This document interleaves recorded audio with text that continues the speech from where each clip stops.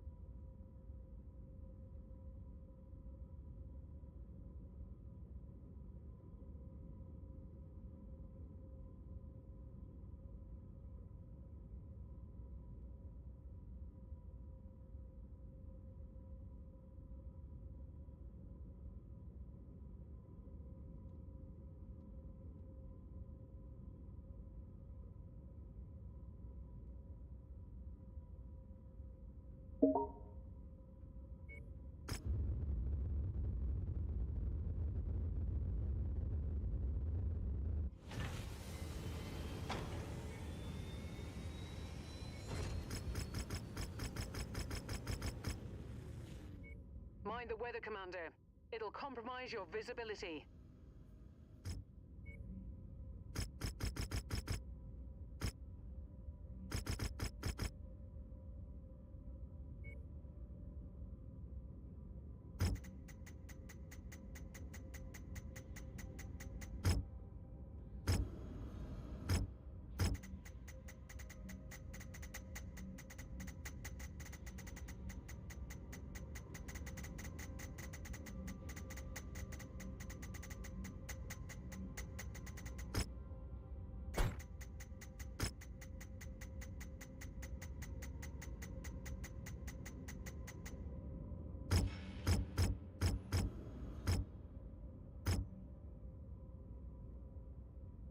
Well, that was annoying.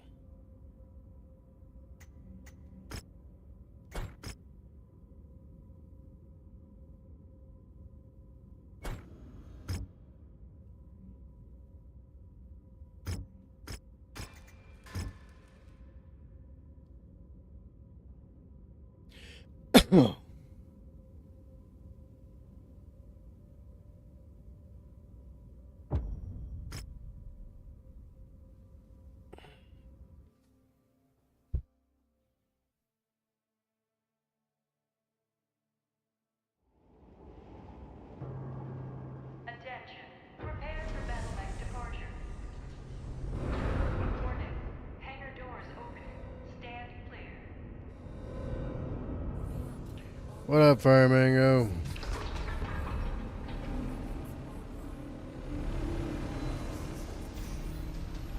We have the opportunity to pull off a big payday if we can maintain this position beyond what our contract stipulates, Commander.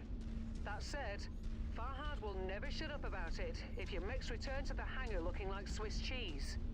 Good luck. Yeah, Stay sharp, mech warriors.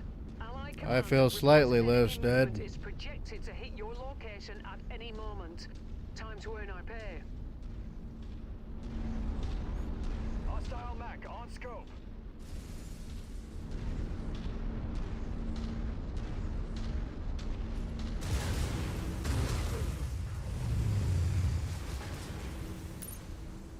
New target, flee. No. Units are in engagement range. Closing. The commander's showing us all how it's done. His target's about to go up in flames. With pleasure. Let's obliterate the requested target.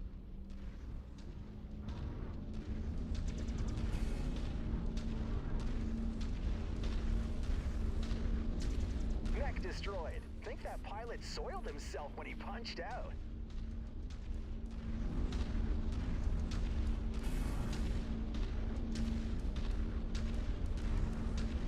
Target destroyed.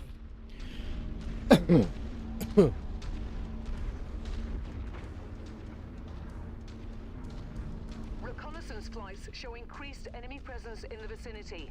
Be on the lookout for further hostiles. New target, Jenner. Target acquired.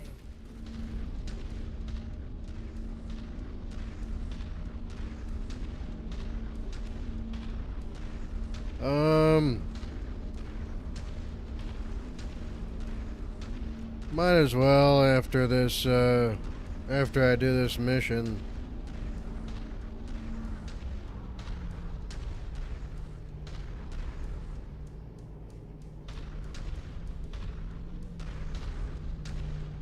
Wiped out that mech.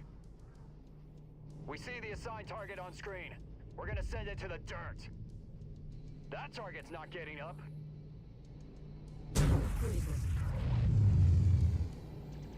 Hostile blown for part of my mech.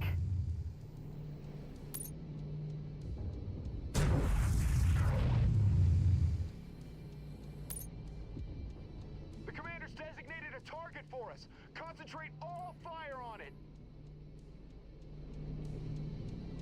Critical. Hell yeah! Crush that mech into dust. Target destroyed. Additional bogies setting an intercept course on your position.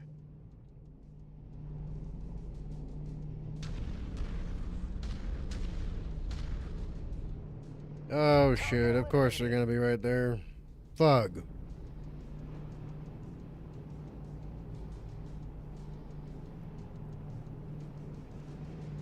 New target, Derby. I see the target.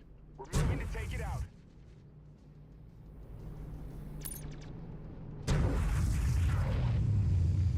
I'm going critical. Oh! You just rattled that mech, Commander. Its reactor's going critical. The commander's requested we file in on his 6. Move! Recon has spotted additional bogies, heading along a trajectory that intersects with your position. Damn, they really are That mech. coming down fast. Critical.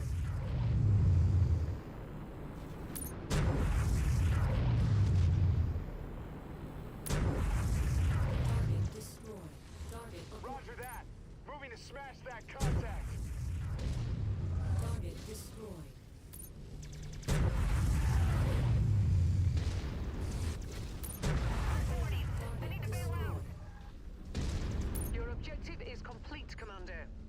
When you're ready to leave the fray, hop aboard the ship and we'll get you out of there.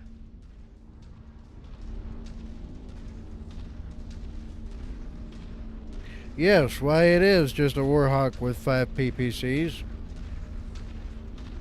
I also have a Warhawk Prime that has an LRM-10 Put that hostile in the dirt. and 4 PPCs.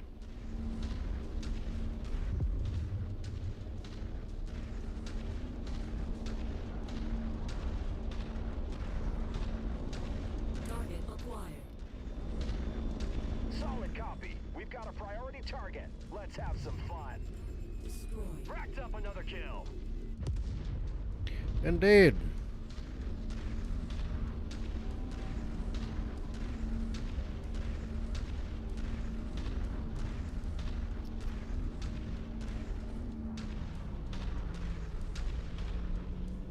I mean, they substantially updated the freaking the specs on this thing. New target, Warhammer. Target acquired.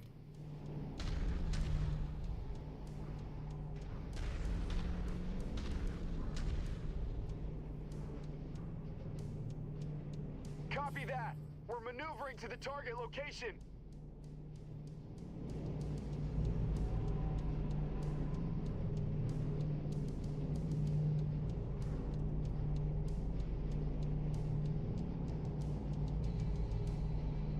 Master unit prosecuting mercenary mechs. Oh.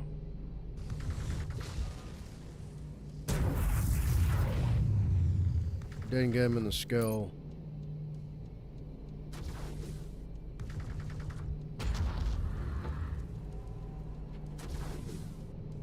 New target, Battlemaster. Your aim just keeps getting better and better, Commander. There we go. I cockpitted him that time.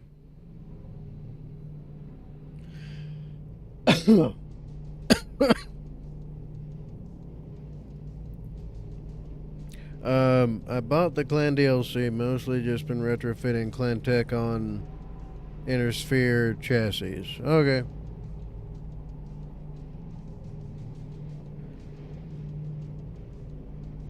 Trouble is, though, the armor on the Inner Sphere mechs doesn't hold up as well as the one on the Clan mechs. They're just not equal.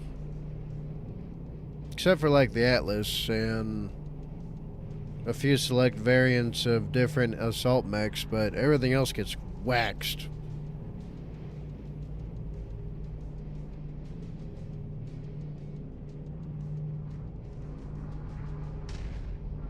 Looks like you got their attention. I'm showing multiple hostiles incoming on your position.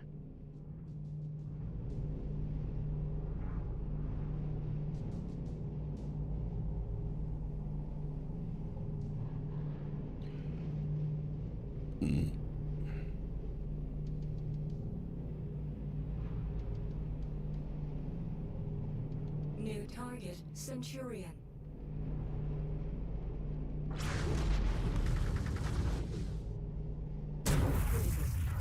No.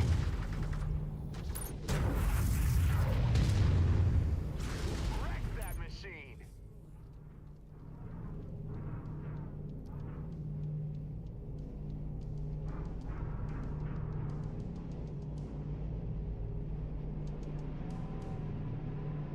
Negative. We gotta sit tight. That's a dead end.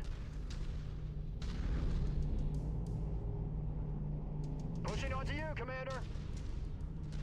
New target, Crusader.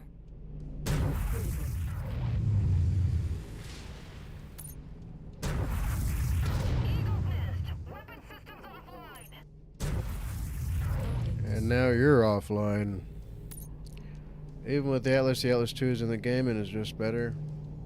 I've yet to find the Atlas 2, actually. I keep missing it.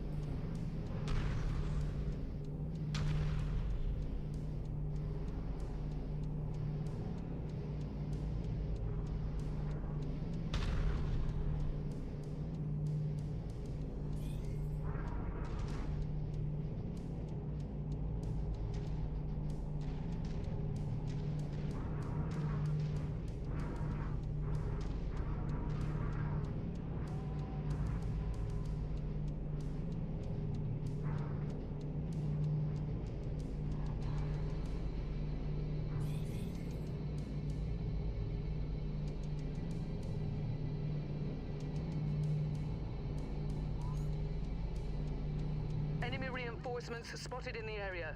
They look like they're heading your way.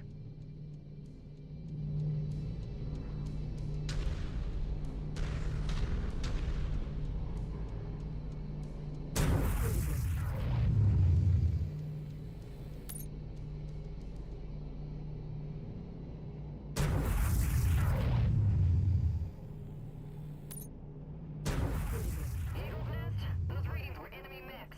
Moving in.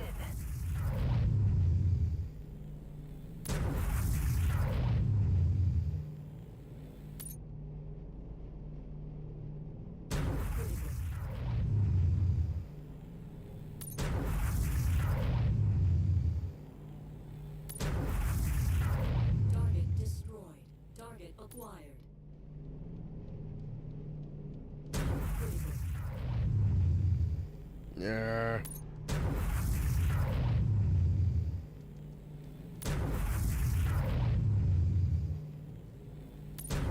Right on the money, Commander. Planted one right in the head. Cockpitted his butt.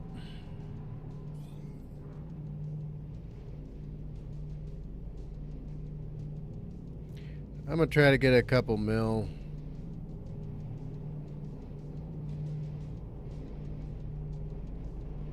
One time I was able to hang on until I got up to 9 mil, but everybody was looking a little rough.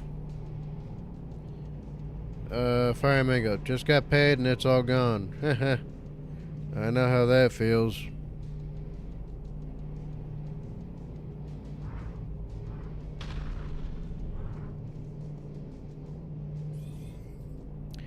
Well, as soon as I can, My scope is lighting up with more targets I'm converging on your gonna position, Commander. take Safe the I'm gonna take the next opportunity I'm offered.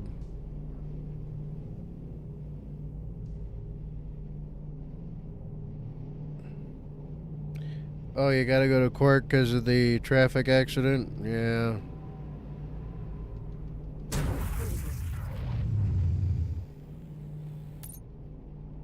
Wait, did I kill him already?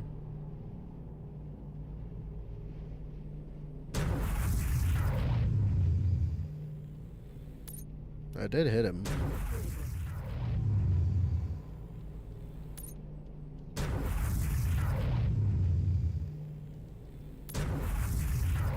New target Thunderbolt. Critical. He can't even see me yet.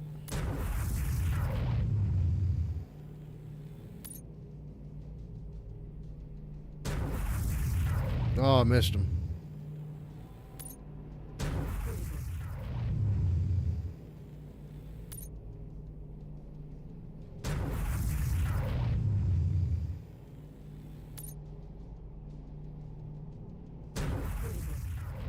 Oh, keep missing his freaking cockpit.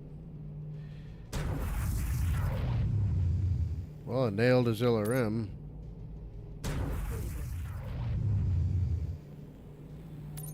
Ammo explosion. Damn, he's still not dead. That's a tough one. Now he's dead. Did I just kill the other one outright? Target Orion. Oh, no, I didn't.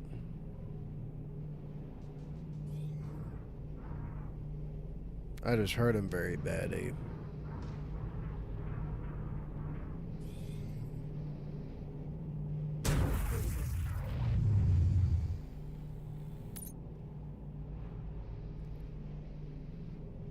Yeah, pretty much.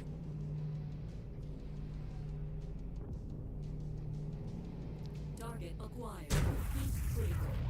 Oh. Yeah. That's definitely dead.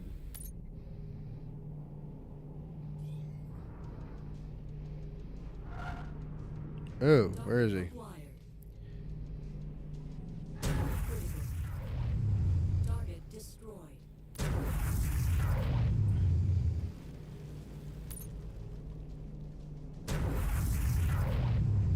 Took his weapon arm. Oh, missed him. Oh. I can't do No. Target destroyed. Heat critical. Damn.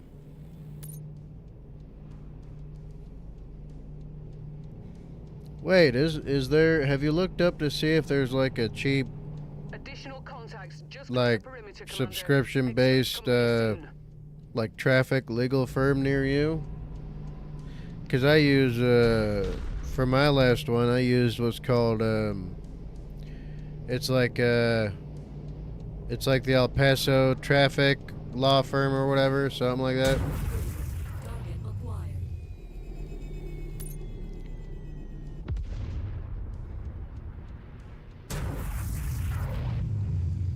Eagle's Nest. Visual confirmation on mercenary forces.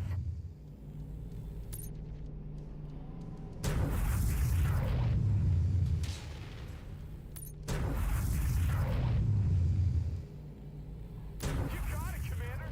That mech's gonna cook off. Target acquired. Raptor unit squad taking heavy damage. Target destroyed. New target. The trick is trying not to let them get into range. Critical. Incoming missile. CT going critical. Target I must destroyed. eject.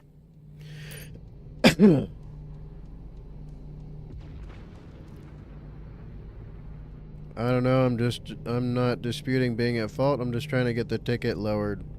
If you can fight it and get off with it, try.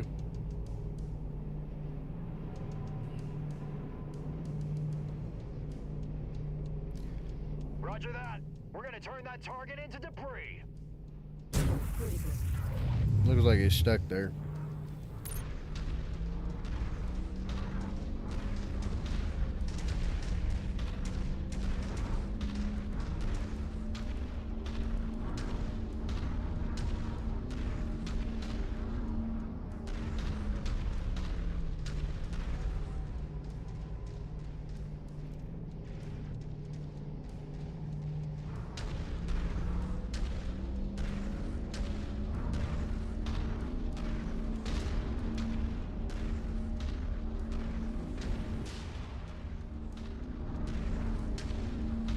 Ha! Mech down. These pricks don't know how to fight.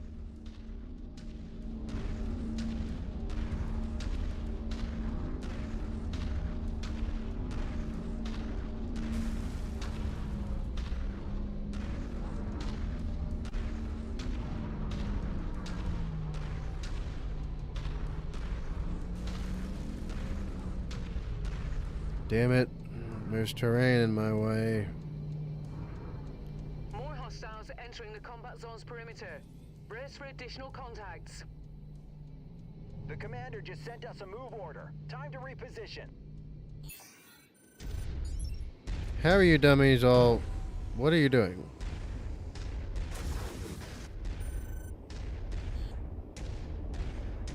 How did you do this?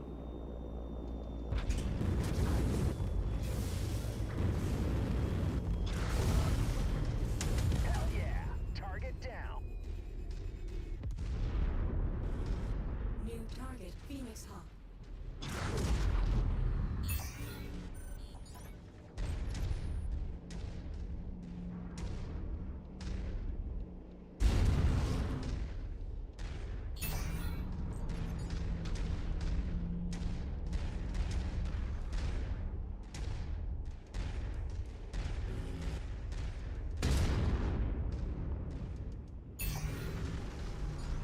What the fuck is going on here? Why are these dummies doing this? No help to the free world in this state. I'll have to eject.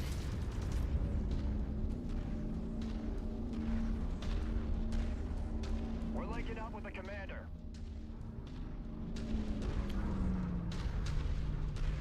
Good lord, it's like hurting birds. New target. Shadowhawk. Heat critical.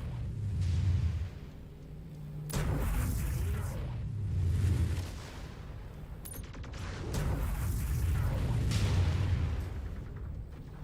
Weapon systems are fried. I'm no use Target in this fight. destroyed. Target Ejecting. acquired.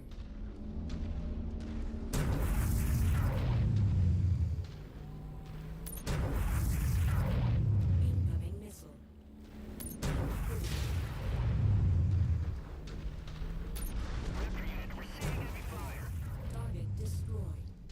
target. We're moving to take it out.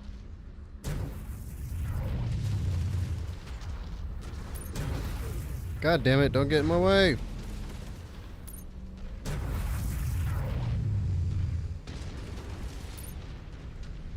Okay, you know what? Y'all take care of him. With additional bogies, Commander. Target. Crusader.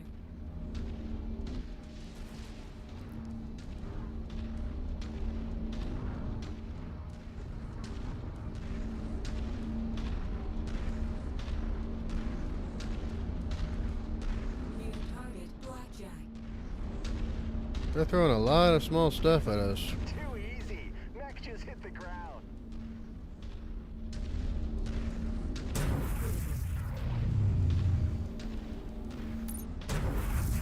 Ah, missed. Incoming missile. Target. Dervish. Target acquired. We'll run up to the treasure to pick it up. Target destroyed. Clean shot. Right in the noggin.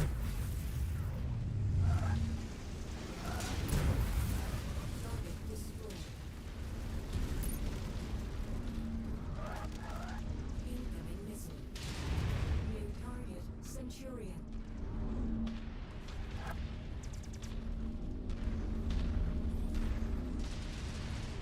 Critical. Got the better of that scav. Mech's down.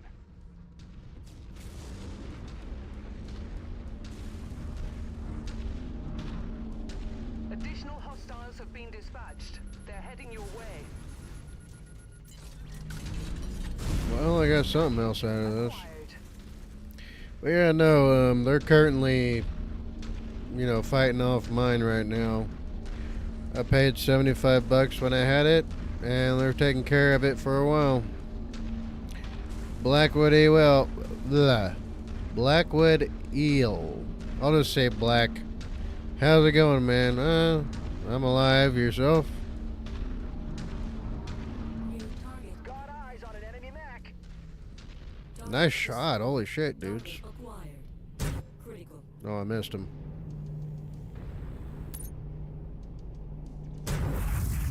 Just scratched off an enemy mech.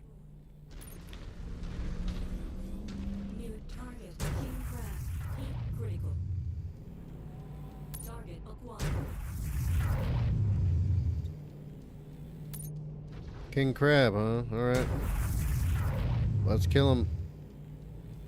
Critical. Alright, I need higher ground.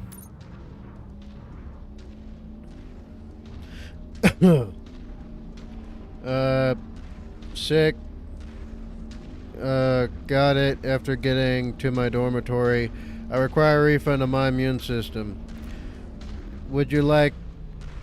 Have you already started working on remedies to recover faster, or would you like a short list of stuff to help you get better quicker?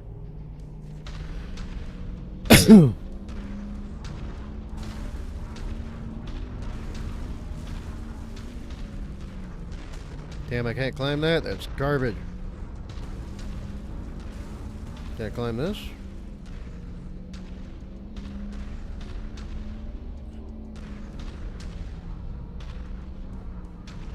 The damn bird can't get that high. It's garbage.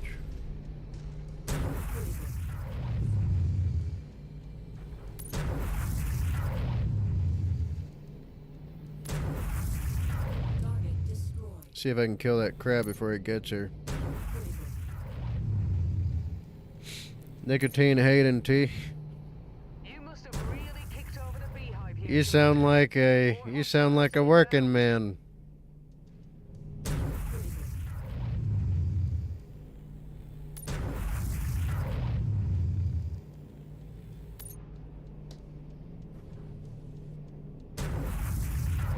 Oh, I missed him. Got him that time.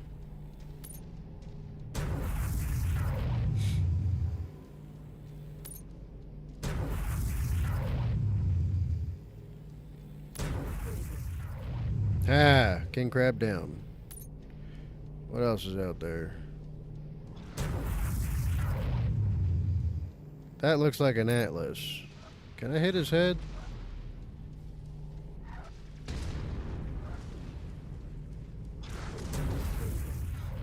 Oh, missed him. Obliterated the enemy. Yeah, it's an Atlas. Yeah, let's get him.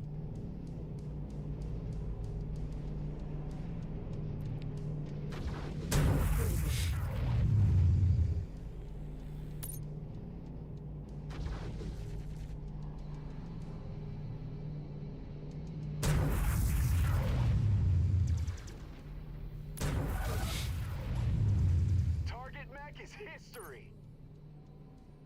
Target acquired.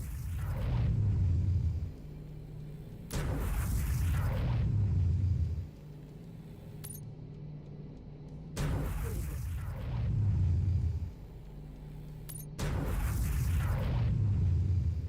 I think I got him that time.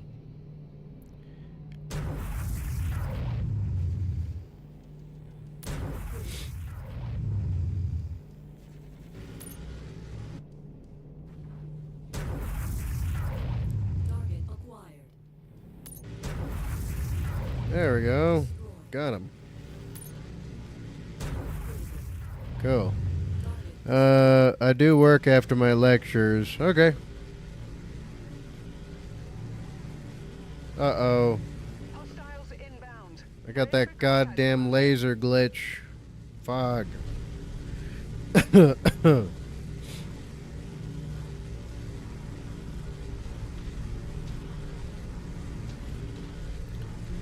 Yes, Grimaldus, I will walk.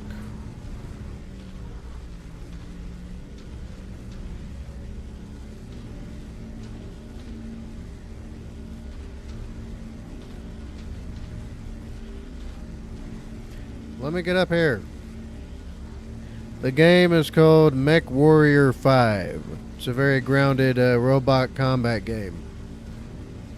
Oh, you're in my way? What the fuck are y'all doing over here?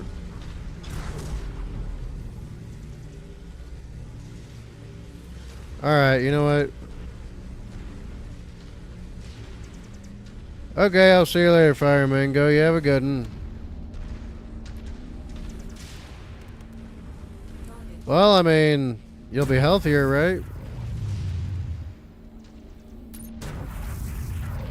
Let's pulverize the designated hostile. Incoming missile.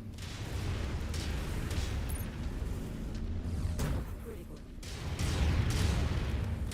Mech down.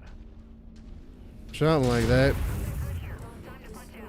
Target acquired. Incoming missile. Target destroyed. Alright, let's kill this crab real quick.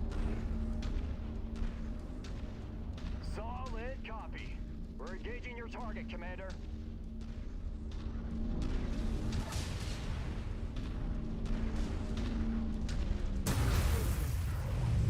Hi.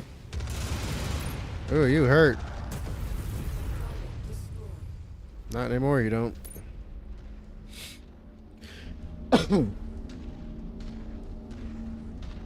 Your resistance is pulling in more hostiles from the surrounding area. Yeah, I keep trying to put them away from me, but the AI is still really retarded. Target acquired. New target. Solid copy. We're moving to strike.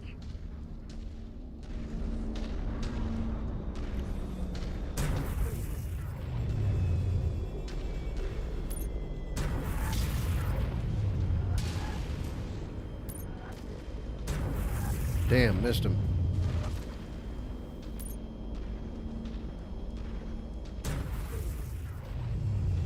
Target acquired.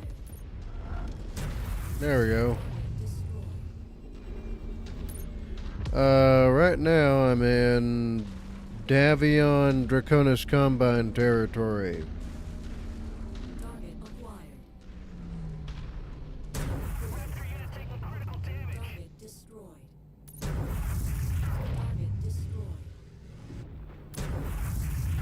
Oh, Too easy. Mech just hit the ground. there we go. Recon reports additional forces entering the engagement area, Commander. Be on the lookout for them. But yeah, I'm in a war zone right now, and it's a mode where basically if you can hang out for a long time, you get a additional amount earned. You get a bonus. What up, Great Gamer? How you doing? Critical.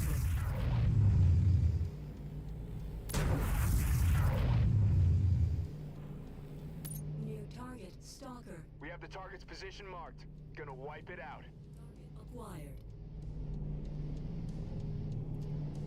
Critical. Missed him.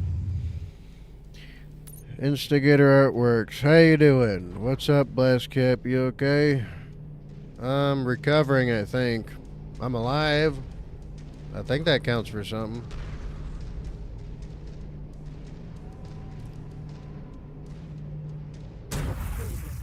No, Target destroyed. if you get a contract, because you're a mercenary company, if you get a contract, you get a base pay amount for the contract, right? That you negotiate, and then, even after, because if you look on my screen, it says your primary mission.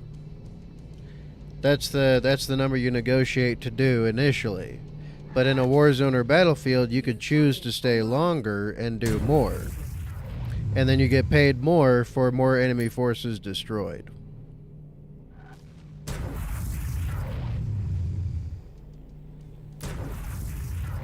destroyed.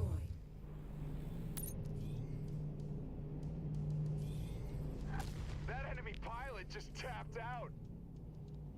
So yeah, I've earned an additional 3,600,000. I initially negotiated for like 5 mil or something like that. Roger that, Commander. That target's number is up. Hell yeah! Crush that mech into dust. All right, let's go. Victory is ours, Ah. Commander. And then Prepare for evac. you can have up to 3 other players Assault on your position. Be careful. in the co-op game in your lance. So instead of AI, you can have real pilots if you got friends who play the game.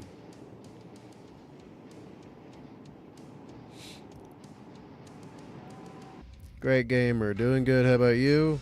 I'm trying to recover and I'm getting over. So here's the list they gave me when I went and got checked out. I started off with a cold. Then it turned into pneumonia. And then I got the flu.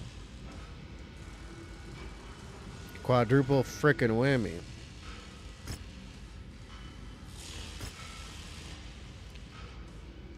Oh, that's an Atlas K. Damn. I should have gotten more salvage points. I could have gotten him for free.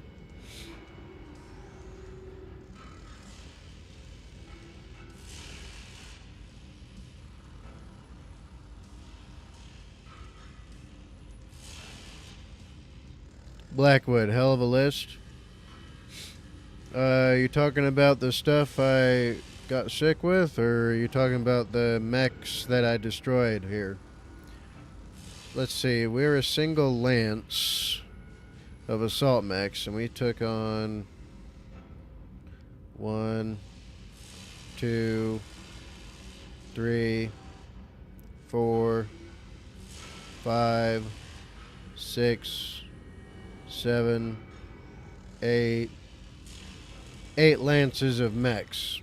So, yeah.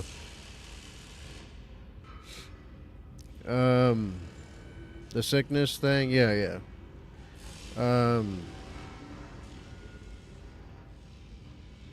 Great gamer. Dang, all that and still able to soldier your way through a game. Well, I'm recovering now. There's a reason why I've been, 100% in absentia for a week plus. Besides me, just having a shit time. And my life being real garbage.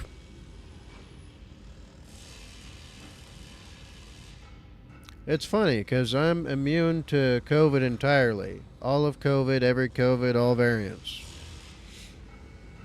I'm immune to a lot of, transmitted diseases, too. And I have a... What did they say it was? I have,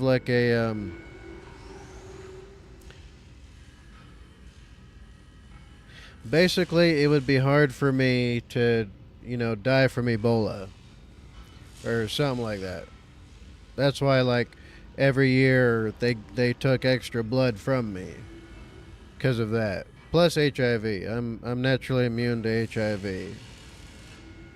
However, I'm A negative, which means, you know, it's hard to find blood donors for someone like myself. But all the common shit fucking debilitates me.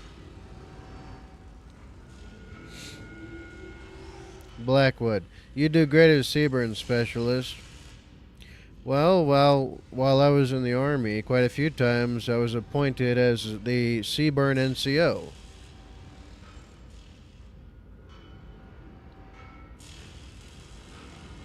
Because we'd have a Seaburn specialist who was just garbage at their job. Quite often they were of a particular flavor of human being, and so they would be removed, and then everybody would be like, you know what, he's good at all the shit we have him doing already, let's slap him in there too. And it's like, well, fuck. Now I gotta do inventory. Now I gotta do layouts. I gotta do layout every fucking week. And on top of that, I gotta test equipment. And then on top of that, I gotta test the testing equipment. And then on top of that, the new electronic shit. And on top of that, all the sealant stuff. And on top of that, all the kits, keeping track of who has what. And on top of that, the training. And on top of that, the new training. And on top of that, the updated training. And then the personnel lists. And then coordinating with CIF. And then coordinating with COF. And then frickin' doing requisitions. And on top of that, doing acquisitions. And on top of that, doing the frickin' supply lists. It was a great time. I loved it. I loved it. Completely and totally. Trust me on that and believe. I loved it.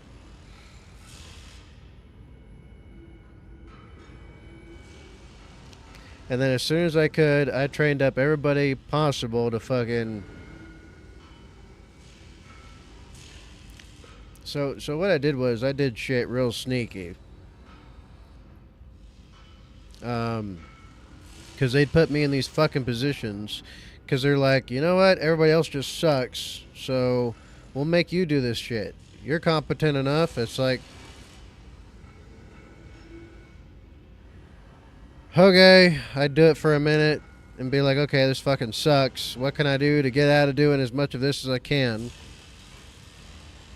And so what I'd do is I'd be like, wait a minute.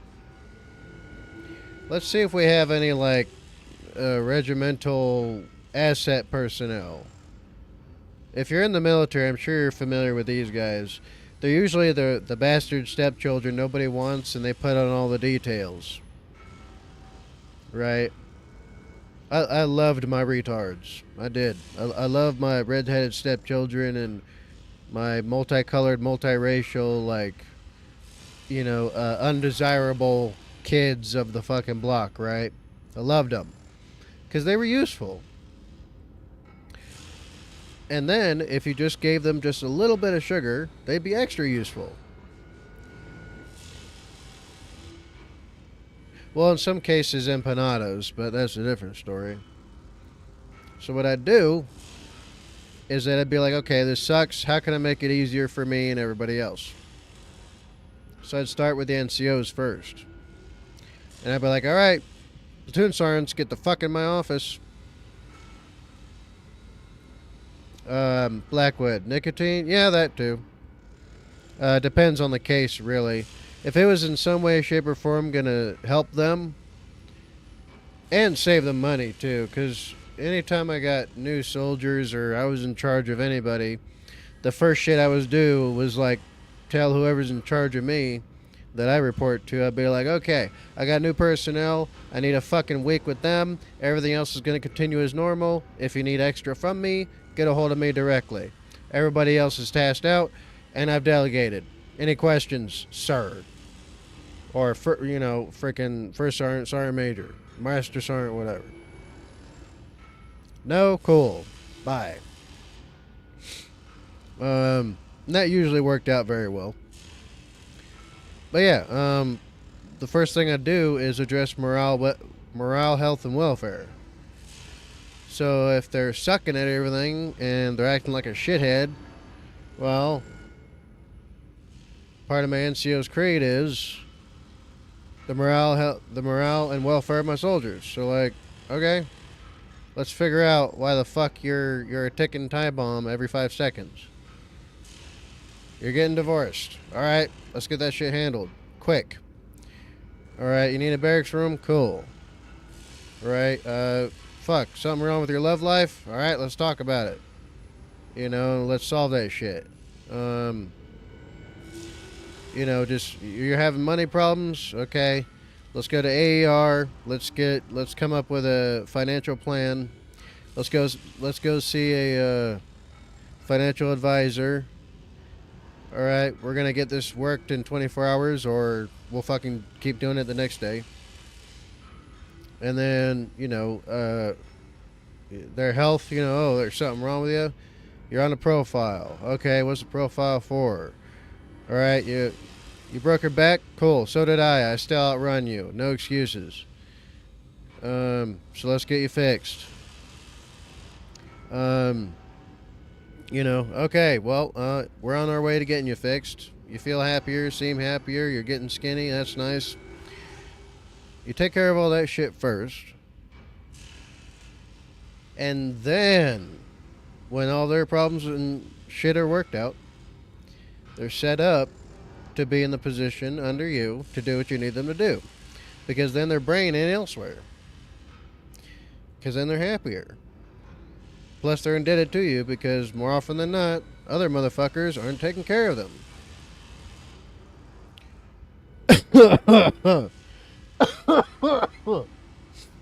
So, Blackwood. A good NCO is hard to find nowadays, or am I wrong? You're not wrong. I had to demote so many motherfuckers when I was in, and I had to relieve two officers of their commands. Technically 3, but I was more of a contributory in that one. You know, I wasn't the NCO assigned to investigation or nothing. But yeah, what was I saying? I gotta pick some fucking salvage before I lose my goddamn mind.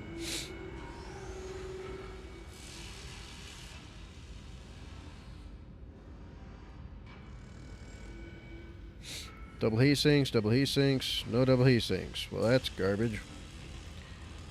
I got plenty of AC5. Ooh, double heat sink, yes. Double heat sink, yes. Ultra ammo. I got plenty of AC-20 ammo. Have you ever thought of reacting to angry cops? I have, I tried, and it went absolutely fucking nowhere. So I stopped. I only do shit that gets numbers. If it doesn't get numbers, then I discontinue it. Simple as.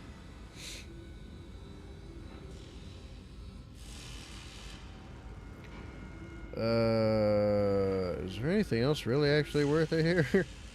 There ain't much of shit worth it, really. 4812, whatever. Coal.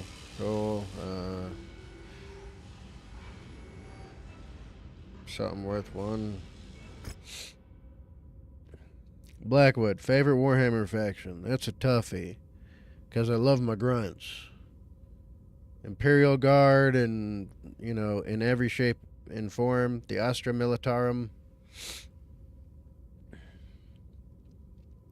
But yeah, the Imperial Guard. All of them. And then my Sisters of Battle. Which they're equally, I love them equally as much as I love my Sisters of Silence. And the Calidus Assassins are right next door to them for me. So all 3 of them are basically the same. I consider them all the same thing. They're all a bunch of beautiful, wonderful women who are all dedicated to one man. What's not to love? Plus, they're badass.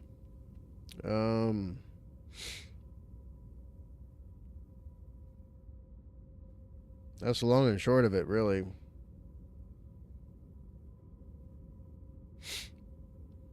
Damn, my dudes are going insane with it. Good shit, dudes.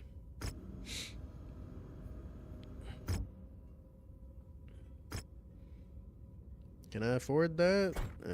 Probably not at the moment. Happy gas and mask noises for you. Ah, the Deathcore Krieg.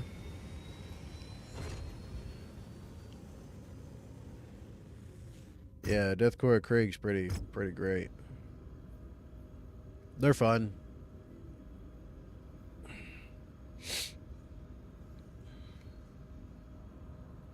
And I love how all of them are basically just Colonel Yurton's clones, essentially. All of them are, I think.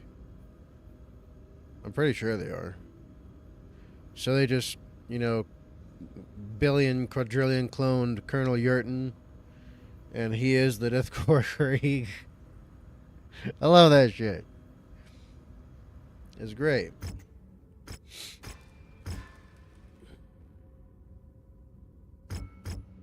Ready for mission briefing and drop preparations. Drop preparations. The battlefield is the greatest teacher, and I'm always eager to learn a new lesson. Send me in, and I will apply everything I've learned to come out on top. Oh, this is a fast one. Your only regret will be that you didn't tap me in sooner. Ready for mission briefing and drop preparations.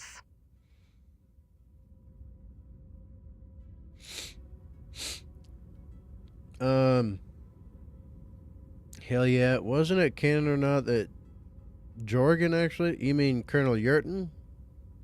Or Yurton or Jerkin, whatever. Yurton? I'm pretty sure it's Yurton. I heard about this somewhere, but can't really figure it out. Yeah, he's the original Colonel Yurton is dead. But it is lore that each time someone's seen the face of a Kriegsman, it's Colonel Yurton. So he's originally, the original him is dead. But his spirit lives on and basically in the Death Corps of Krieg. Basically, unless someone's able to correct me on that. Because the last time I read about it, like, you know, that's how that went down. Give me a sec, I gotta let the girl out.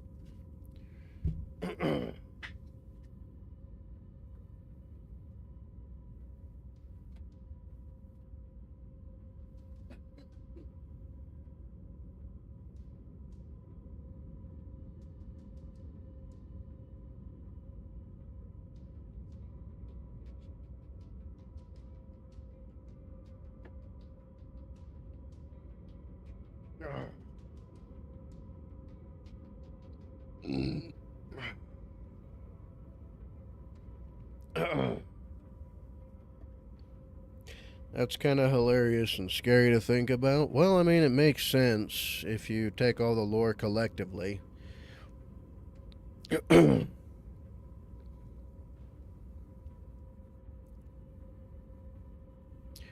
Alright, who should I let go?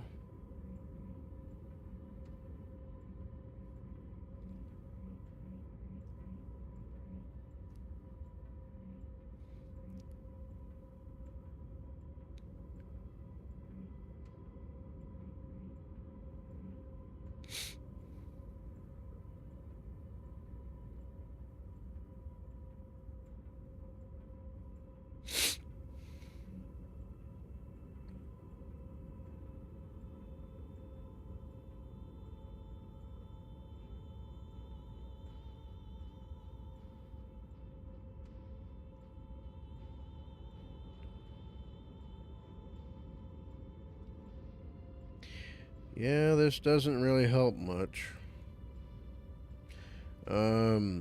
If you're an enemy combatant, being able to see what's behind a Kriegsman's gas mask. Yeah, basically. Okay. No traits.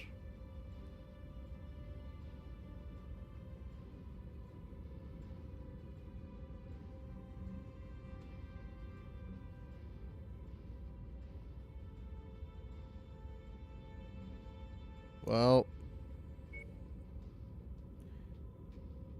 They're kind of lazy, so I'm not going to use them anymore. They're pretty high level.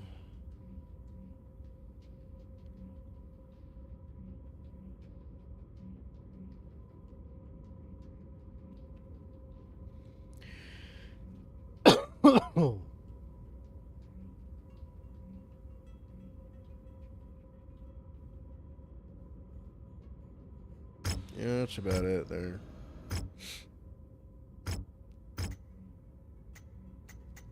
Everything's set up, right?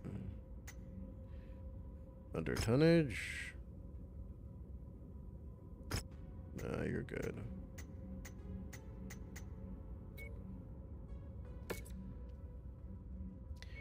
Ooh, that CLRM 20 is missing.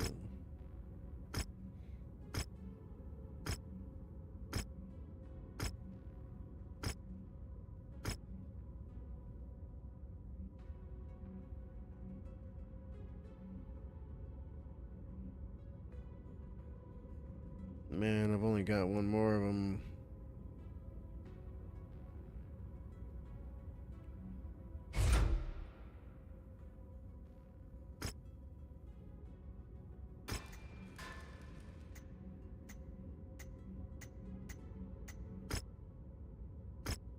No, you're fine.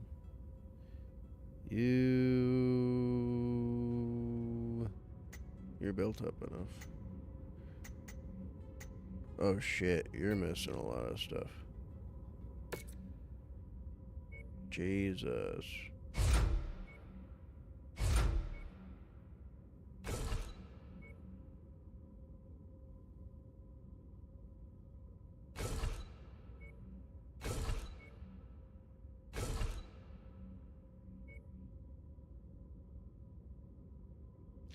Damn, I'm missing some clan stuff. I'll have to go to clan space soon.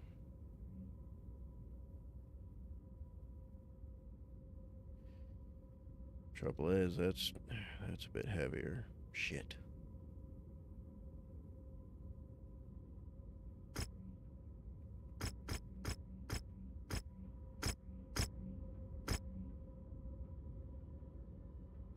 Yeah, I'll replace it with that for now.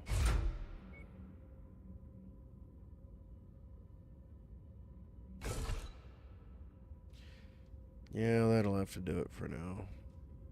It's not too much of a downgrade in firepower.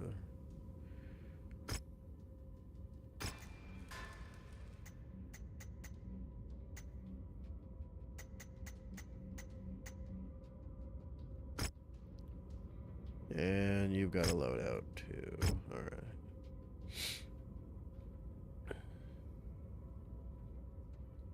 Clan mech on the market. Man, I would if I could.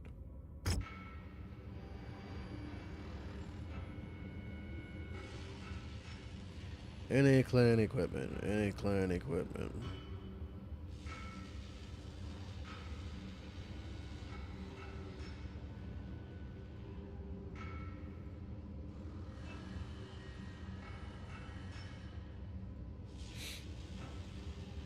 Yeah, that's too bad it seems.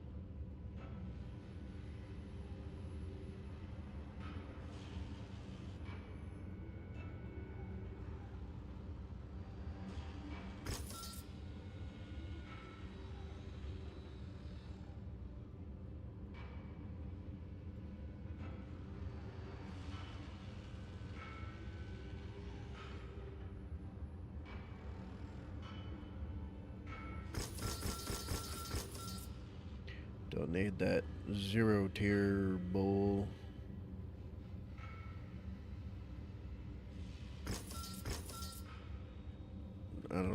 LRM 5.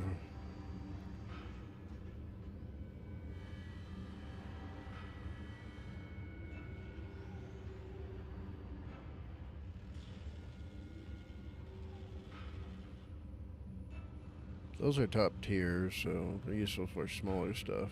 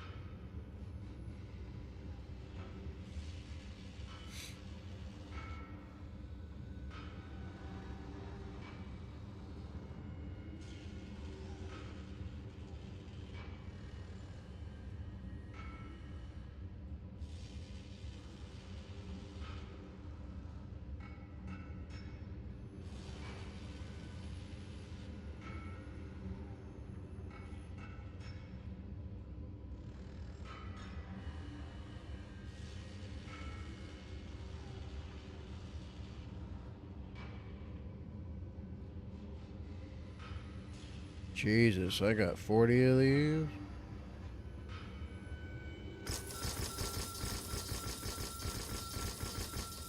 $20 is enough.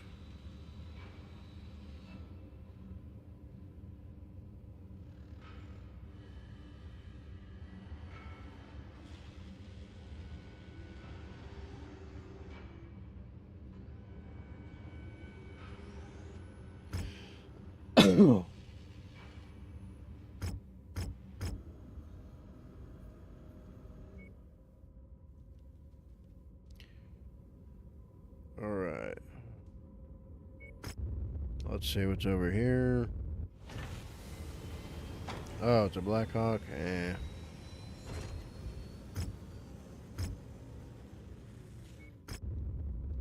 Let's go to the feces place. A Man of War? Okay, now we're talking. Another gargoyle.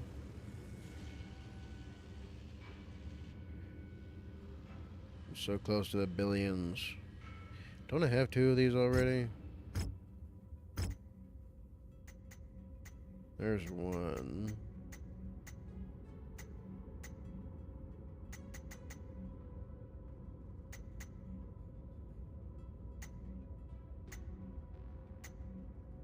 No, I don't have to. Damn, son.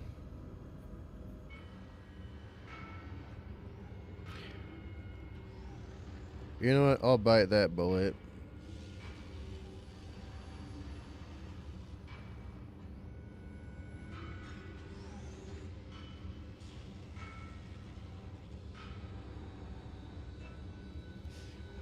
Or I could save the money.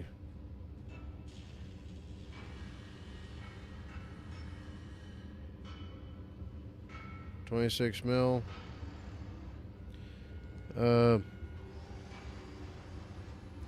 Blackwood. Me being half deaf is such a kick in the nuts since I can't join any branch in my country. Being half deaf?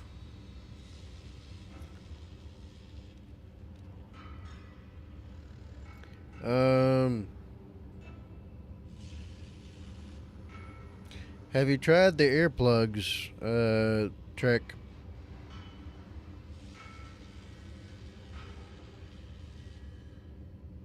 That's what I did before all my hearing tests. I'd, have earplugs in for like a week before my hearing test. and I'd score in the decent range to where I couldn't be just shut out. I have, and it's a nada. So you wore earplugs for a whole week?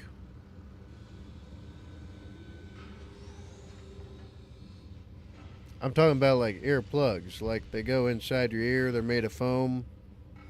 You squish them up, shove them all the way in there, leave them in there the whole day.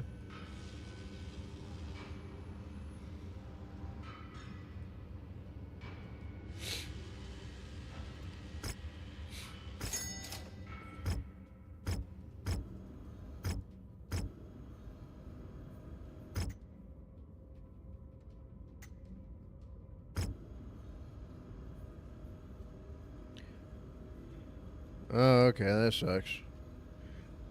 It still kind of works for me, even though I've been, I've had a lot of stuff, just ream my eardrums many times.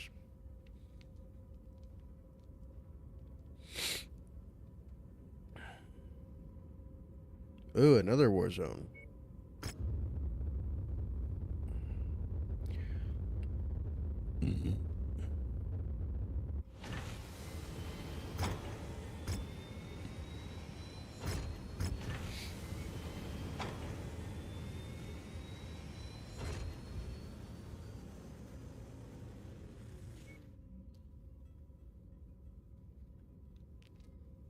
Only the National Guard.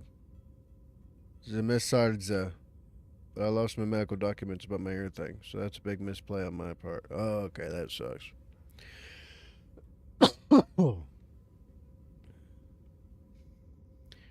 I don't know if there's a stem cell therapy for eardrums. Although next time I go and get stem cells done, I'm going to go have that checked out. I'm equally trusted by them both, and I'm going to betray one.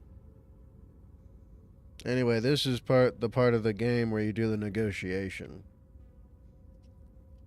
Seabells or space bucks.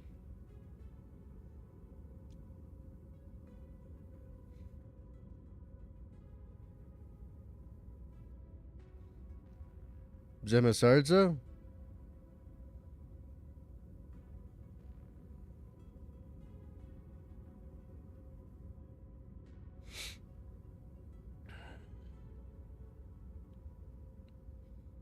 Speaking of which, have y'all's military grown at all since I was there?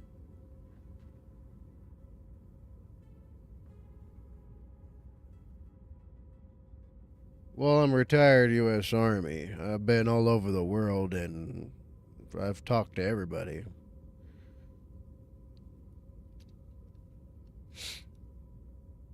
It has now a lot of drafts. Damn. Drafts aren't gonna matter if y'all don't have the time taken to increase proficiency tactically and strategically and unconventionally. I recommend for you to see if you can do some kind of drone work or get like a drone license or something. Because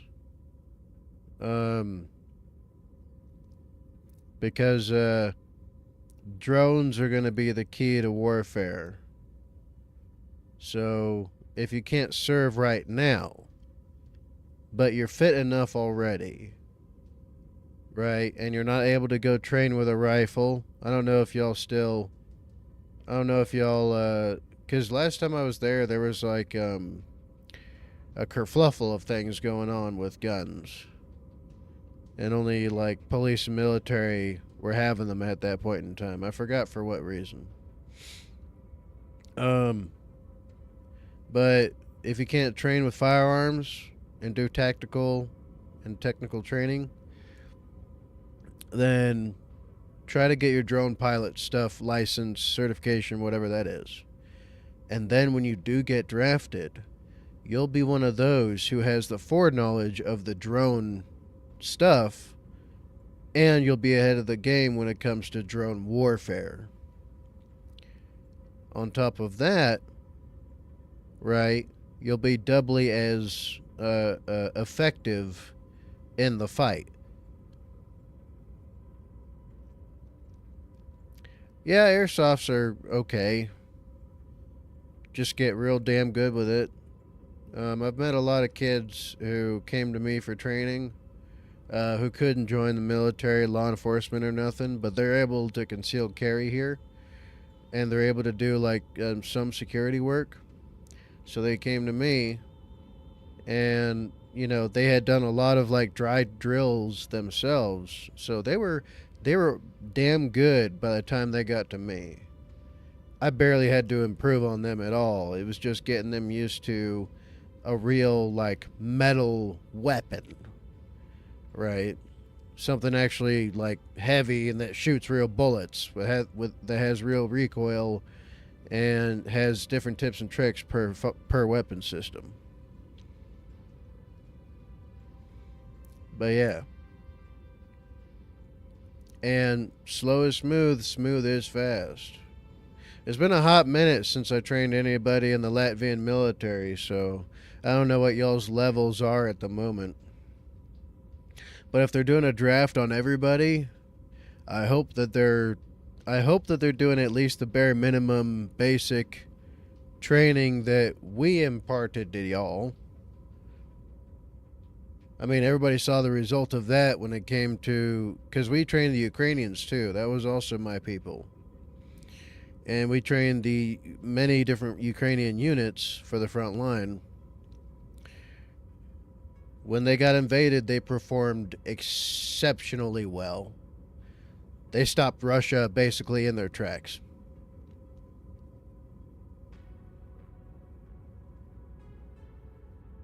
So yeah, hopefully y'all have the bare minimum proficiency still that I remember. We have something called John Sardza, Youth Guard, and VAM. Vals it's oh wait, Vals Isardzaba? Oh. Yeah, okay. Yeah, we've worked with those guys. They had a bunch of like basically like kids at high schoolish age, right? In the VAM. Or no, not the VAM. The Jean Sardza. Yeah. And I'm pretty sure they combined a couple of units to save time. Because we basically were doing like a basic training condensed for them, essentially. But yeah, it was all young people when I was there. I think they're still staying true to their training. Yeah, 12 to 24. Okay, yeah, that makes sense. Yeah, I remember them being like quite young. Yeah, some were adults, but most of them were kids. Or somewhere around that age. Okay, yeah, that makes sense. Speaking of which, I better negotiate this contract right here. Let's see. You know what? I think I'll just go all the way in C-bills. Give me all the C-bills. Give me 8 mil. I want it. Bad news, Commander. Extreme weather conditions means you'll be dealing with limited visibility and compromised sensors on this mission.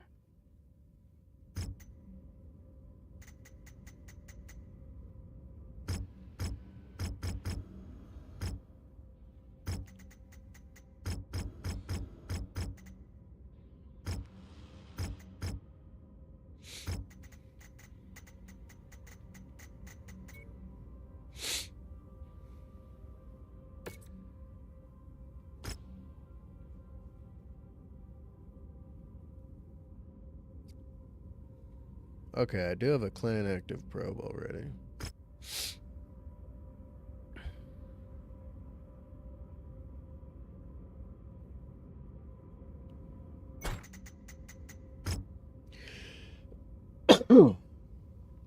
Have you ever played any horror games? None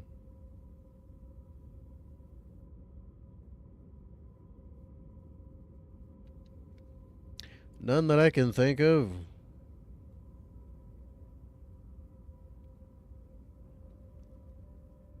Yeah, no, I don't think I've played any horror games.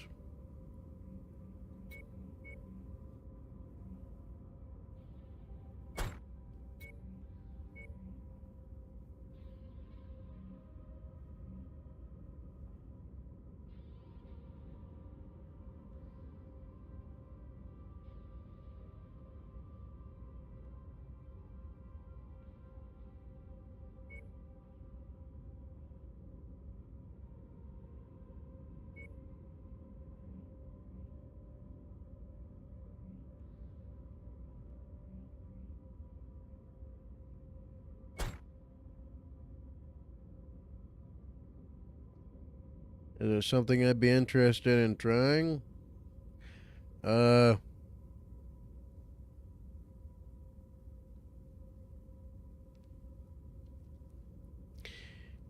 if the channel grows, yeah.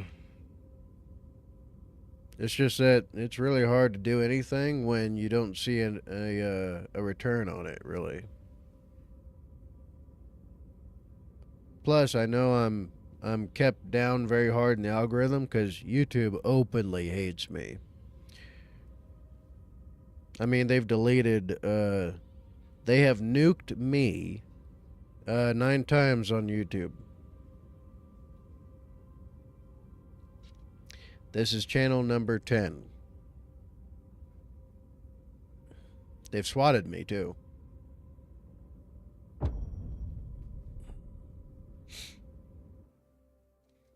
But yeah, I'd be interested. I just gotta.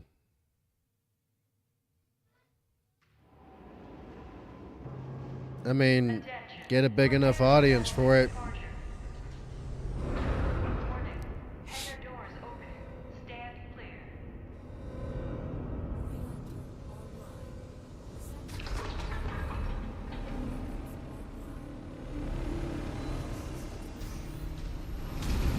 Forces are attempting to withdraw from this area and need us to screen their retreat. We're to link up with the remaining friendlies. Well, unfortunately, there's as long as possible. an extreme few of you on YouTube. The longer we can hold the enemies back.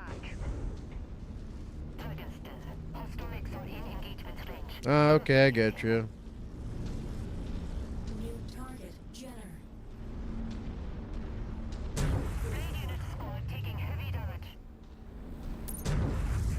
Target destroyed. Target acquired.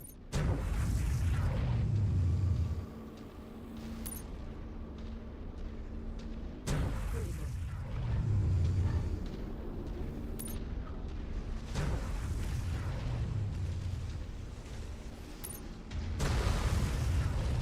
That enemy pilot just tapped out. New target, Blackjack. Heat critical. Target destroyed. Alright, we got him.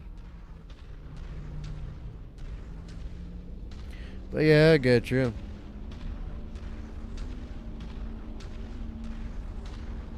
Enemy forces moving in, Commander.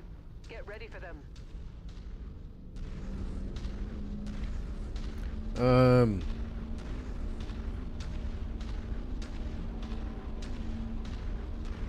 I am currently doing a project of my own that's requiring voice acting, editing, and a long-ass script. I'm what they say a writer. Oh, okay. Yeah, there's millions of those. Good luck, bub. Target acquired. Everybody wants to be a writer. Everybody wants to be a rock star. Everybody wants to be, famous. You pick something super saturated and hard to do and pull off and be successful in.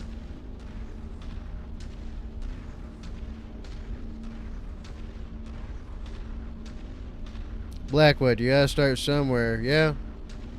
It's just unfortunate that the vast majority are always starting.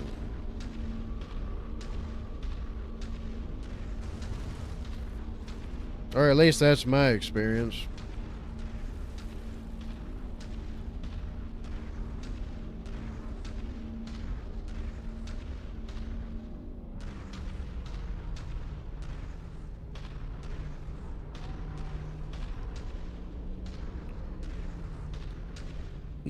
Target acquired. Let's pulverize the designated hostile. That target's not getting up.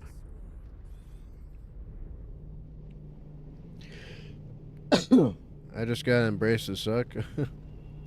Yeah, pretty much. Target acquired. Got your target on scope, Commander. We'll take care of it.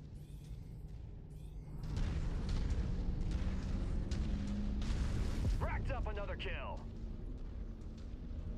Target's no good, Commander.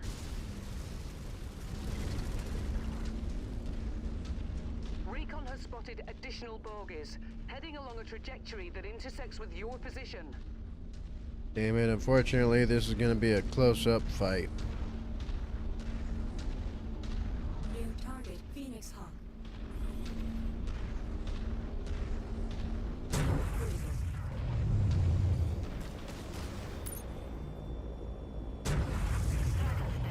Sensor readings on hostile mix. Moving to stock. Hell yeah! Target down.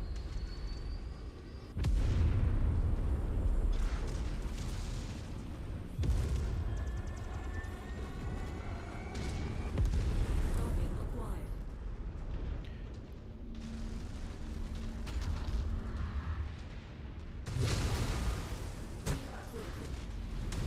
Got it! One less mech we gotta worry about. Alright, he's dead.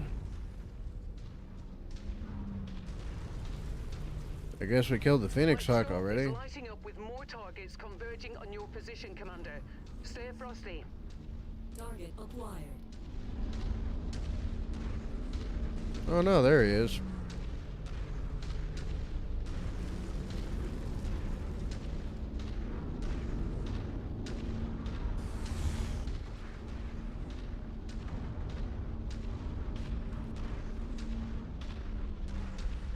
Target acquired. Weapons are hot. We're moving to engage. These units receiving heavy fire. Hit her right in the cockpit. Destroyed. Got the better of that scab. Mech's down. What are you even doing, Phoenix Hawk? Target acquired.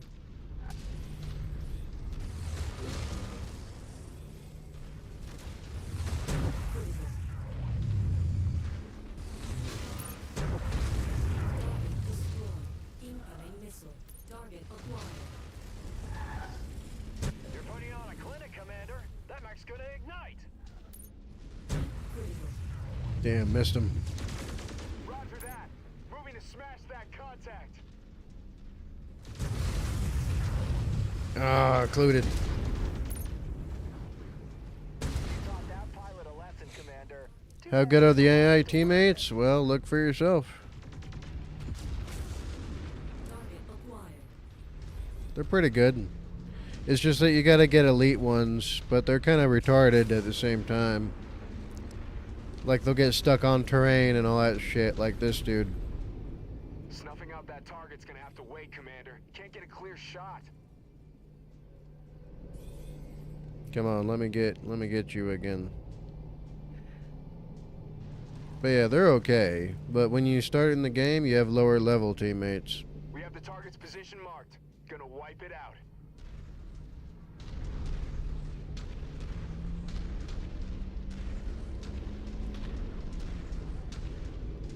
Yeah, see, good at shooting, but kind of sucks at maneuvering still.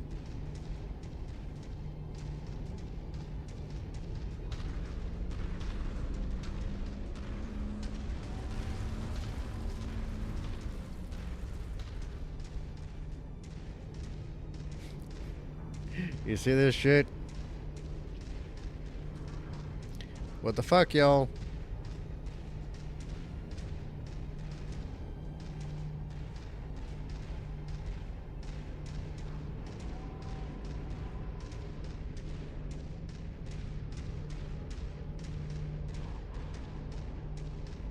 Ah, okay. Now you can start moving.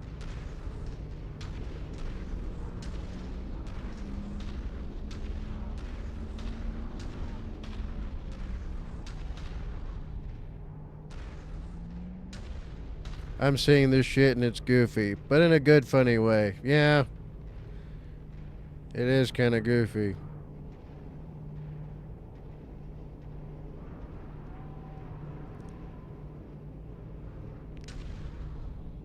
Then again, I've got what's called elite pilots.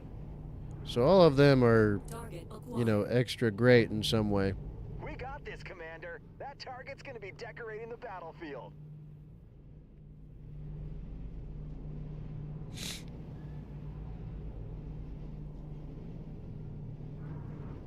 And they're slow because they're in 100-ton mechs.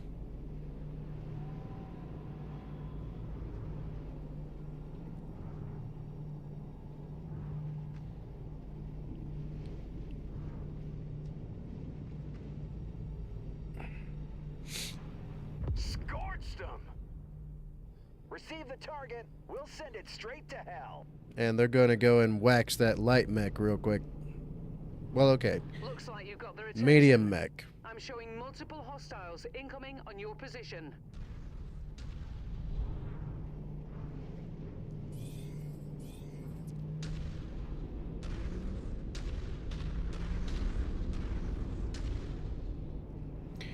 When I hear 100-ton mechs, my brain immediately goes to the movie Pacific Rim and Jaegers. The leg of one of the Jaegers would weigh at least 100 tons. Wait, with how big those things are? I think a foot. I think 1 foot would weigh 100 tons. At least. The Jaegers are like 100 plus feet tall. Yeah, a freaking Jaeger from Pacific Rim would literally crush one of these mechs. I mean, these are as big as like your medium-sized buildings, but yeah. From what I read, some Jaegers are like 60 tons. The heaviest is like 80 tons. That's it? New target catapult.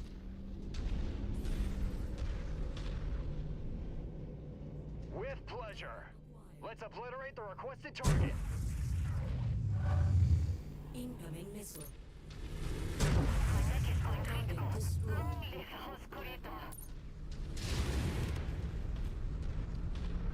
Spreading out the damage. Target acquired. Incoming missile.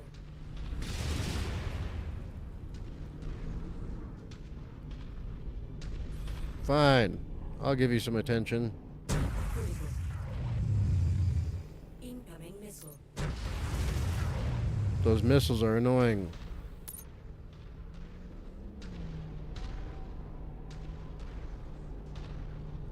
With how big those things are, that makes 0 sense. New target Orion. Mech down. Concentrate fire on the designated target. Critical.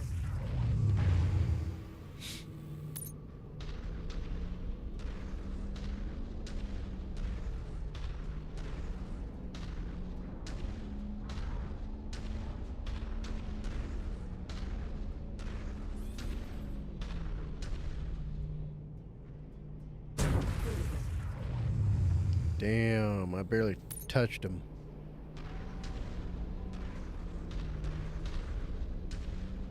Obliterated the enemy mech.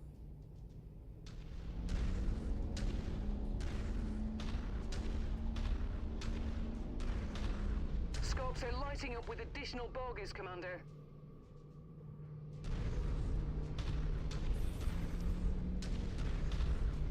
Critical. Target destroyed. Target acquired.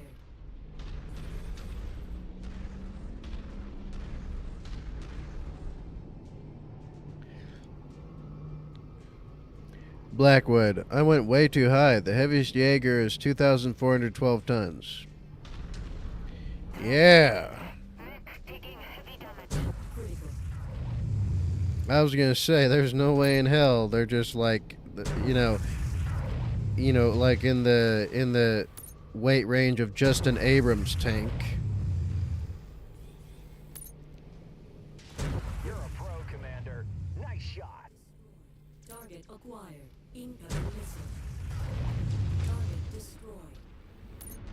Solid copy. We're moving to strike. Critical.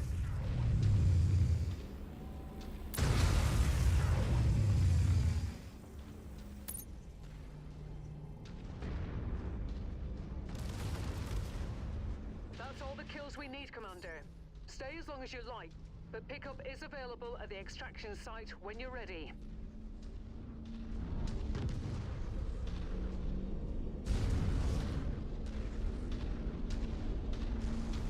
Yeah, 2,412 tons makes a lot more sense.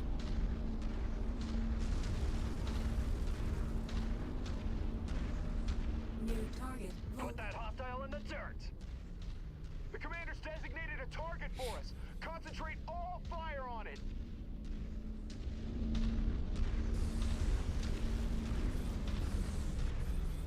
What's over here?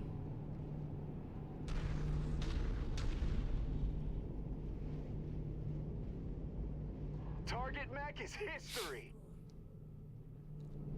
From the movie, it took around like 8 Chinook helicopters to get one Jaeger into combat.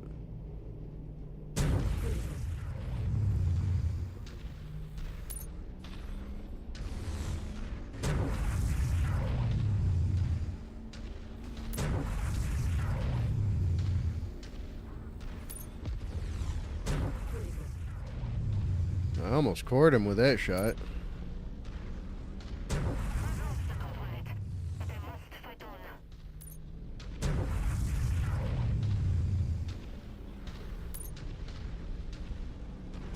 Just scratched off an enemy mech.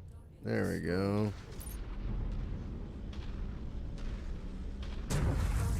Oh, okay, they finished him before.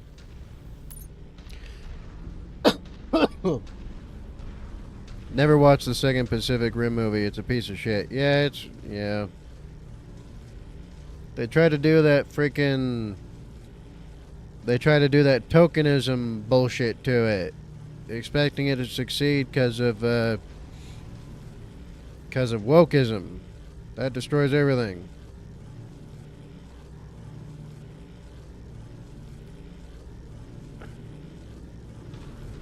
But yeah, I did watch it, but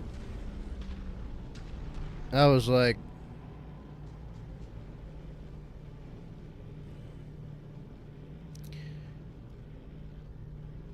I mean, isn't it kind of funny that John Boyega is just John Boyega, but in the movies? Enemy mech forces spotted operating in the area. Watch out for them. Some of the ideas could have been like, okay. But then, I mean,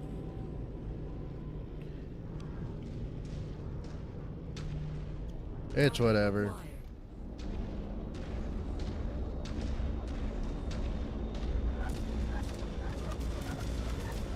Detecting hostile signatures.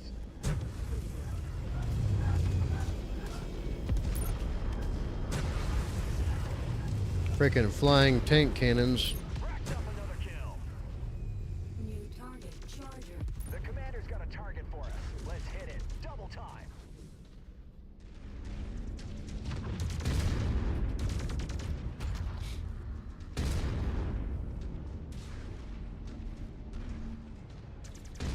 Hell yeah! Crush that mech into dust. Acquired.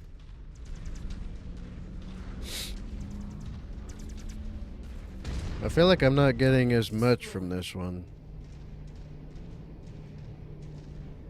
Only good movie I've seen so far is Sinners.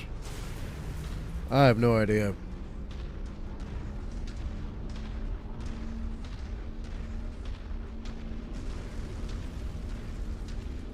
Sinners, is it?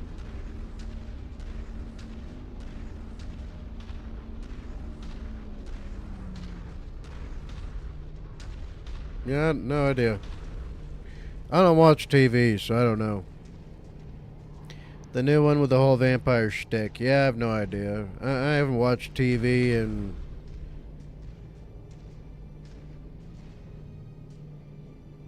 almost a couple decades now. With Michael B. Jordan in it, so it's a tokenism movie, is what it sounds like. Nah, I'll pass. More enemies inbound. More woke Hollywood slop? No, thank you. I'll stick to my streaming stuff.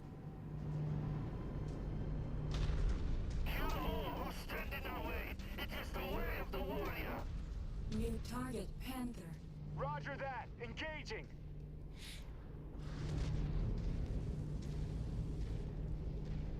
Too easy. Mech just hit the ground.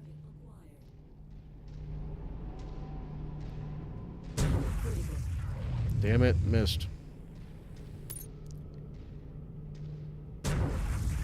Ah, missed again.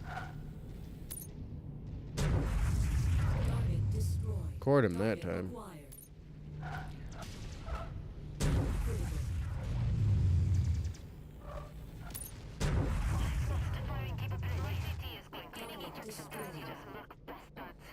Yeah, I'm not getting a lot of extra on this one.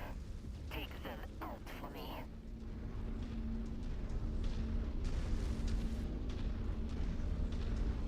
That pilot sounded a bit too overhyped for a dude in firing distance, right? Well, it is the Draconis Combine faction. It's House Karita and Battletech. They are basically like If you find the acquisition, Imperial just hold on to it in Space order to pick it Japan, up. essentially. You're clear to board at No, there's candy I wasn't able to grab. Oh no. Damn.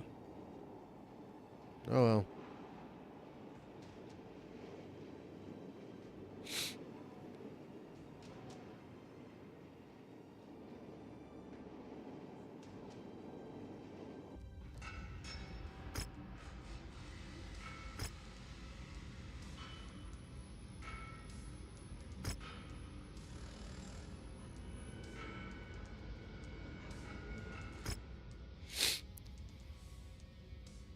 Ah, cool. I leveled some of my dudes up. Great.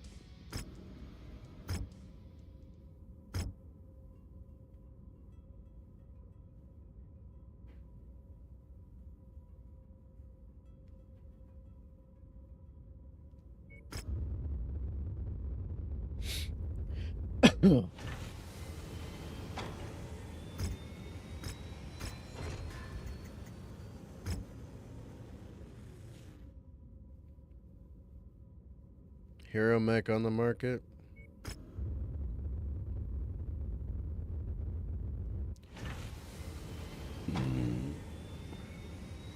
Oh, another Man of War.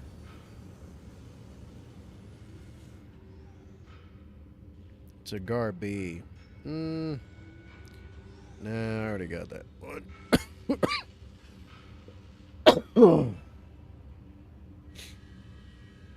Yeah, I've already got that Man of War.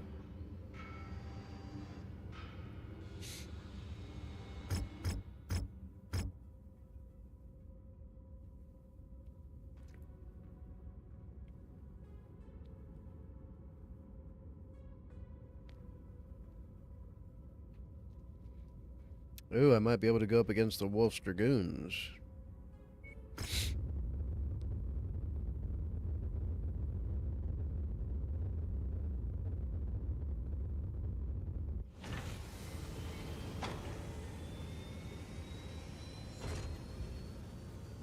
Okay, yeah, I can do this. Actually, you know what? I'm gonna save real quick. And yes, the Canopian Cat Girls. I have a video on the Magistracy of Canopus on the channel. It's in my Battletech playlist. Actually, I've got videos on introductions to Battletech if you're interested in that. You want to learn more about it? I got plenty of videos on that. And then once you watch the one about the Magistracy of Canopus, the video name is called Cat Girls in Battletech.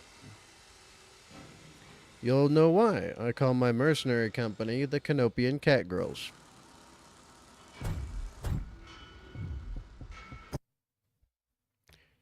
But yeah, that's a good idea. I should swap games.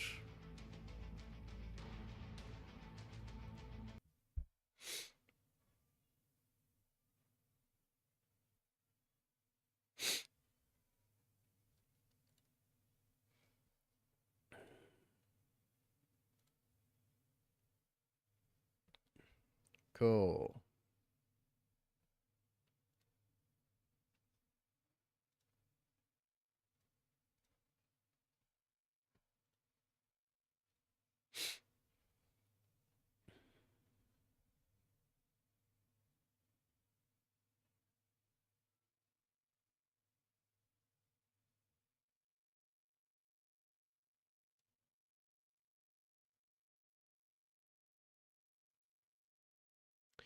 Horror games.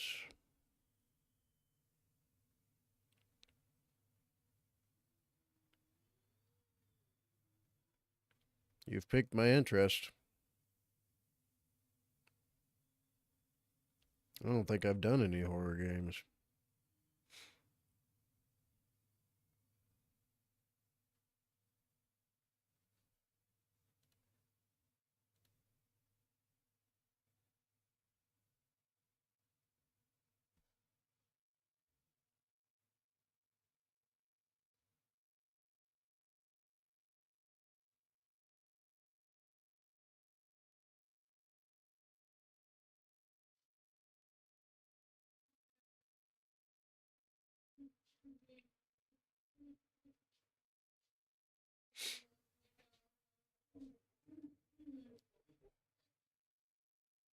How do I look for it on...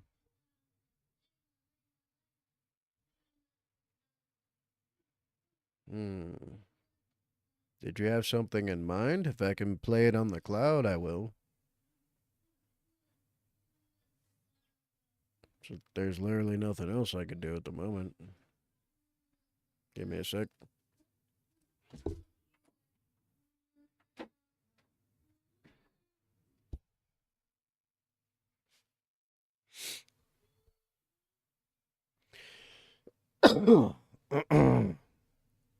Freaking hell.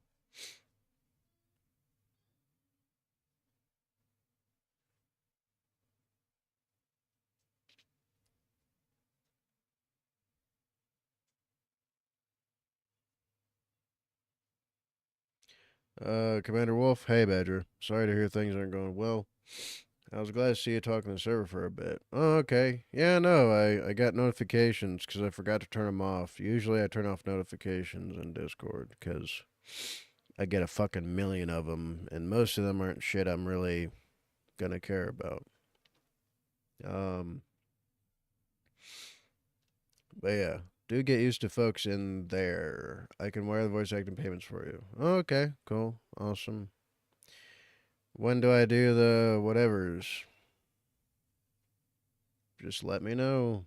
I'm not doing shit else at the moment. In fact, I'm not going to be working on my next degree until the middle of December.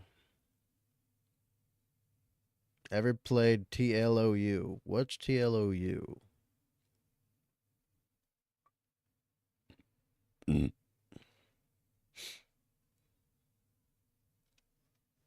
I don't know what TLOU is.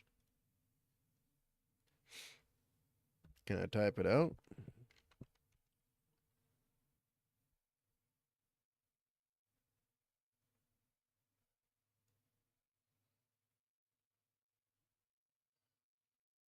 No, apparently not. I kind of doubt it's any of these.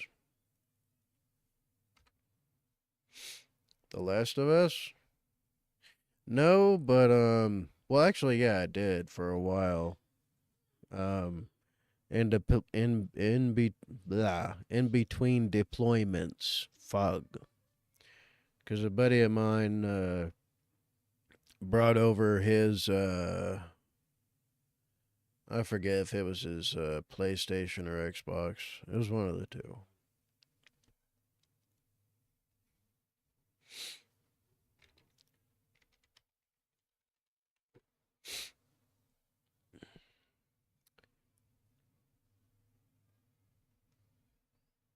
Nope, can't play it. I know for a fact it's on Steam, but I can't afford a lot of shit. Uh, in case you don't know, Blackwood, I am a American U.S. Army veteran, and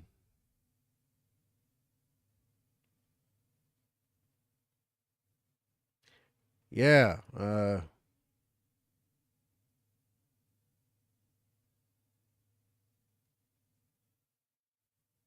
stuff sucks for us. I'll just say that much.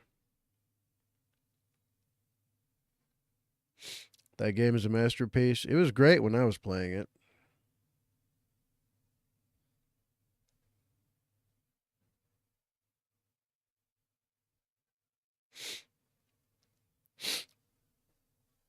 How much would you like to charge for words and voice acting?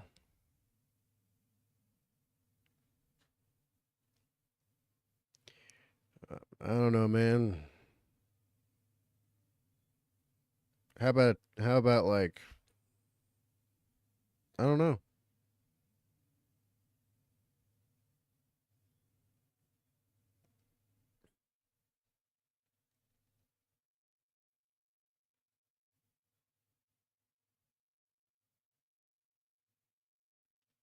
State of Decay.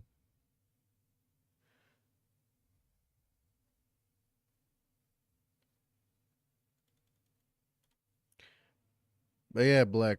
But yeah, Black. Freaking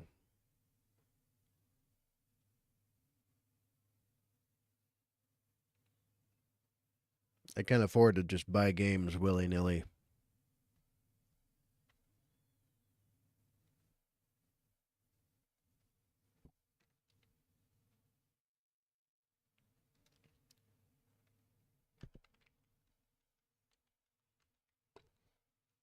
What about Phasmophobia?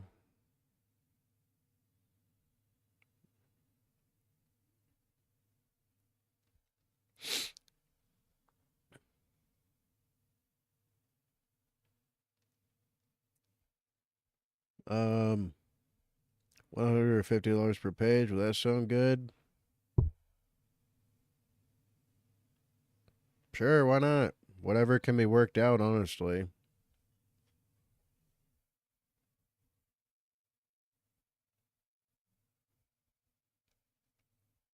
My son would love this. He loves Five Nights at Freddy's. I guess it's not available on PC. Damn.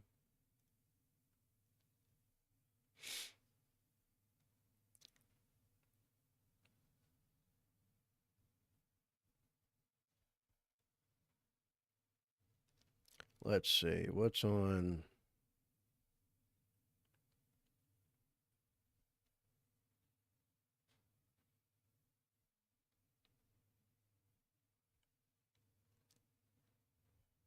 Um, Blackwood, you can just call me Woods, but I get you on not being able to pay for games. I just download the games legally. Ah, okay.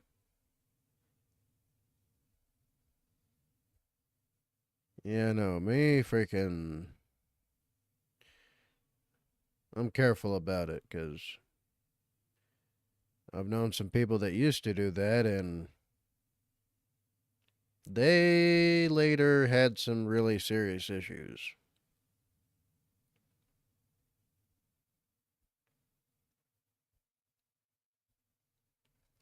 But I'm a pirate sometimes. It's just that right now I can't afford to risk anything at the moment.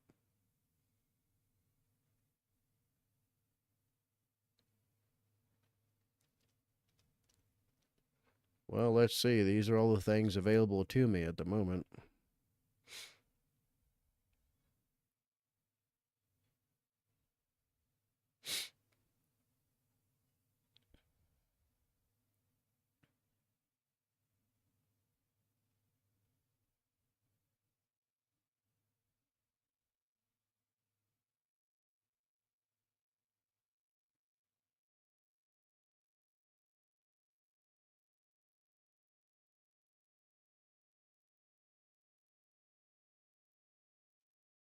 Oh, wow. They got Command and Conquer on here? Bub.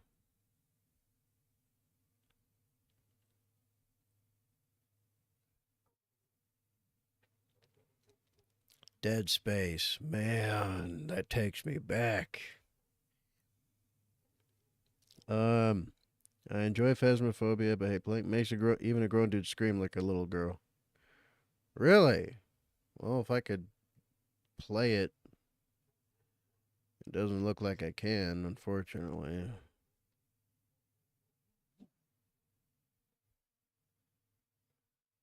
And Layla's probably about to bark here pretty soon.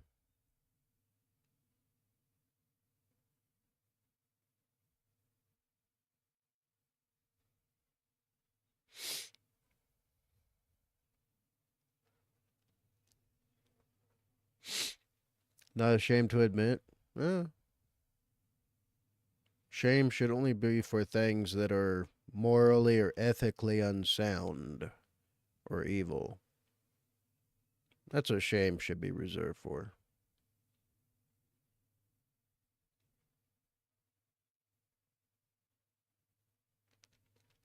Frostpunk 2 is a good game. Yeah. I played a little bit before they ripped it off the store and then did all the whatever they did to it.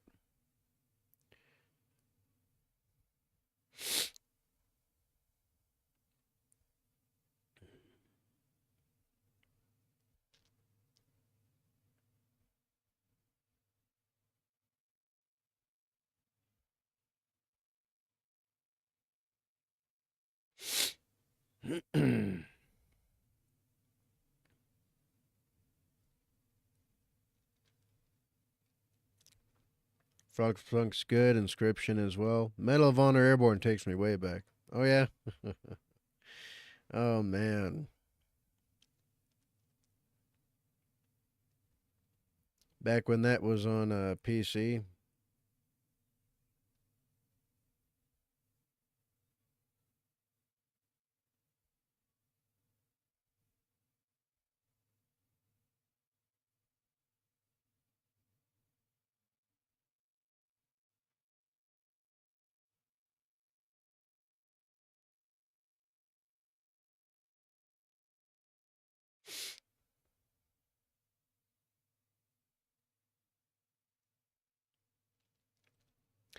Um, Blackwood. Holy hell, I'm surprised they still haven't got it. Well, if it's like something that's still, people still purchase, they'll keep it on the store. Every little bit counts.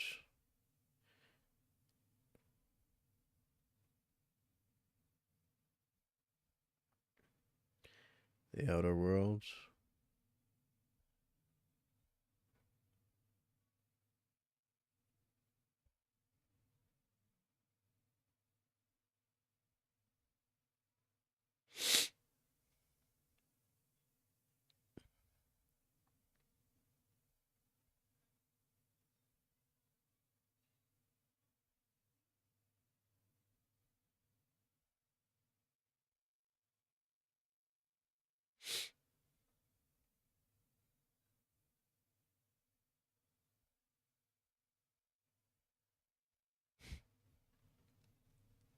I always loved how goofy this was. This Wolfenstein 3D art.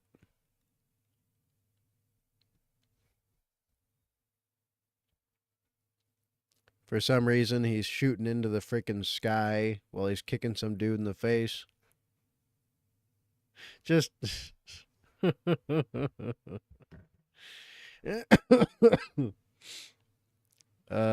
Blackwood. South Park Stick of Truth is a fun game. I'm seeing a shit ton of games I used to play, and damn. Commander Wolf, you have a pending gift. Well, thank you. I appreciate it. But yeah, isn't that funny? For some reason, the gun has 3 freaking barrels.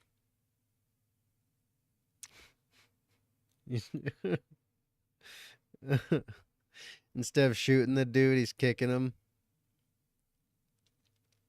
And this guy's running close up to him to be able to shoot him. And he's one-handing a freaking he's one-handing a rifle.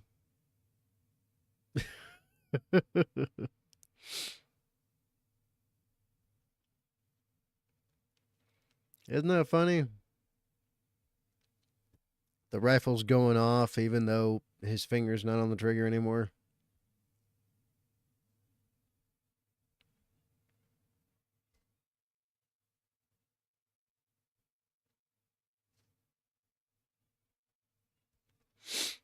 I thought that was a grenade. Yeah, no, he's got a rifle right there.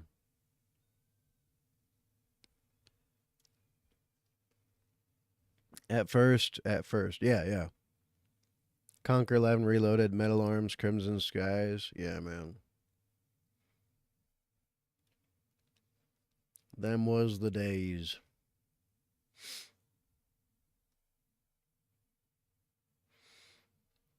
Well, anyway, what scary games are here? Let's see. Can I pick the genre?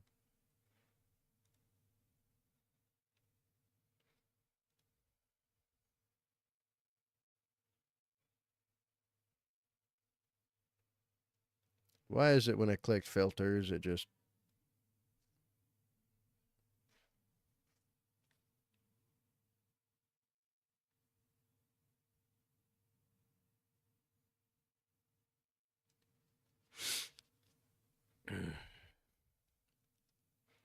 Let's see, genres.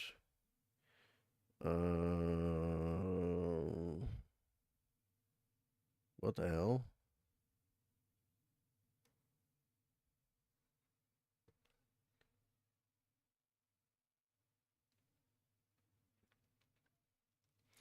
There's no horror genre. What the hell? Why? Have they gone so woke that putting the word horror in there is, you know, beyond the pale now? I swear to God, I hate woke people. I hate every one of them. Leftists, wokies, social justice warriors. God, I hate them all. Okay, so where would I find freaking horror games?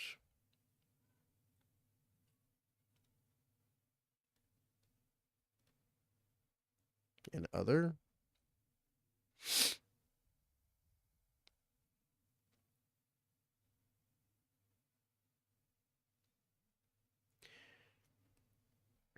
This isn't scary.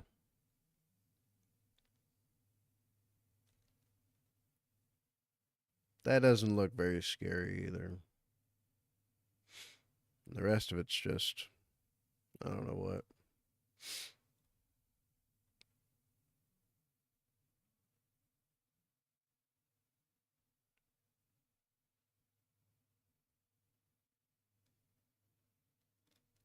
Maybe simulation and role playing will bring some up.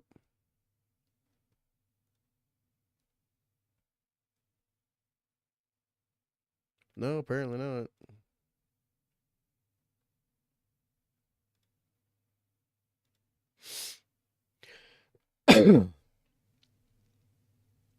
Yeah, I tried that.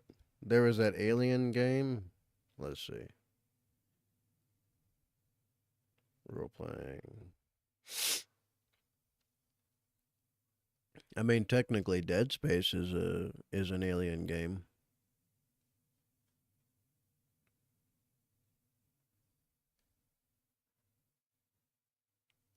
I heard this one's a good game.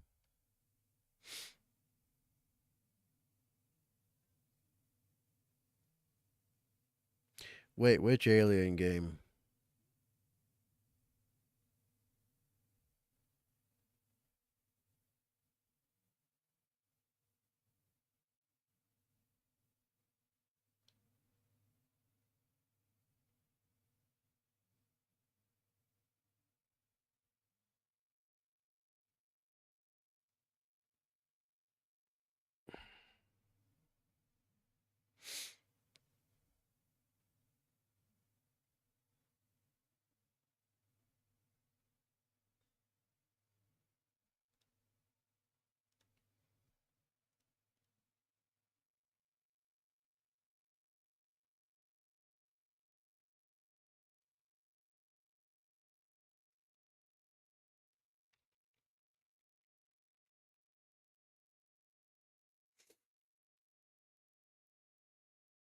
One of these ones?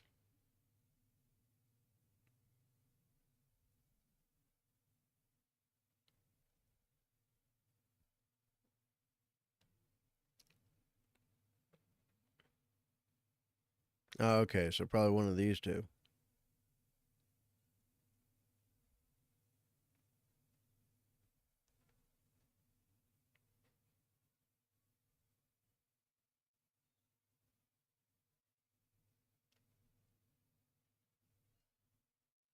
Well, yeah, because of how popular it is.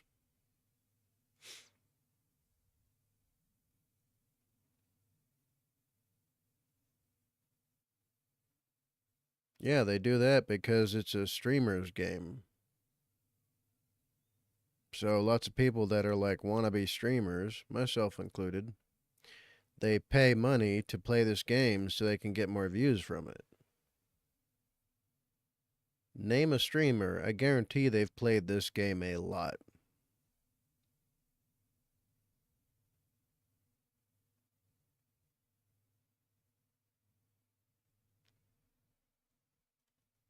What's Dark Descent look like?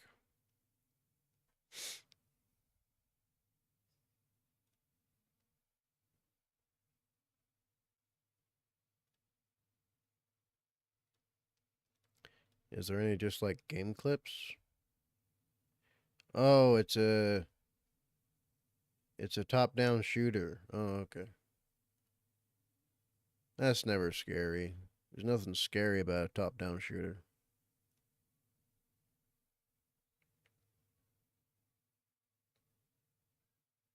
Is this the same thing?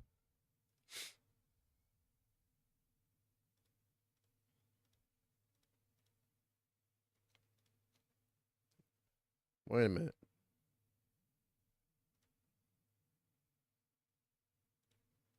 Yeah, I think I clicked on the same one twice. Fireteam Elite, maybe?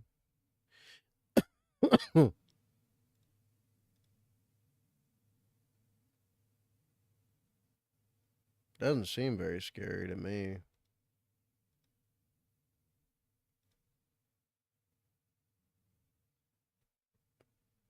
Seems more like Helldivers. I have Helldivers.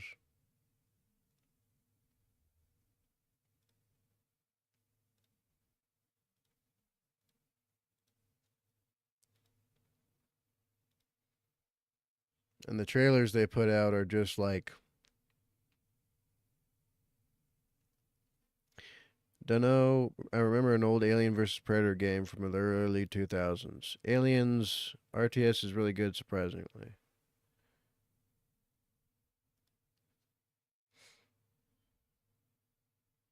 Accolades trailer? Why? Why Accolades trailer?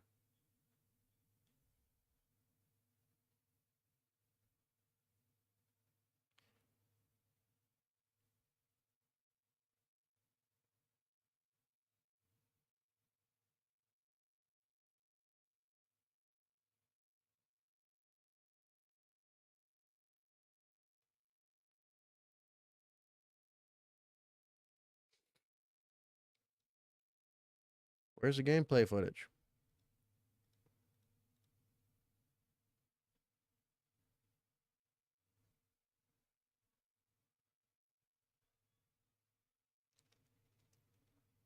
Apparently I can play with Cloud.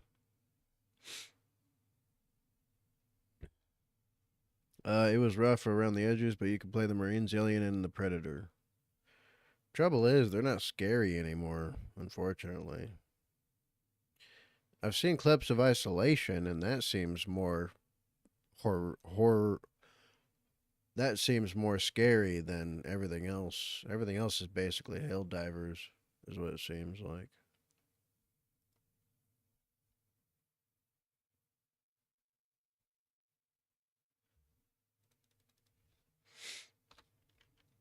Maybe if I put horror.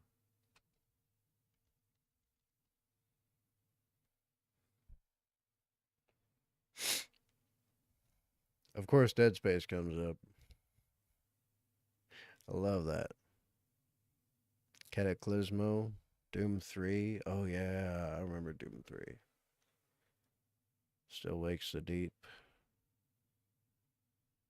Don't know what the hell that is.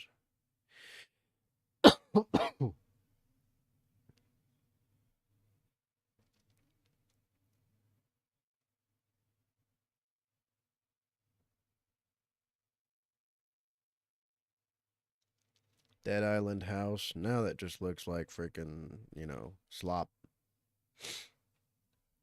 But yeah, that idea sounds kind of good. Being able to play all the factions.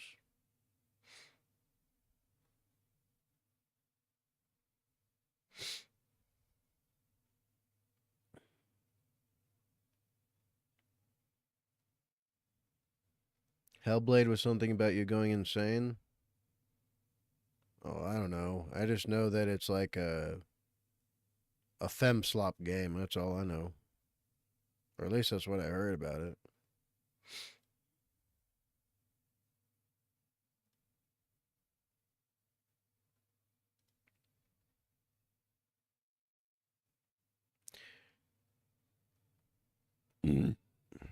Unfortunately, there's only so much I can play with Game Pass.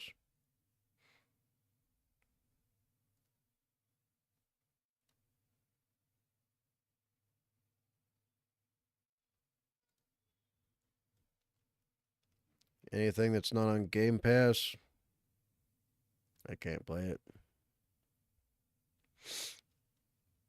Resident Evil 7 is good. Is it up here? No, it's not.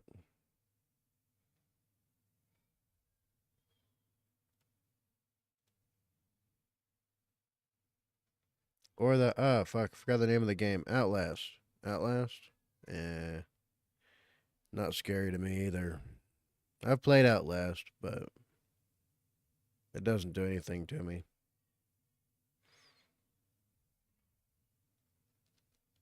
Oh, it's not on Game Pass.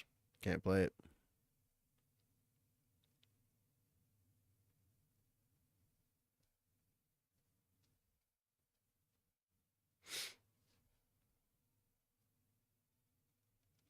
Damn, I heard Soma's a good game, but can't afford to buy that shit. I've heard nothing but good stuff about Soma. Blackwood, man, you got balls of steels and nerves made from Batman's training. Well, okay, I'm not sure if it's true or not. Maybe, I don't know.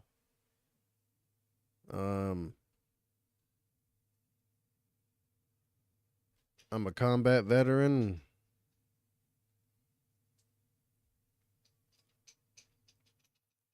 According to some people, you know, that can burn out a lot of,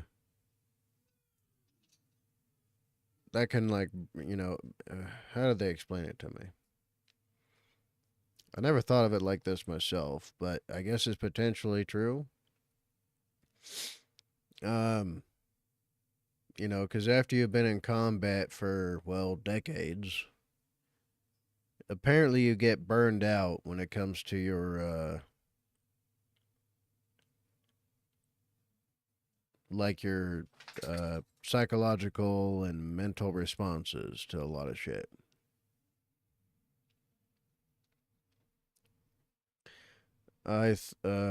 So, I mean, I've been blown up,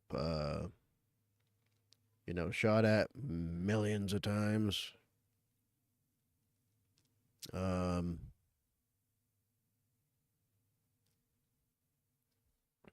been thrown out of the hatches of vehicles twice. I got blown off a mountain. You know, I've ran over IEDs and, you know, been surrounded on a mountaintop a few times.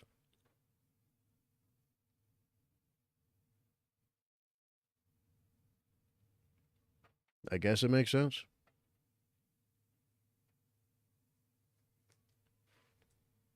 Yeah, give me a sec. Gotta let Layla out.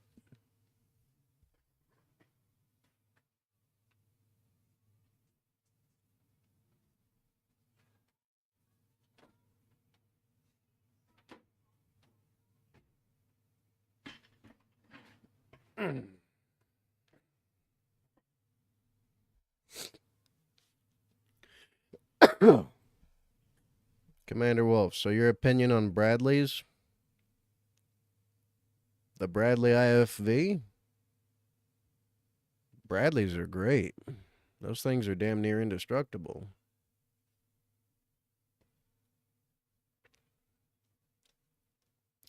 Sure, they're not as fast as an Abrams unless you get like the hyper souped up version that I've gotten to be on. But I love the Bradley. Not to mention the survivability you get from them is incredible. for a not tank. It's a tank.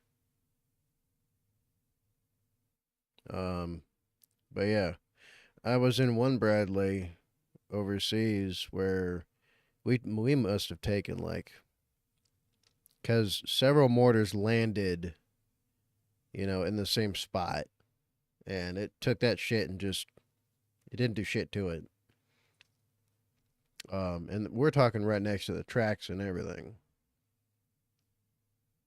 Barely scuffed the tracks up with shrapnel. And then one of them got hit by a Russian rocket, one of the Z rockets. And all it did was like, pull some chunks out of the armor. And then another one got hit by like 4 RPGs.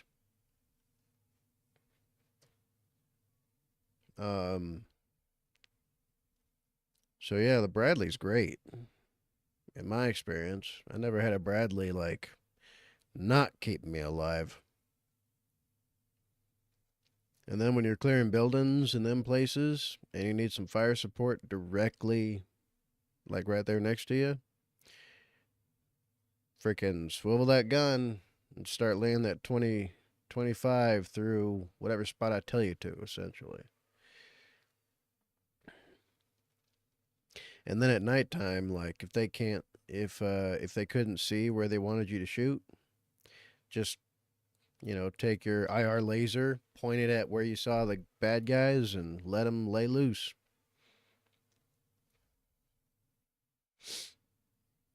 That freaking 240 Charlie and that 25 Mike puts an end to that shit real fast. And then you just pick up the pieces afterwards. Quite a few times we got to have them use the tow missile. Because some of them buildings overseas are fucking put together by Jesus, I swear to God. We've dropped JDAMs like straight up on buildings a few times, and holy shit, they stuck together. And then, having to use like breach charges a couple of times. Those, yeah.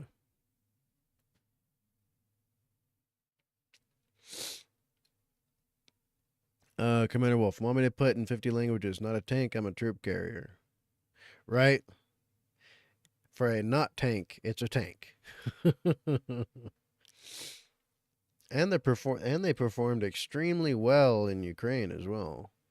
Although the Russians screwed up the captured one that they got.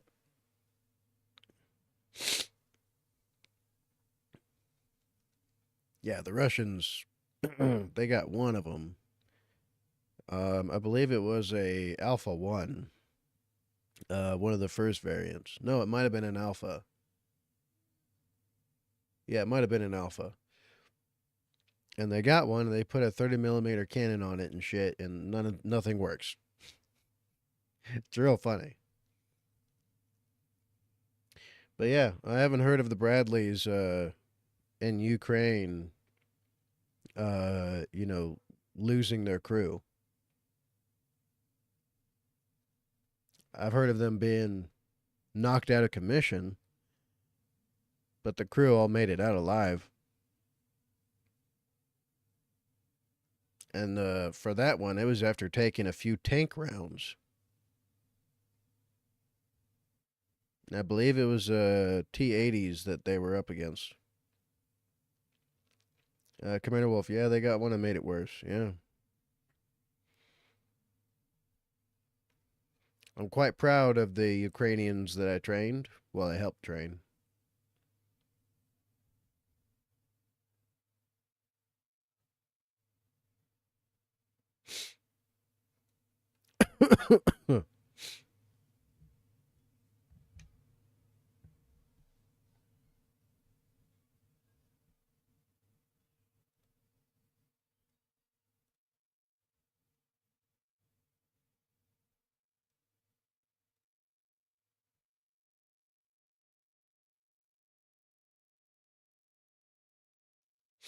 Blackwood. I need another smoke. Be right back. Okay, good luck. I don't smoke anymore. Bradley IFE putting the tougher than it looks on full display. Pretty much. But I mean, if you compare it to like tanks of the past and the present, it looks like it should be a tank.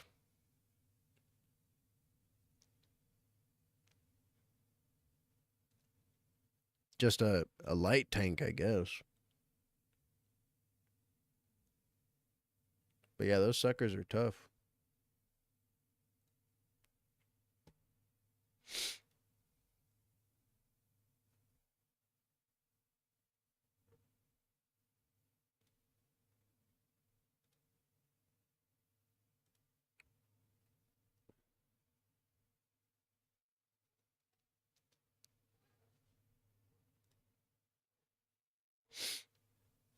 Wait, where do I...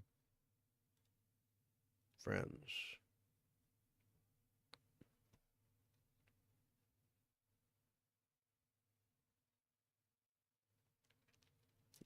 Blackwood. Funny how Sig is getting a whole lot of flack, and now Glock as well.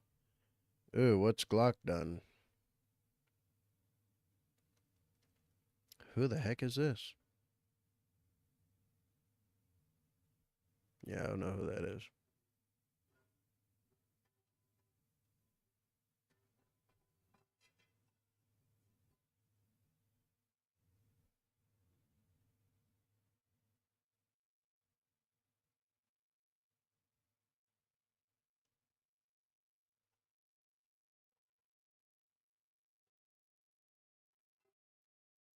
Wannabe gangsters made Glock fully automatic, and California's being gay about it. Yeah, they put a switch on it. So, screw them. Commies deserve what commies deserve. I don't give a shit about California.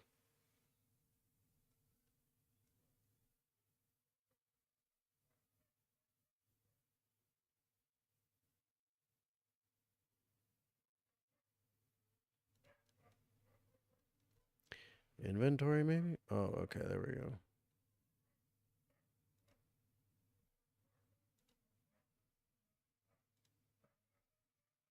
Gracious.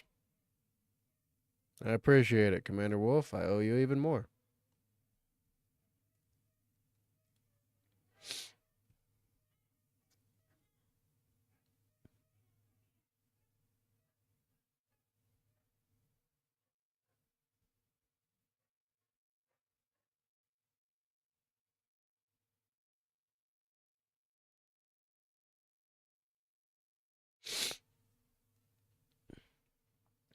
Blackwood. Somehow California's giving Glock a whole lot of shit, and they are backing down.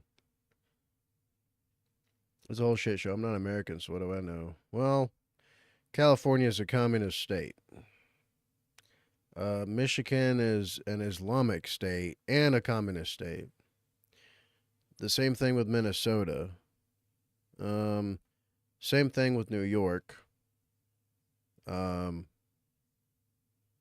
Yeah, we're getting double teamed by two of the most evil things to ever exist in humanity ever. Leftists and Islamics.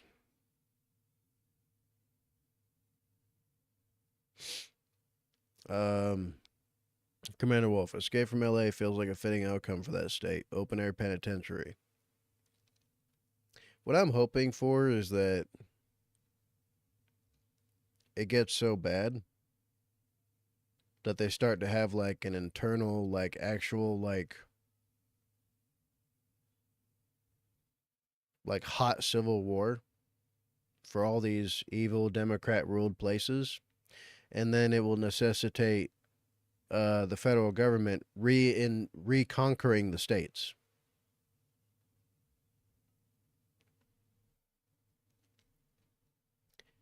Shoot, if I was allowed to be president, I wouldn't be doing this whole game with Democrats at all. I'd be like, okay, I'm in power now. All of you are going to prison, including the rhinos.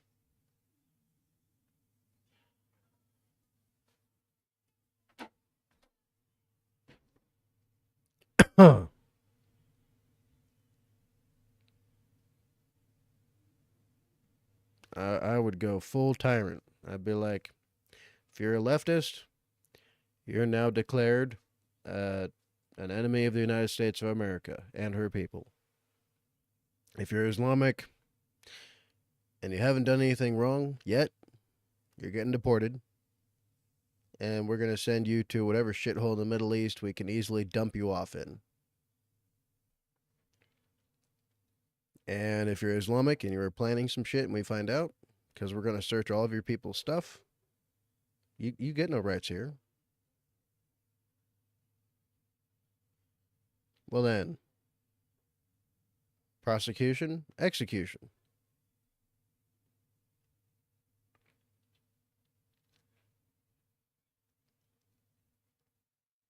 That and I'd purge the daylights out of the Republican Party.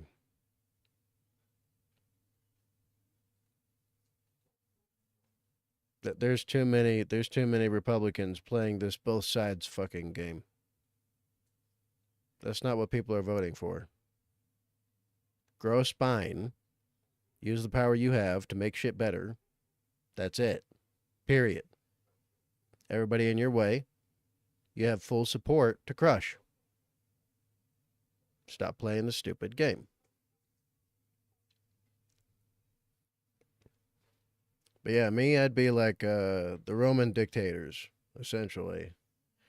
Come into power because, people ask me to. Fix all the problems. Leave very clear guidelines on how to keep shit fixed. And then once it's all done and my job is complete, go to my fucking log cabin in the woods.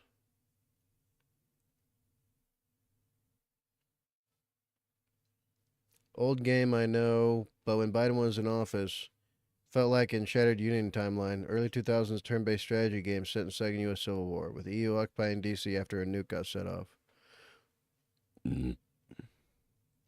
Shattered Union. That sounds familiar.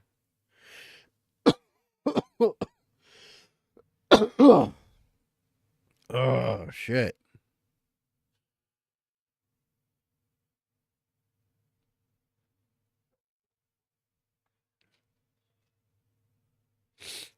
But yeah. Although one thing that some people definitely won't like is I would break up all the monopolies.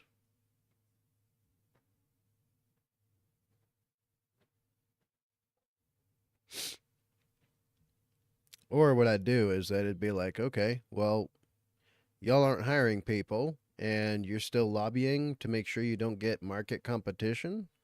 Okay, no, screw off. Screw off. Friggin'. All right. You're not going to hire people, huh? You're going to replace them with robots and freaking artificial intelligence? Okay. You're going to pay a higher tax for every single person you don't hire.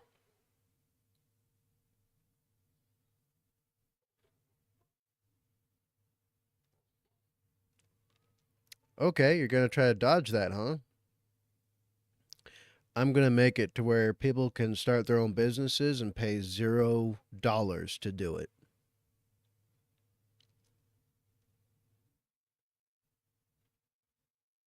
Just, you can just go to your county, go to your local, federal, whatever, register your business you're trying to begin, submit the business plan or whatever, and then you pay nothing for it, and you don't pay taxes for the first 2 years for your business. You'll see shit change really fast. Because the problem right now is that not enough people are able to get jobs because they're being denied work. Because companies are trying to save money because the people at the top are greedy fucks.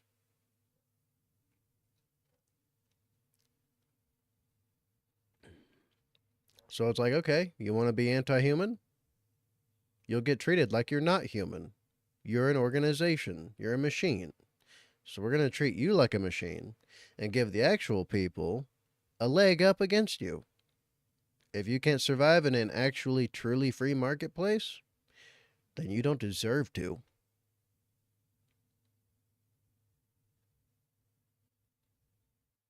Wouldn't that be great that you could take a zero risk chance at starting your own business? You don't have to pay any money to register the business you're trying to start. Not having to pay taxes on the business for 2 years straight because you just started.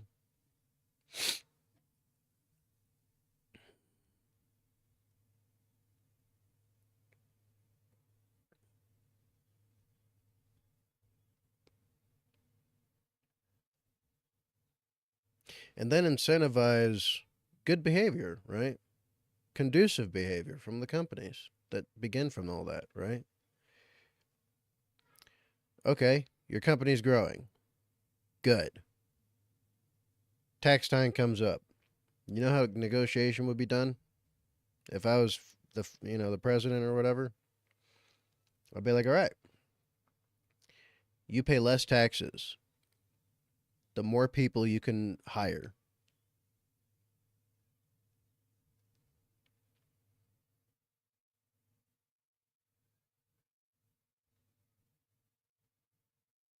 You pay less taxes if you're able to locally improve the living conditions and the infrastructure of where you are.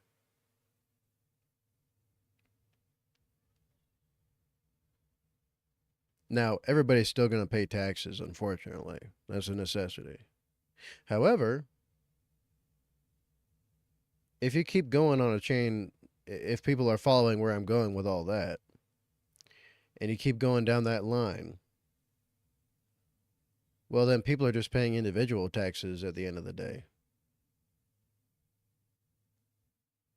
And the more people that can work, the more people paying taxes, well, the less taxes you have to charge everybody overall, because you're going to get more tax revenue anyway, because there's more people working that can pay the tax.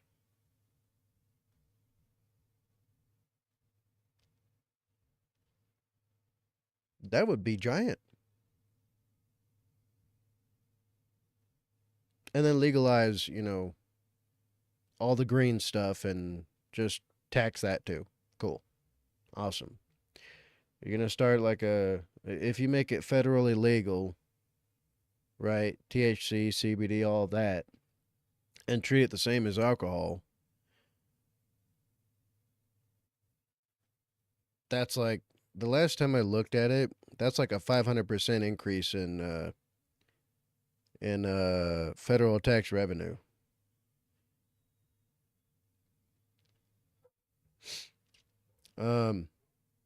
Blackwood, I'm a hater of the oil buckets. Clinkers are going to ruin society. Well, here's how I look at it, right? If we end up with a sentient AI, if it doesn't pose a threat to us, right, and it doesn't try to take us over and, murder us, essentially, is there any reason for maliciousness towards it? I don't see any.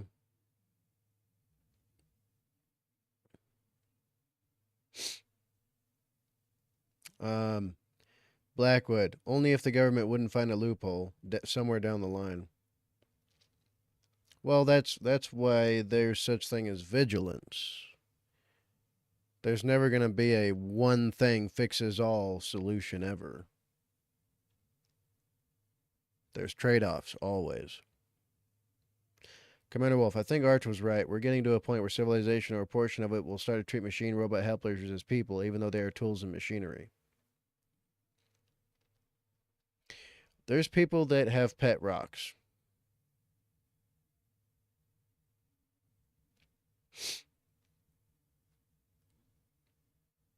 There's people that are custodians of properties.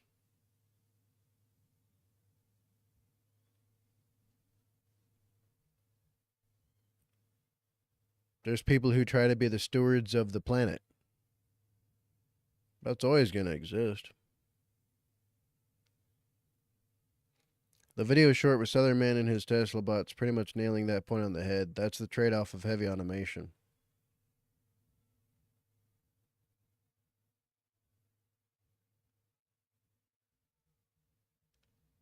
My thing is like, look, if it's not going to hurt you and it doesn't have intention of doing so,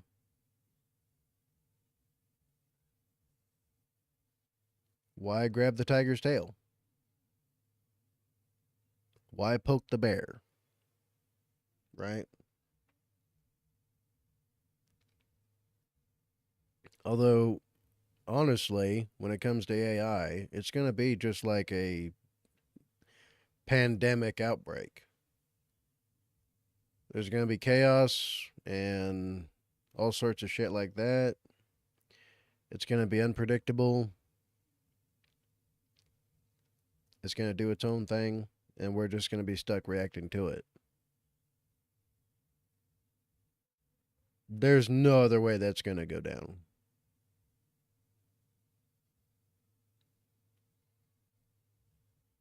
That being said, I should probably pick something and play it, huh?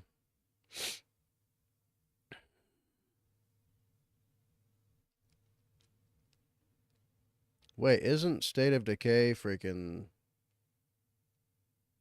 Isn't State of Decay just like a zombie shooter game?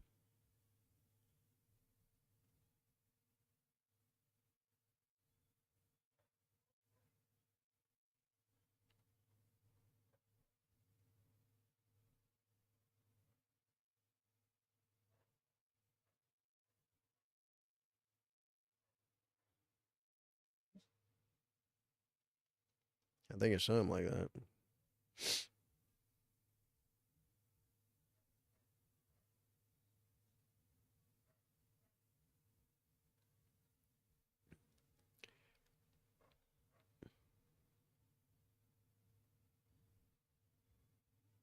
Oh, it's because they combined Call of Duty. I was like, I never got Call of Duty 7. I don't plan on playing it, but it's fucking here.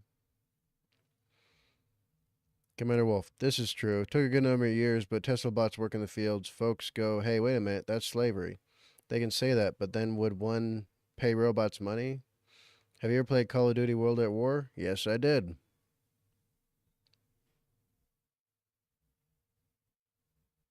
All of the games pre 2000 and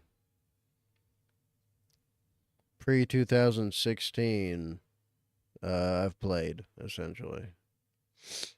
That's the only COD game I played. Oh man, you missed out on Call of Duty Big Red 1. God, that was a good like campaign focused game. That was great.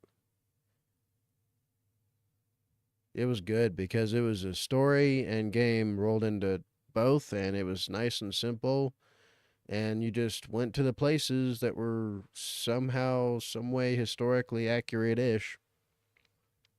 They were great.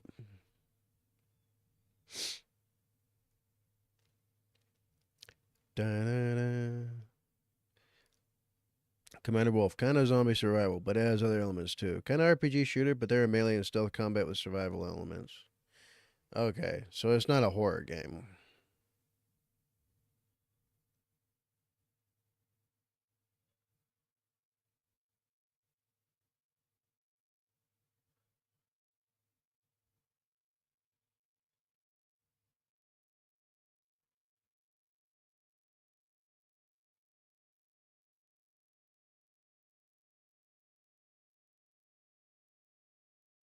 Mm.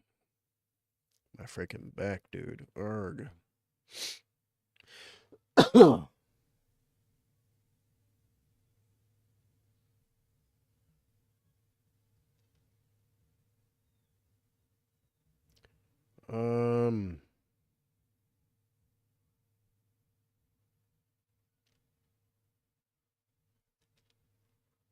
tell you what, instead of me playing games,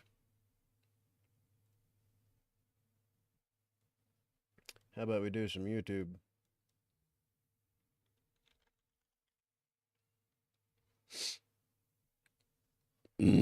Ugh.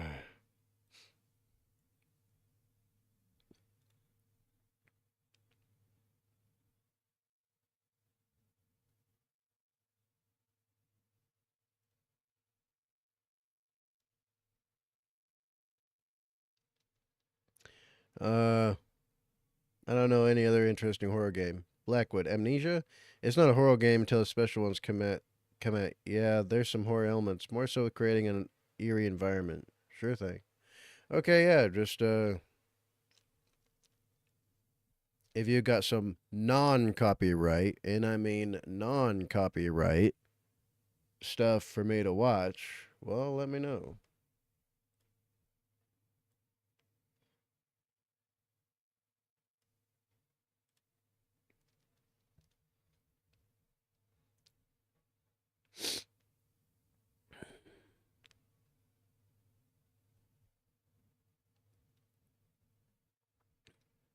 Good lordy, that's so funny. Shoot. Well, anyway, I gotta go pizzle. I'll be back, but shoot me some links in the chat. I'm sure somebody can send me something.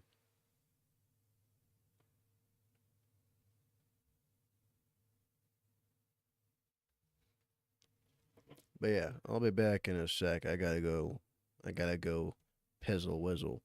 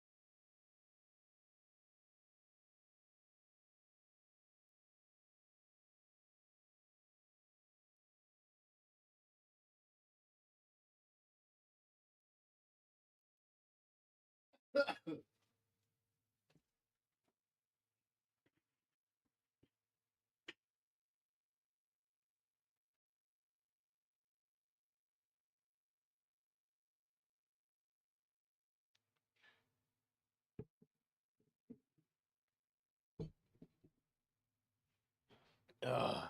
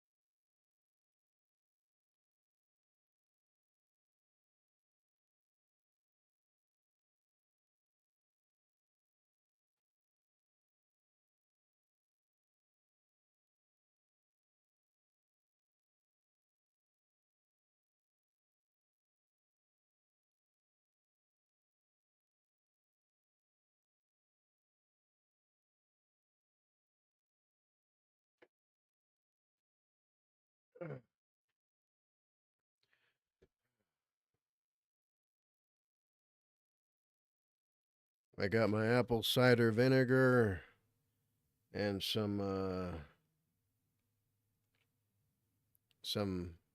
fresca in my orange marmalade jar.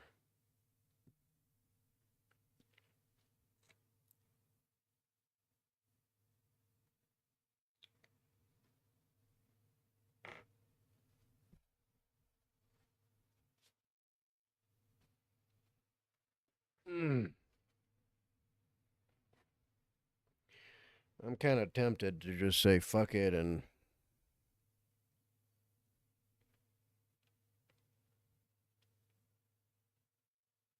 go hold up some pusher, some street pusher, if you know what I mean.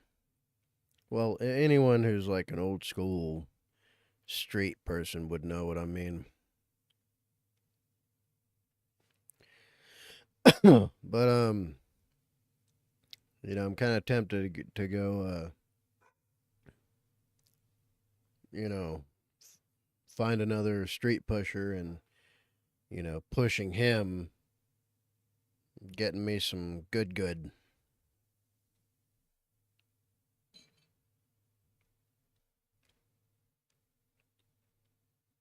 Wouldn't be the first time. Blackwood, the Bradley story. What about the Bradley story? You want to hear more Bradley stories? I mean, I got a shit ton of them. Uh, Commander Wolf. A day of slices and pain.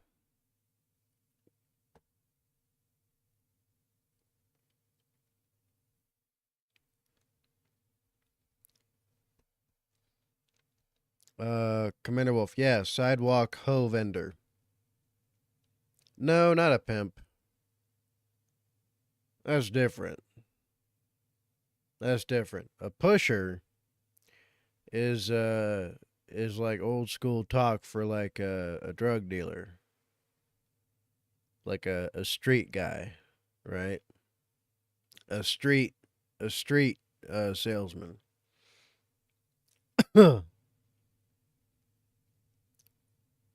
um, Mike Burnfire has a YouTube video on a Bradley incident he had. Didn't I already do that one? I could swear I did.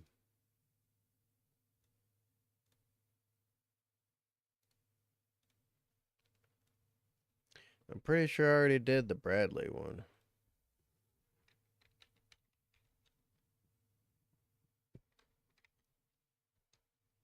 I didn't?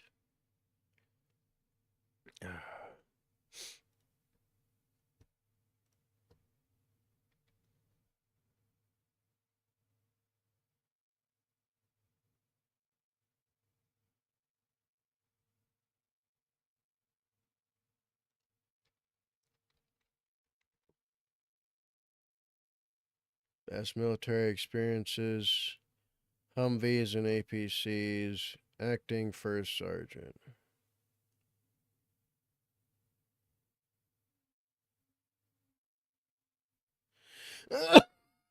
Oh, fuck. I thought I did. Maybe I did it on one of the other channels, and that's where my brain is stuck. You know I've been nuked like 9 times, right? By YouTube. For existing. Because I'm an evil, mixed kid that looks like a white man.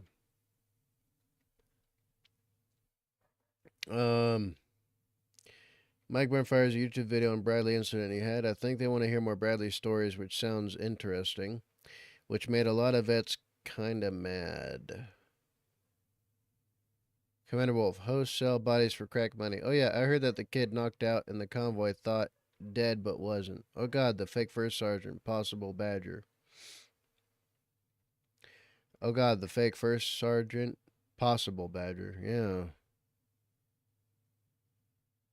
I think it was on my Rumble.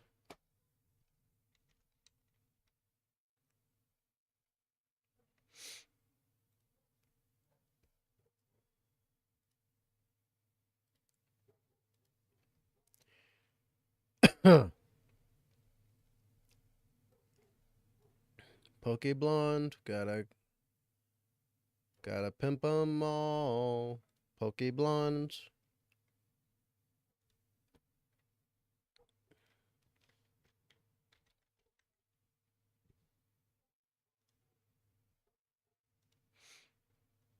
Yeah, it might be in my...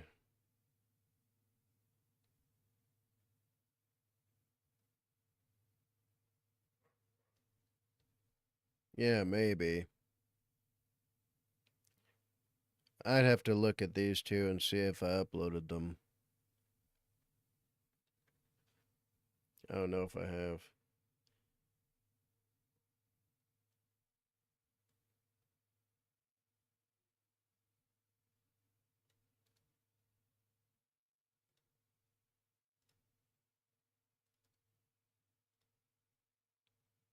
No, I haven't uploaded those ones. Okay, I'll upload these ones next.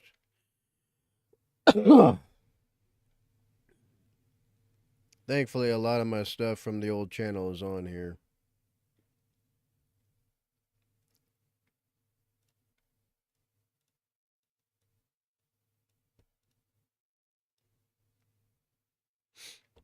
Yeah, I thought I did.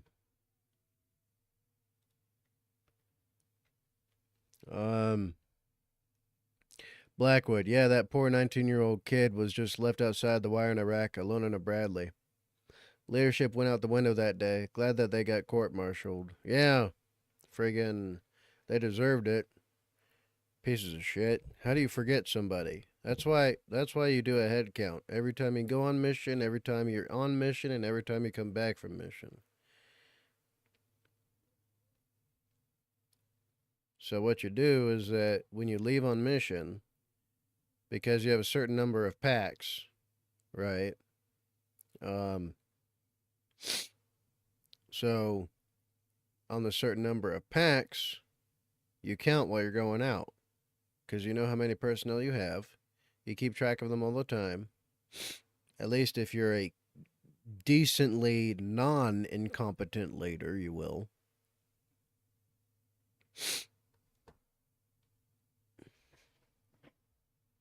But yeah, and then yeah. Oh yeah, no. That's right. I'm thinking of a different story. My brain is on fire. Didn't check for pulse, didn't take the soldier's dog tags or anything. They just thought he was dead but was knocked unconscious. Yeah.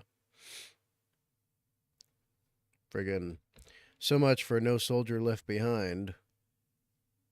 However, everybody else, right, all the other soldiers should have gotten some kind of punishment for that as well.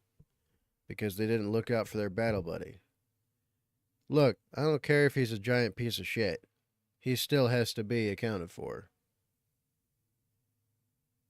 Right? So, like, that's...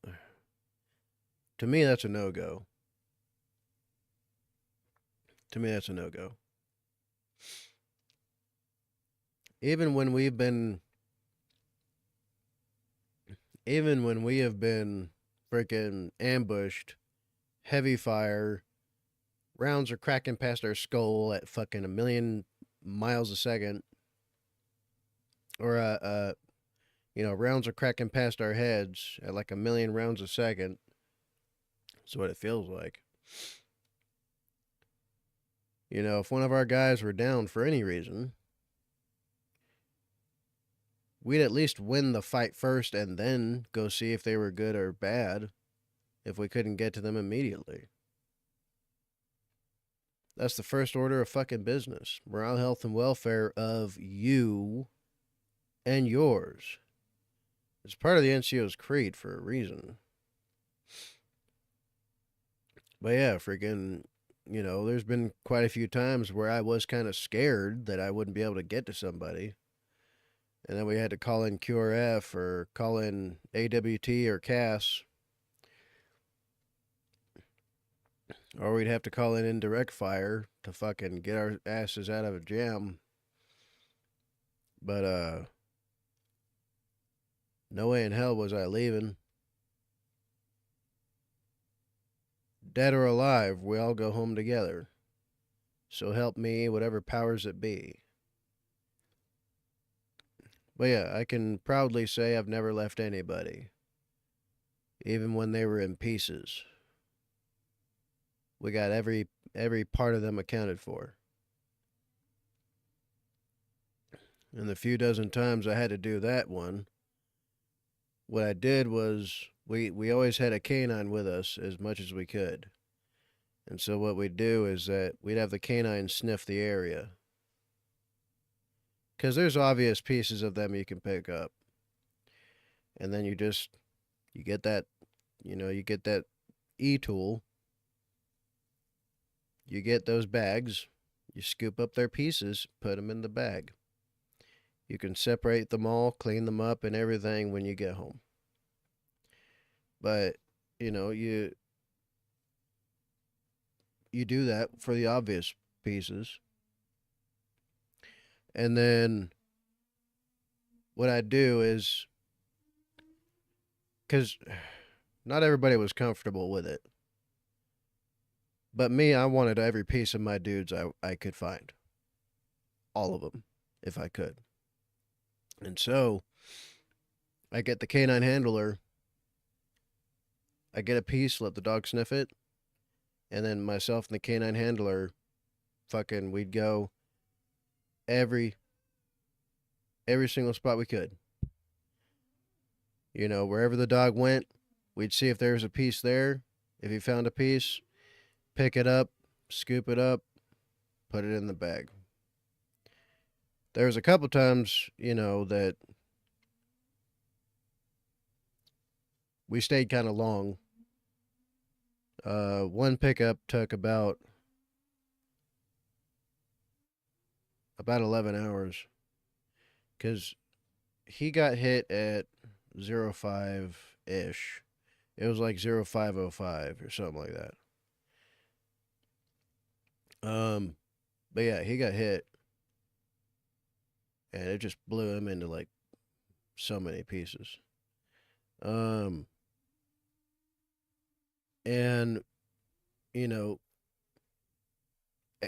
throughout the whole fight, I kept checking my watch like, fuck. And then, at around 07, it was like 0720, I believe. Yeah, it was about 0720 hours when the enemy just took off. We killed enough of them, apparently. And then we just called in CAS and AWT to go after them. And then at about 08,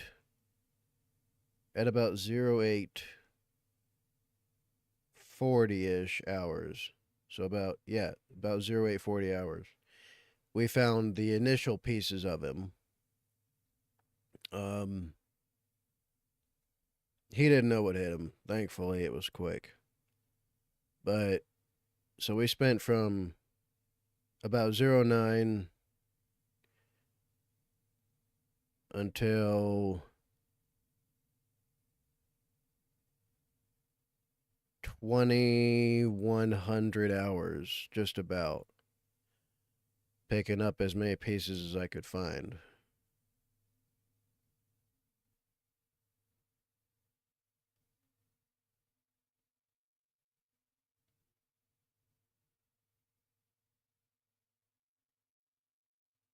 Yeah, it was about 2,100 hours when we found the last piece that the dog could pick up and sniff.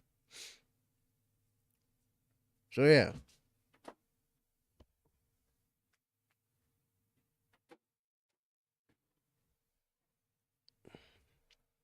Um but yeah, I can say confidently that I've never left anyone ever. But I've been left a few times and that wasn't fun. Uh Blackwood. That poor bloke probably has PTSD being left alone in a Bradley.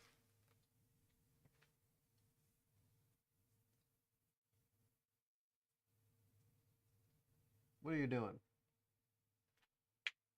Go lay down.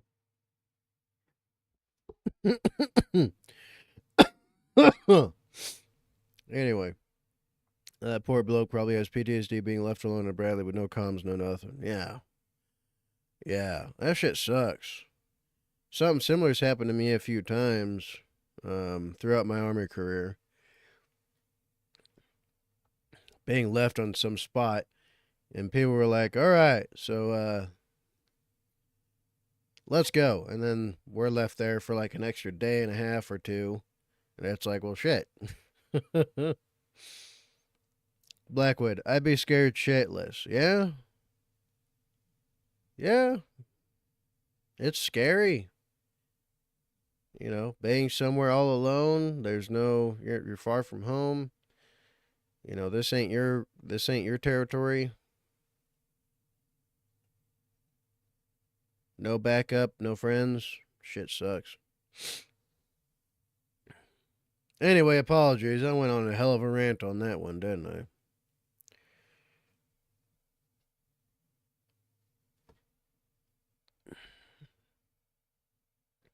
What am I watching again?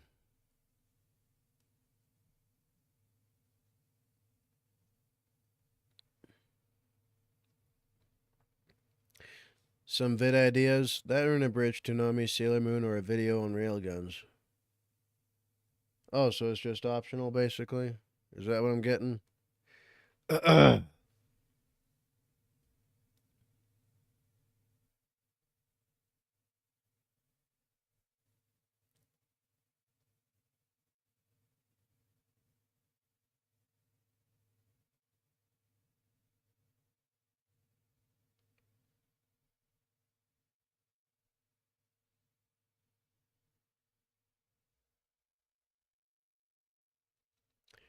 Blackwood. Me studying to be a vet assistant is kind of interesting. Looking at the organs and anatomy that is similar to us humans.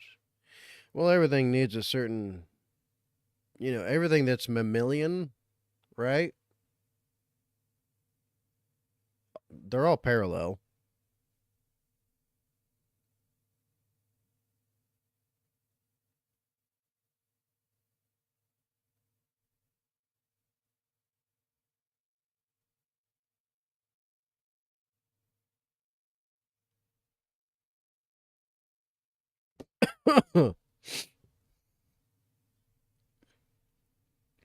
Commander Wolf. Pretty much. Yes, for non-copyright stuff. Oh, okay. Pretty much. Yeah, no. I can be a. I can be a. I can basically be like a field. I don't want to say doctor because you don't become a doctor to get those certifications and training. But you train up to be able to do immediately everything that a doctor could possibly do in order to save someone's life while you're out there. So I've done that too.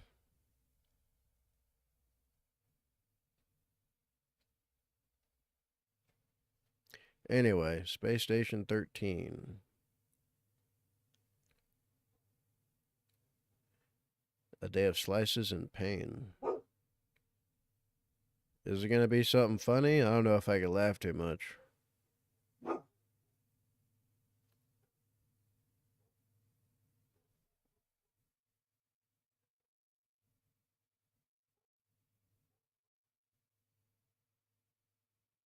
Are you going to go back outside?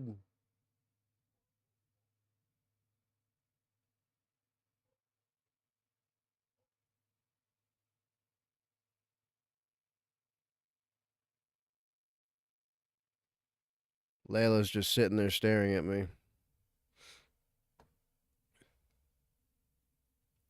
Wasn't there an incident for the Army on combat medics cheating their final exam test and getting caught? Yeah, it was, okay, if it's the same incident I'm thinking of, there was a bunch of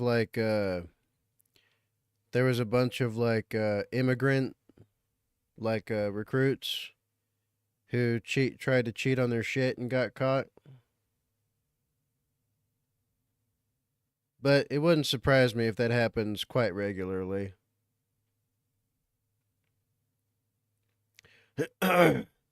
Blackwood, something about how one dude took a photo of the answers, shit like that, and had a big old file on his phone, sent it to the other combat medics in training. Not sure there's a new one. Have yet to watch, so going in dry. Drier than the Sahara Desert.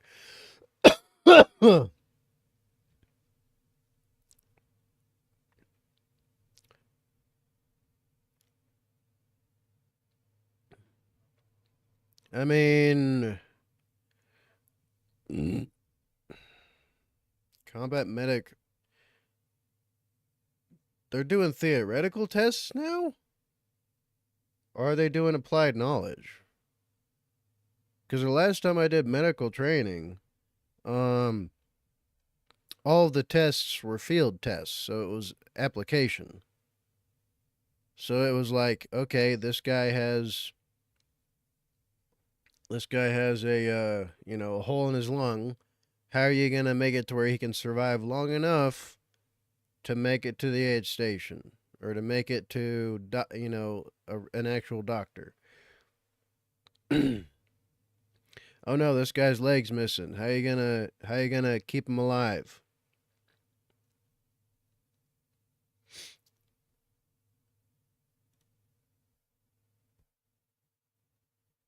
They did field tests and had theoretical ones. Really? Interesting.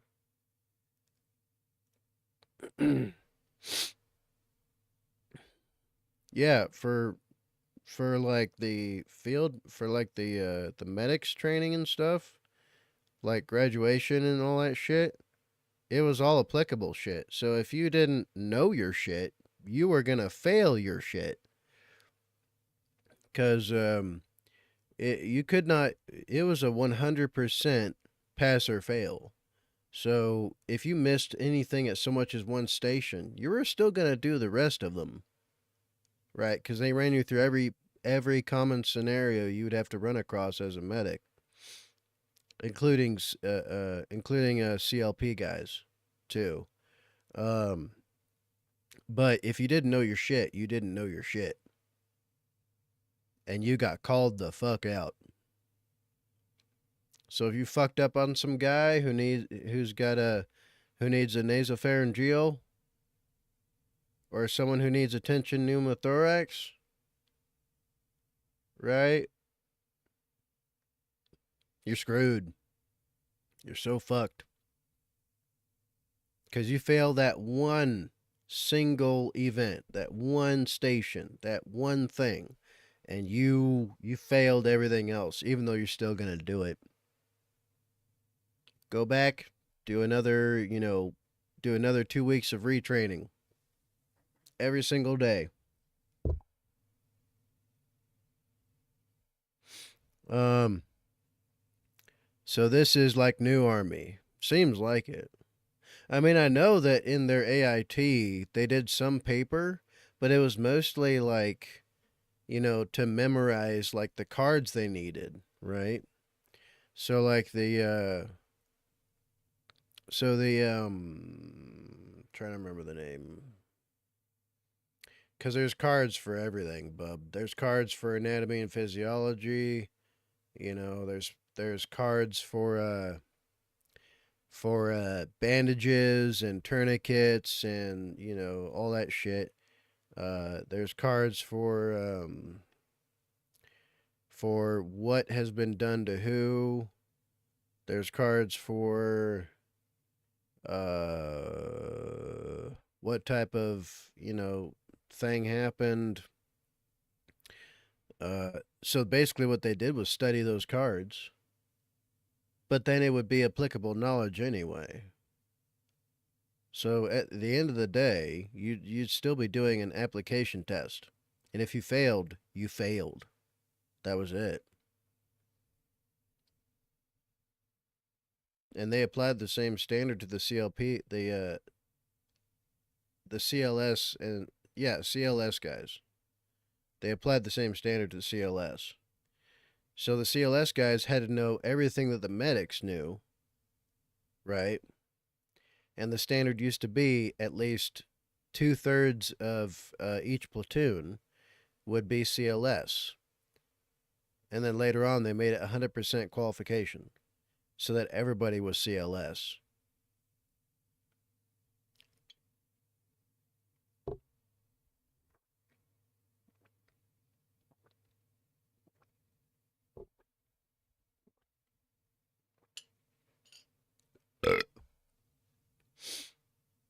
Apple cider vinegar. It's good for you. But yeah. If they're just doing pure theoreticals now, I don't know, man. Theoretical stuff is more like, to my thinking, because anyone can memorize some shit. Just write it down like 50 times and then say it like 50 times. You'll memorize a lot of shit. Even me with my multiple MTBIs. And I've had dozens of them. I can drop dead any second. CTE. But, even me, I can write shit down and, say it out loud like 50 times and I'll be good. Anybody can memorize some shit and just regurgitate it. It's whether you understand, comprehend, and can apply it that makes the major difference. So that's why the theoretical shit only seems to make sense to me in like an academic sense. To me, it doesn't make sense for application. Because you can memorize everything you want, but if you don't know how to use it, well, the dude that's depending on you is screwed. And then if it's you that has to depend on you, you're also screwed. So yeah.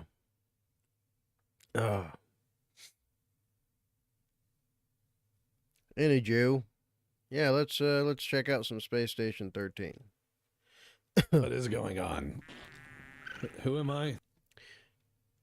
Speaking of which, I know a guy who sounds exactly like Tex from Tex Talks Battletech here.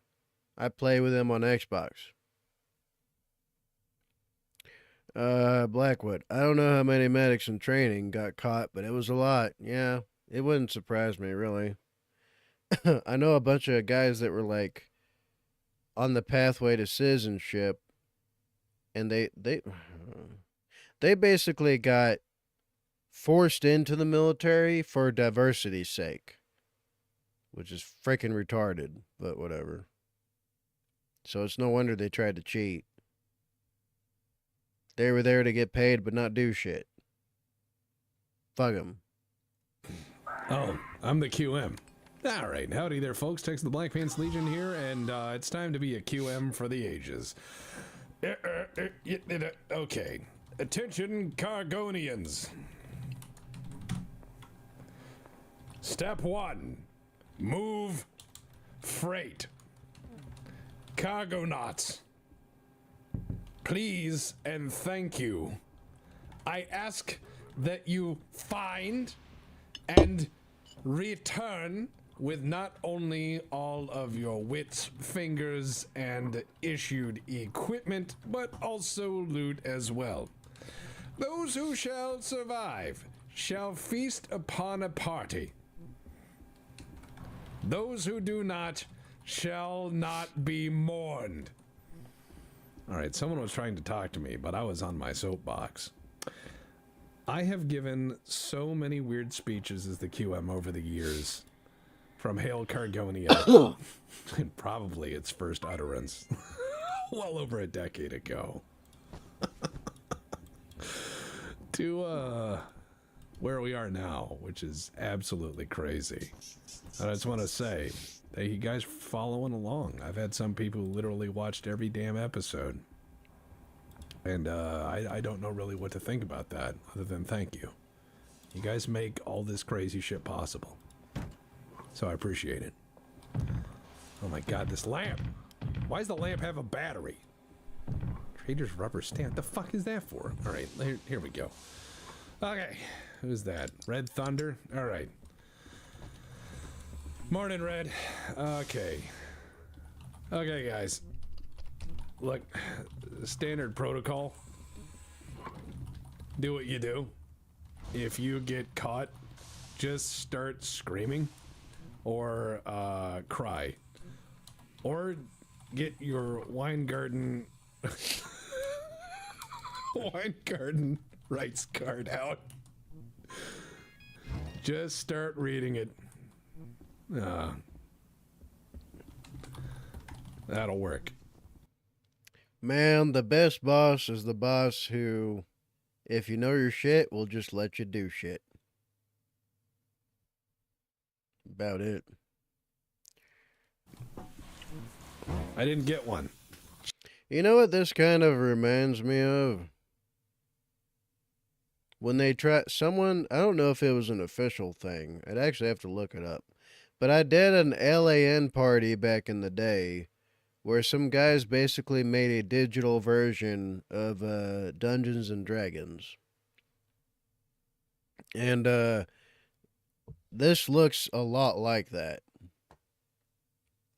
There were characters and everything. It was all top down. It was pretty cool for the time. Half the people in the LAN party, I didn't even fucking know them. But somebody in that group was who made all the things, or some of them were. And then the rest of us just played, essentially. We did like a 12-hour crawl, getting our characters to do anything, but it was pretty funny. And then someone else made like a strategy. Somebody else made like a kind of strategy game thingy. That was also put on the PCs. It was fun as well. For the time, it was pretty good. But yeah, you'd have like in the little like cuz back then the chat thing would take up like a whole section. It wouldn't be a separate thing like this. But it would be a whole section, or it would be the whole screen, and then it would flip you between screens. You wouldn't have like a separate one. And then when you type stuff in, it would show up on the screen, and then you'd see the reply a little bit, and then it would flip to another screen where the characters and everything were. It didn't look exactly like this, though. This is a bit higher tech than that, but it was pretty fun. Make one. Boss, come look at this. We got a problem. Oh, God, what? What is the problem? What? Okay, what about it? Our shuttle is fucked. Is it really? Because I can... Whee! Oh, the mining one. Oh. Oh, the mining shuttle is fucked. God damn it. You're gonna have to carve her out. Okay. Take the cargo shuttle. Go carve it out. Because, oh my God, it is inside the grid there. I see it right there. It's living inside it. Fuck. All right.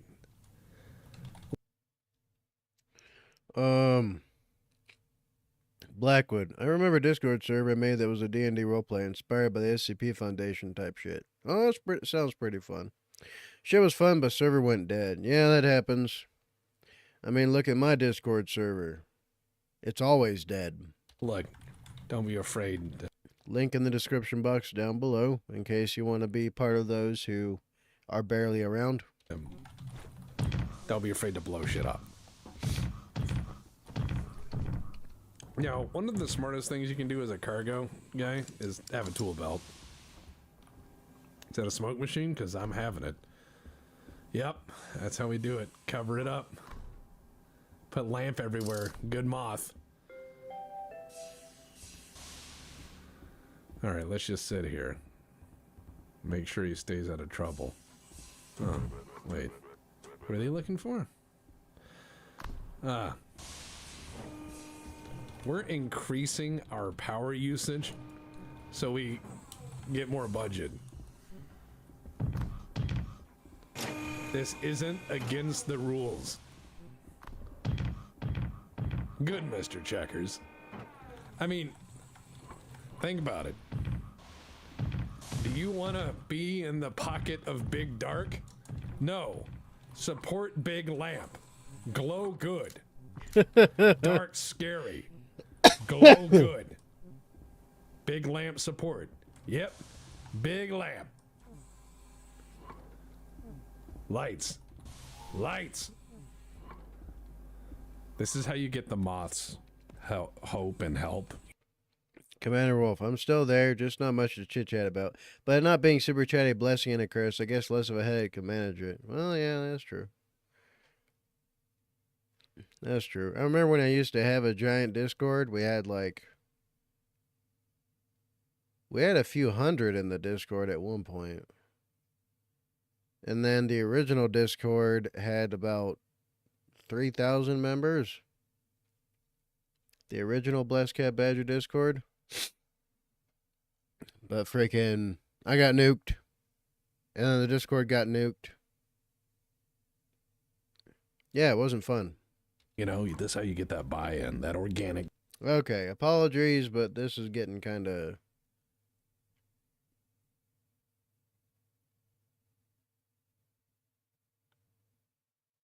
boring, honestly.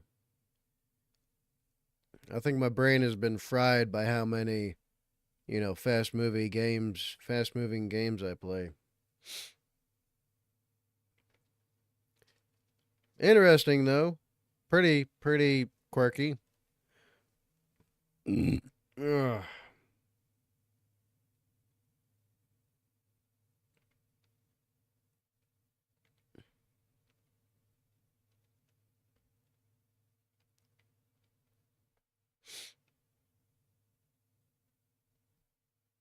When did America... Uh-oh. They just surrendered the city? Oh, Dearborn, Michigan. Dearborn, Michigan appears to be completely taken over as the local police seem to be selectively enforcing the law. How did it get this far?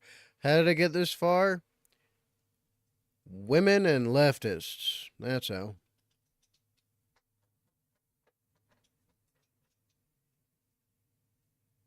What are you doing? Are you going to go outside or inside?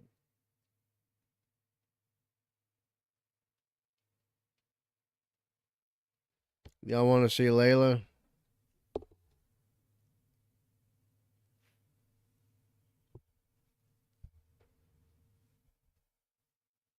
She doesn't show up well on camera. She's camera shy.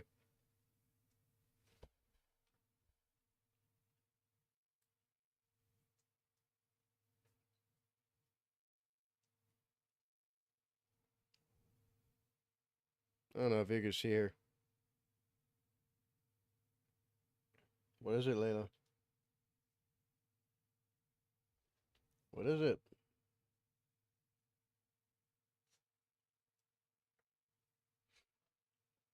What the dog doing?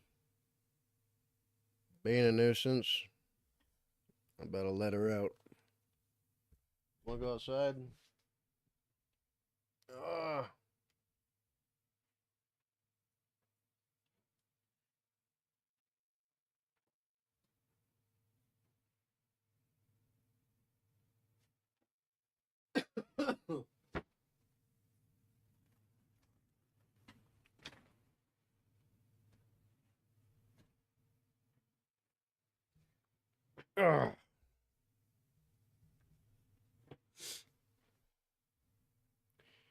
Part of the reason I can't get another place to live so easily is because a lot of people hate her.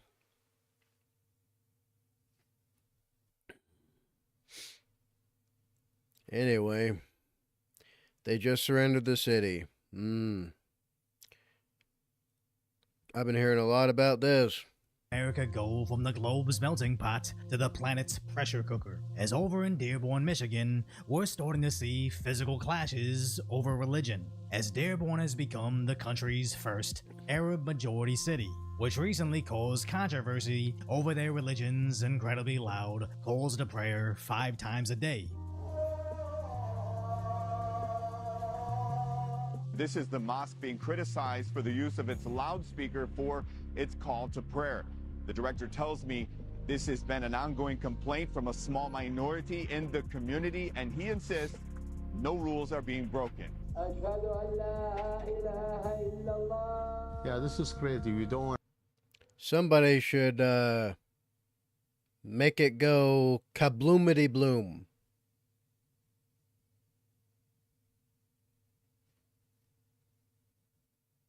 See, I went over there so they wouldn't come over here. Turns out I was lied to. They let them over here. What a load of horseshit. They don't belong here. This ain't an Islamic country. This was a country founded on Christian ideals. So if they end up getting freaking, America'd, I don't care if the whole families get freaking America'd.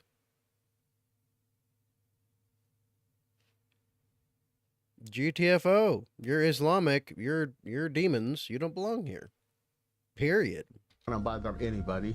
But the mosques in East Dearborn are now at times waking us up at 5:30 in the morning with the call to prayer. So outside a city council meeting, 2 separate groups were planning conflicting protests. But even the night before, when street journalist Cam Higbee was setting up, a mysterious black truck started following him.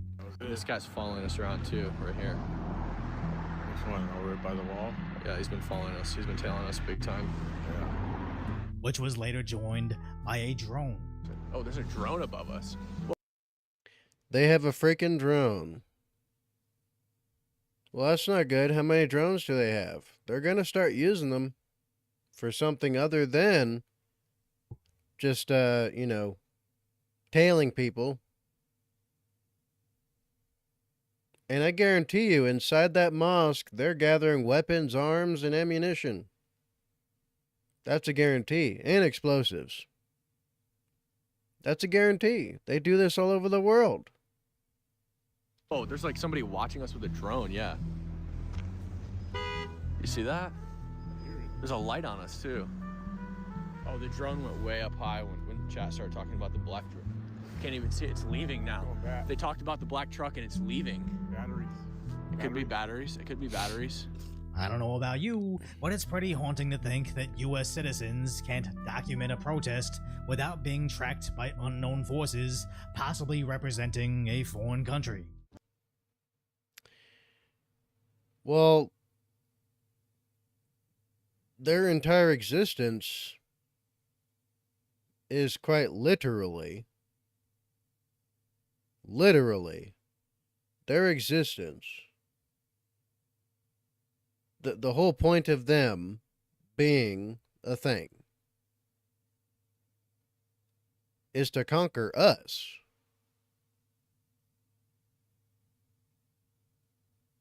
I mean, Takia is part of their religion. Do people know about this? Takia?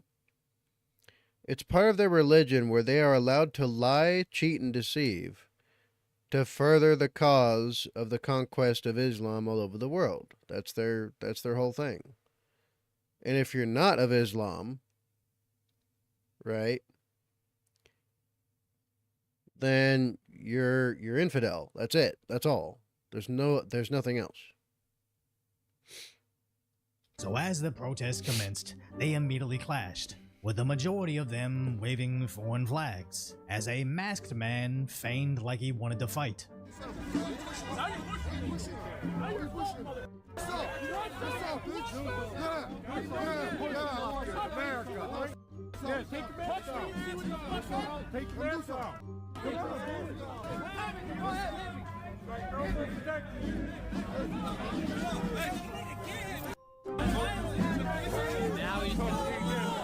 It's interesting how he postured like he wanted to punch him, even beginning to take off his mask, only to suddenly stop and almost wait for someone to step in between them, as this didn't look like a fight he was going to win, so the police were protecting him more than anything.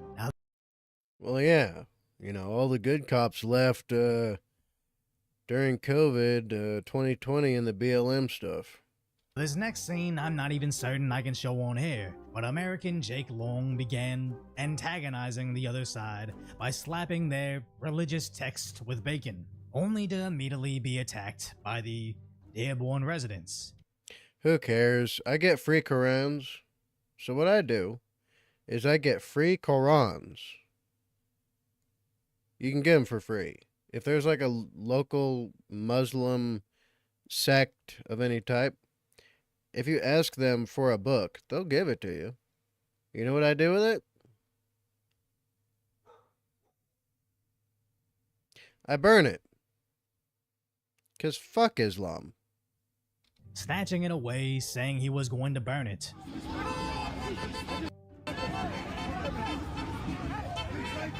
As they also sucker punched Long, luckily doing next to no damage.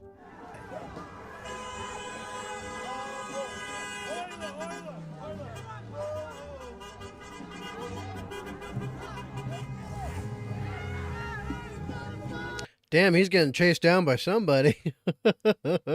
Good. Good. Chase him down. Crush him. And luckily Long didn't get hurt, but sucker punching someone should be a felony, but for some reason, he was simply allowed to do it right in front of the police, who did next to nothing to protect the American, or at the very least, freedom of speech. Well, of course not. Of course not. Friggin', you know, if you have, because from what it sounds like and what I know of these things so far, right, because this is reflective of, you know, pretty much everywhere Islam is present. If you are not of the correct sect of Islam, even in a nation of Islam, the police will not protect you. In fact, they'll arrest you. Oh, you're a Shia, and you're in a Shiite majority place, and the police are Shiite? Okay, well if they feel like you've done anything wrong for any reason, heck, they might even kill you. And if you're in a nation or a nation that is majority Islam, and there's minorities that are like anything else, period, they will straight up persecute you, and they will protect the Islamics. Commander Wolf, okay, Badger, if still on, I'll be back in a bit. Going on dinner break and phone's below 20% charge. Okay, I get you. But yeah, and then if you're in a place that has accepted Islam,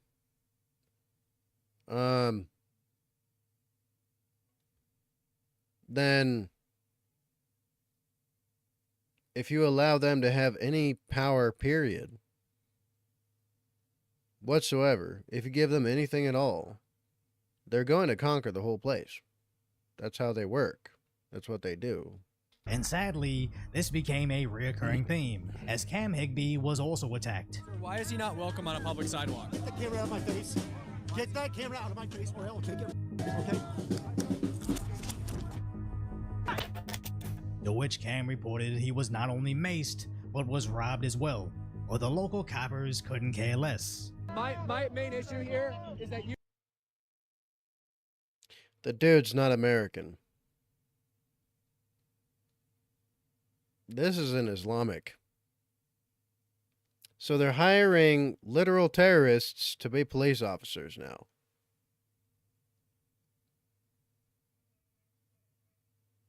Just like with communism, you don't vote your way out of Islam.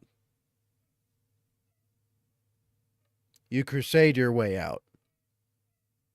That's the only thing left here, it seems. If you've got one Muslim police officer, it's over. You said I could go into the station later and file a report. He's in black bloc. You're never gonna find him again. Yeah, that is police work. It's lazy. So you know that a crime happened. Yeah, he's not an American. Or he's not originally an American. Period. And you're gonna let it slide because why? Then go arrest him. You can tell by the way he's talking, too. He's got a very definitive Middle Eastern accent. Okay, find me somebody who can. At the moment, I can't leave my post. Oh, shit. Yep. The police department's captured. These guys are LARPing. They're in police uniforms, but they're... I could be wrong about this guy, okay? I could be wrong. But the fact remains that the police are non-American. This guy is quite obviously, at the very best case, just doing his job. So just accepting orders, just like the Nazi, camp guards. Or the Gulag guards in Russia. Worst case, he's what he sounds like. Okay, yeah, find the police report after he's gone and you'll never find him again. This is lazy police work. And Cam calls out how it almost seems. Blackwood, my brain is not comprehending. If you get your papers and be an American citizen and join the force, you have a code creed to uphold. What you're not, the reason why it's not making sense to your brain is because you're thinking of it from the standpoint, right, and perspective of a Westerner, right? You're a Westerner. You're part of Western civilization more than you're part of Islamic civilization. Islamic civilization and culture, beliefs, thoughts, opinions, ideology, they're all entirely different. Right? They are literally existing in antithesis to you and me. Islam's been trying to conquer the West for thousands of years. So, if you think about it from the perspective of, I am of Islam, right? And therefore, only those of Islam are those for whom I put the uniform on.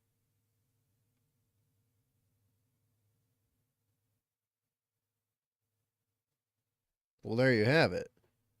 And remember, part of their religion and culture is called taqiyya. They are literally religious. Part of their morality and ethics is to lie, deceive, manipulate, cheat, steal. That's why they're allowed to commit terrorism, but you're not allowed to stop them. You're evil if you go after all the terrorists.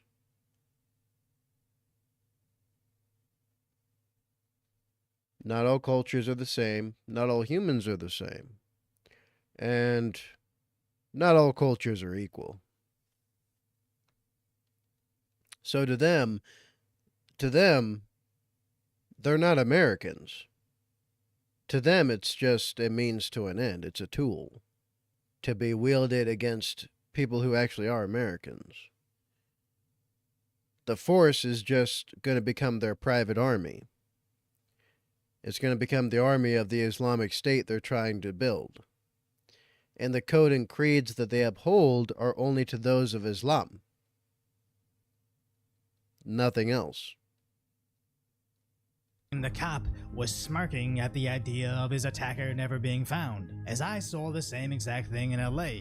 They're so desperate to downplay the crime rates that they make it as difficult as possible to report the crimes. From saying report it online to getting your online report rejected days later, saying go into their local substation that by then these journalists are likely not even in the same state. As the Dearborn police look legitimately scared of their mob. Officer, why are they able to make threats unfettered? Why do they have total impunity out here? They've attacked me, they pepper sprayed me, nothing has happened. They punched Jake in the face, they sprayed Jake. They have total impunity. This is the best police department here. See, this is why I wish I had a security company already. And I had, like, you know, a couple hundred veterans. Because then the communities of Dearborn could hire us to protect them. And under contract, we would ensure in the small print that if necessary, we could fight suspected terrorists, right? We could secure against and ensure safety against suspected terrorist organizations. And the Dearborn Police Department would be listed in our company's BOLO of being suspected terrorist organization.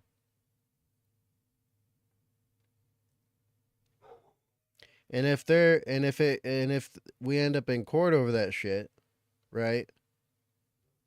Then we can go into discovery where they have to turn over all their records, all of their communications, and everything they've done. And if it holds up to where they've been accessory to attempted terrorism or planned terrorism or conspiracy to terrorism, federally, they would be absolutely screwed. And I would ensure it goes to a federal court every time, not a local court. Because the local court, you know, is going to get packed with Islamics as well. So if I had like 100 combat veterans hired in a security company, and these freaking evil suckers showed up, mace and pepperballed all of them right in the eyeball. Next thing you know, they're going to bring knives. We'll answer with guns. They bring guns. We bring more guns.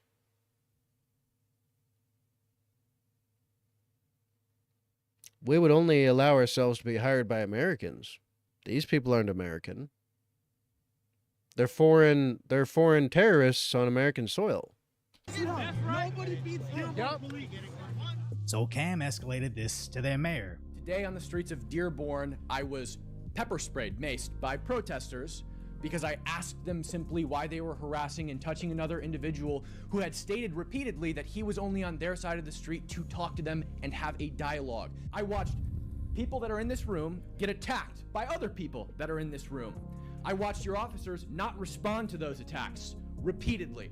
I feel like a Demi, a second-class citizen. As it sadly seems that he is indeed a second-class citizen in this specific American city, where we have seen the left pick and choose on when to enforce a law, whether it be for Democrat activists, non-citizens in blue cities, or even Antifa.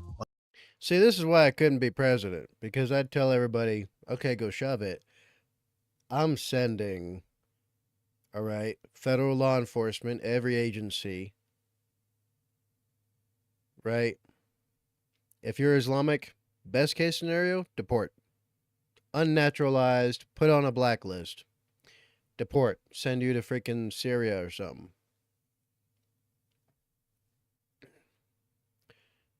Worst case scenario, we end up going to clear every freaking house of the Islamics. That's the only way to do it.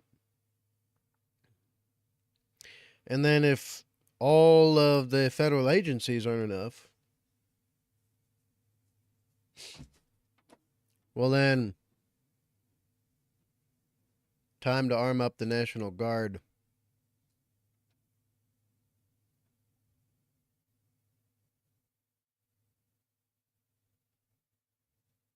If I was president, I'd be like, oh, you got non-Americans attacking Americans, huh? Okay. Arrest the mayor.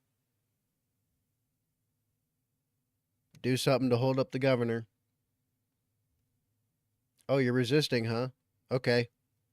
You're suspected of terrorism. Everybody's going behind bars for investigation. Get all the Islamists out. All of them. But this is the first time we've seen them selectively enforce a law seemingly based on religion, as even into the evening, Christians continued to be surrounded and attacked. Hey, why you throwing rocks at me? Later saying he was spit on. He got spit on. He didn't touch anyone. He got spit on. But the only arrest I saw was one of the conservatives. Officers, what are you arresting him for? Now, interestingly, those inflatable fools in animal costumes came to protest on their side. It's ironic how the left is constantly crying for open borders, but bringing in a large population that is twice as socially conservative than the American right, which will likely be the end of all their liberal values and progressive movements. Not to mention in London, they're outright telling this to leftist activists. No need for that. We're on the same side, bro. Yes, we are, bro. Just because the left marches in lockstep with every single talking point the Democrats put on social media doesn't mean this group of newcomers is as easily controlled as American liberals. And if the media was responsible, they'd be educating them on this concerning eventuality. That wouldn't help because these people are...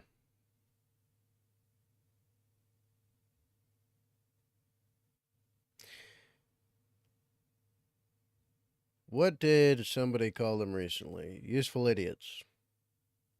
So it was leftists that helped the Iranian regime that Iran has now get into power. And then what happened immediately after the Islamics got into power with the help of leftists? They slaughtered all the leftists. Every single one. There's none left in Iran. Every liberal, every leftist was slaughtered. Beheaded, chopped to pieces, burnt alive, used as target practice. It's no joke. Look at what happened with the Iranian Revolution.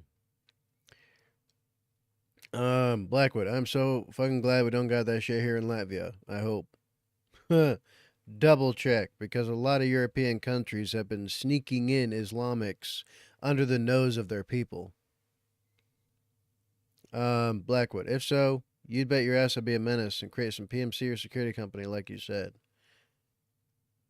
I'm trying. It's just progress is slow.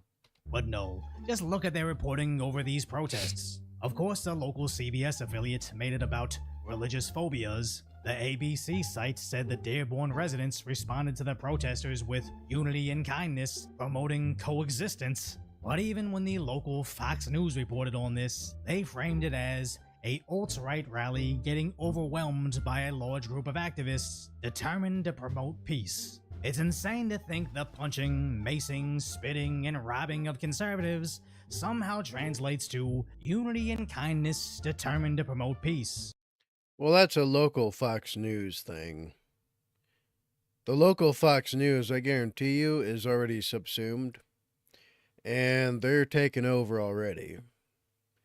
So if you have like local Fox News somewhere, they could be the same as CNN. If they're staffed by all the same people from the region, essentially. Unless you specifically discriminate based upon political ideology and expressed and spoken beliefs, you know, and such, you're going to get the same type of people. So it doesn't surprise me that a local Fox, news channel would cover it like they want it to be covered from the Democrat side. But without street journalists like Cam Higby, Brendan Gudenschwager, Haley West, and award-winning journalist Nick Shirley, the public would only think the alt-right attacked the peace-loving Dearborn residents. But what's happening in Dearborn, Michigan should be a warning to the entire country. The corporate media should be informing the people of how this could potentially be your community, but for some reason they're even willing to destroy their own credibility to conceal this. So if you Well, there we go. From Decoy Voice. I like Decoy Voice. He's good at this stuff. There's a link to video.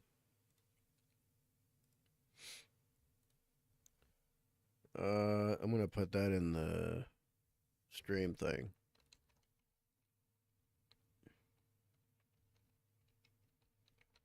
Content. Link. Bink. Done.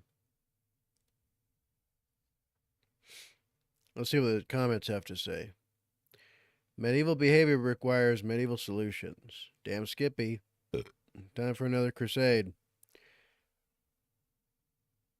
Someone said, I remember when they silenced church bells because they bothered people.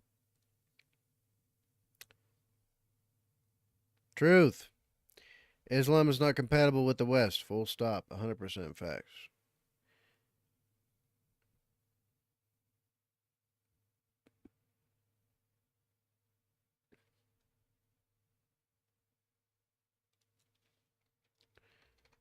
Time for another crusade.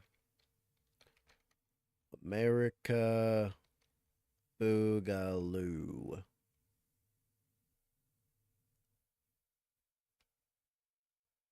Oh wait, I forgot. Time for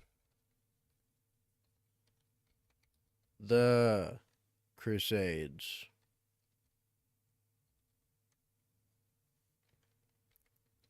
The Crusades Part 2. America Boogaloo.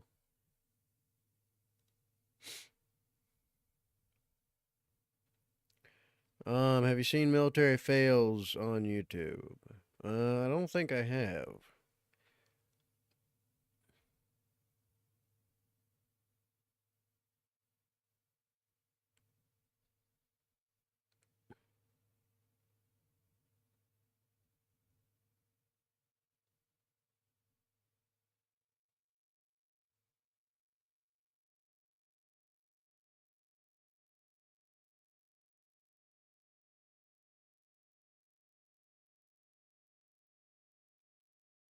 Military Fails, you say? Damn, a lot of notifications. Whatever. A lot of them, some are funny, some are painful to watch. I don't know if I'll be able to laugh that much, but we'll see. Is it just Military Fails and you look it up? Military Fails.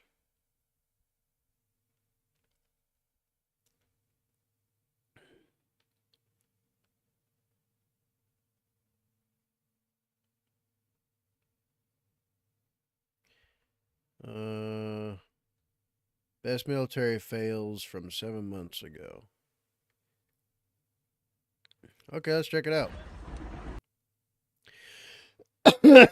Oh, I think I've seen this a time or two. In real life. Let's check it out. Oh shit, that's a dud. Run, run, run, run, run. Yeah, sometimes what'll happen is that when you hang around and it drops, it's a dud. Well, not exactly a dud. It's still UXO, unexploded ordnance. But you treat it like it's going to go off any second. You clear the area, you call EOD.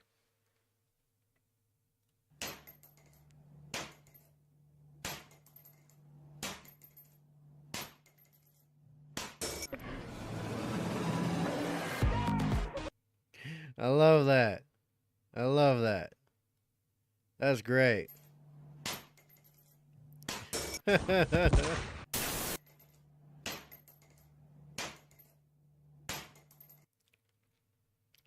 freaking, I thought something was weird because I was like, wait, is that like an air gun or something? Because I didn't see the action moving at all. And that's not enough recoil, even for a gun that tiny. And it looks like these guys are...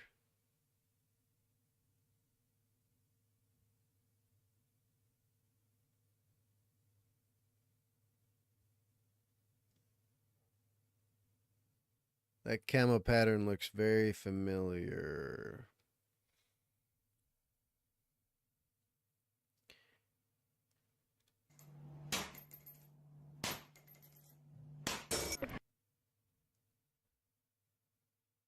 Looks familiar. It could be somewhere in Asia.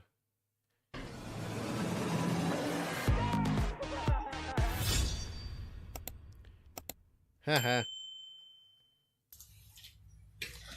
Для того, чтобы они сработали, значит, мы отгибаем усики, вытаскиваем чеку, отжимаем скобу. Ой, блин!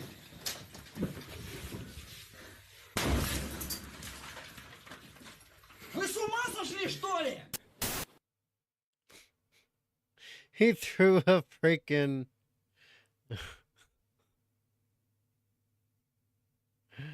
Oh, shoot. That's something Russians would do. That's absolutely something Russians would do. Although I couldn't tell if that thing was a training sim frag, because they do have them. Or if it was real, because they look exactly the same. Отжимаем скобу. Ой, блин!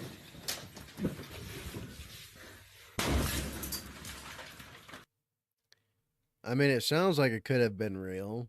Although their sims are the same as are pretty similar. They just don't have, they're just not made to be, because our sim grenades freaking, it's got a shell, and then it's got a very light explosive charge in the center. And it's basically just a percussion cap. So they can reload it, screw it back into the shell. Because the shell of the grenade is meant to mimic the actual grenade, the heft, the weight, and everything. And then, you know, you take off safety, pull the pin, chuck the sucker.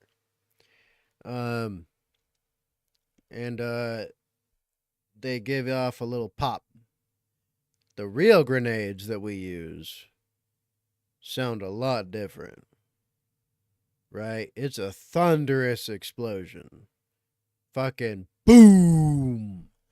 Right? And it sends shrapnel in a bunch of directions. Unfortunately, not as much shrapnel as I would like to have in my freaking grenade. Which is why I was happy when we got other grenades besides the standard one. But yeah. But yeah, that's... He's lucky it wasn't something like, you know, because I don't think that was a full grenade. Otherwise, that would have hurt a bit. Вы с ума сошли, что ли? He came out like, what was that? Ready. Another grenade, another fail.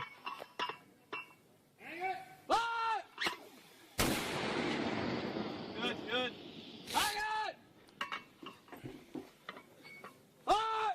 Oh! Don't throw that.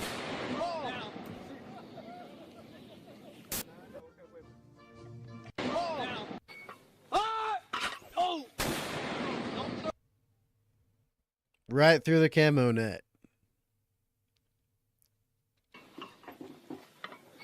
Oh! Don't throw that.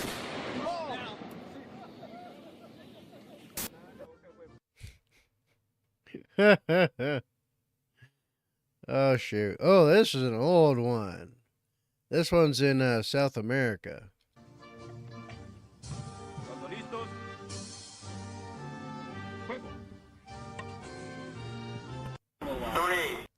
Frickin' dud. Well, a misfire, whatever. 2, 1.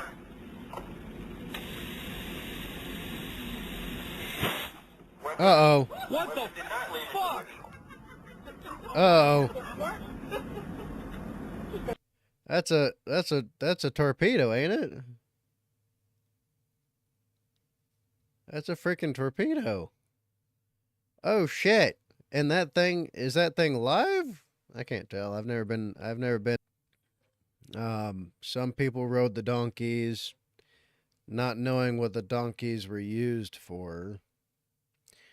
You know. And then bikes. Rippets, dude.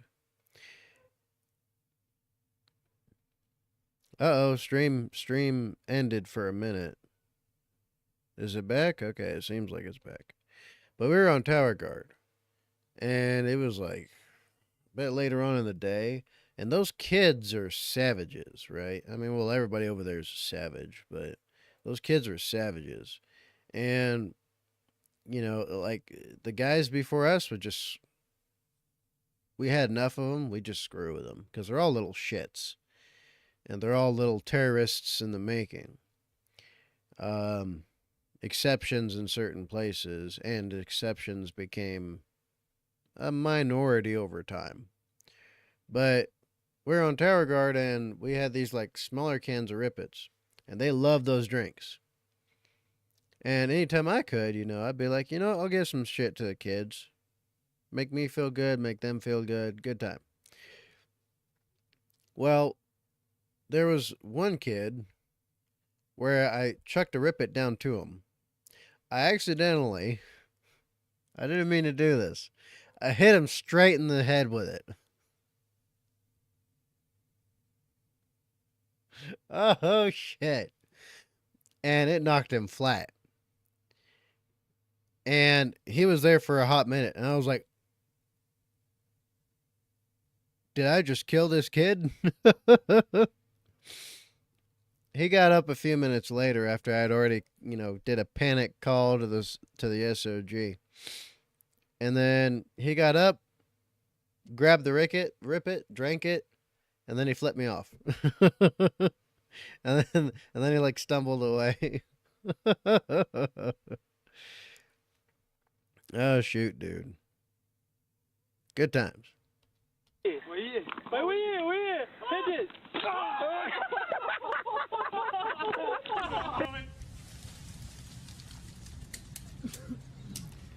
Oh shoot. No. He almost got shot in the back of the freaking head with those retarded drills they do. Good lord, those, you know, extra saucy Slavs are retarded. What kind of drill is this shit? You got the second line pointing the guns at the back of the head of the first line. That is ridiculously retarded. Dude almost got his skull shot through.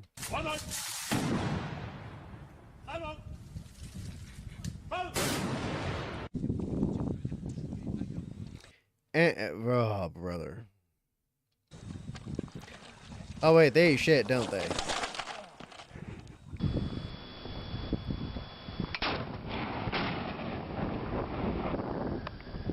Don't move, Proctor, don't move! Oh, man, him shooting that freaking...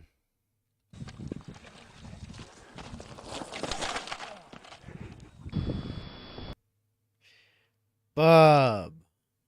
I'm pretty sure that's an AT-4. God damn. Those things could be fun, but they're... with the older ones, it was kind of hit or miss. Oh shit, dude. At least the rocket hit what he was aiming at.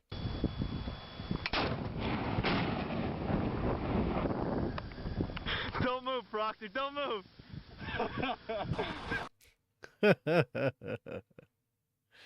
Oh Jesus. I don't know if I've told this story before. Okay, give me a sec. I gotta let Layla out.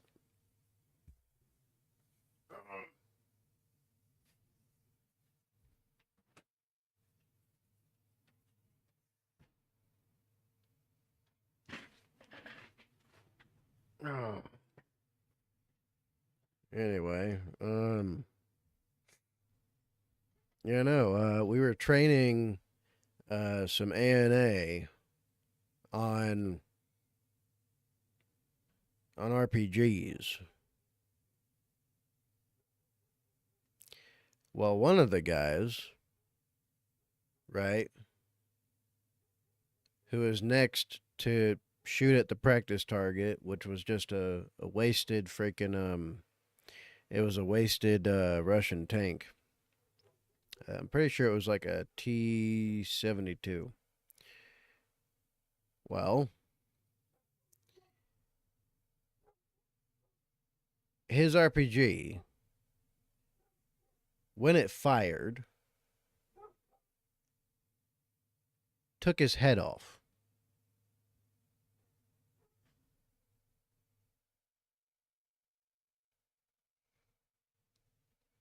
No joke. 1 second he was there, and we were watching him about to shoot. Then he pulled the trigger, and he had no head anymore.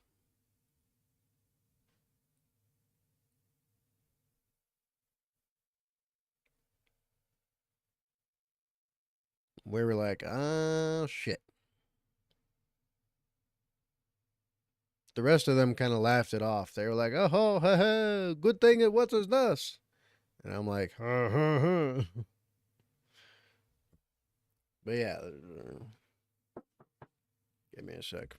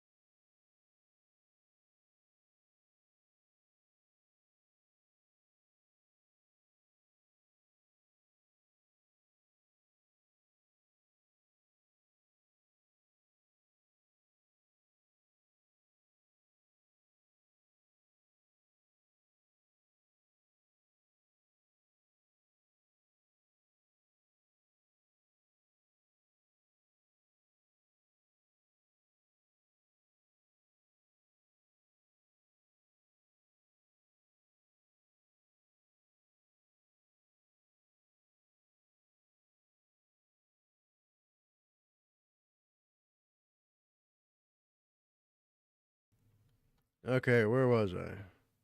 Oh, yeah, we were watching this, weren't we? Let's continue.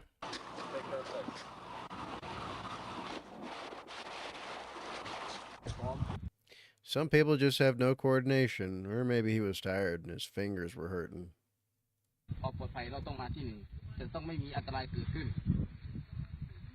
Oh shit, that's an RPG.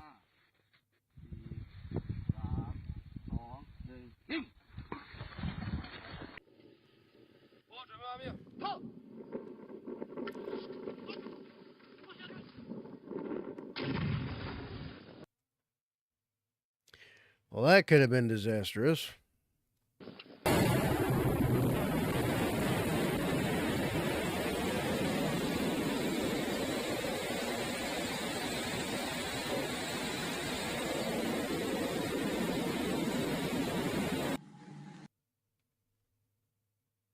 Did their chutes not open?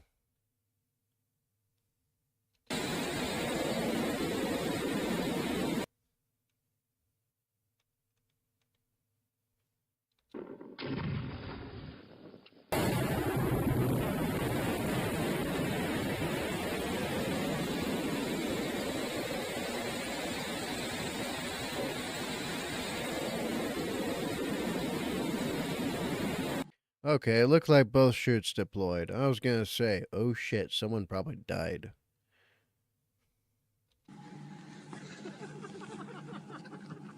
Oh, he's swimming through snow. Good time.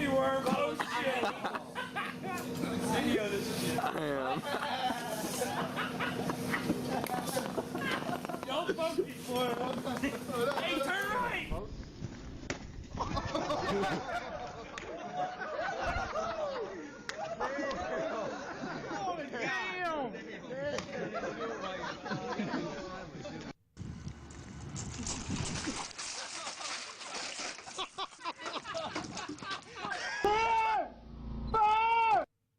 He was probably happy to be cooled down a bit.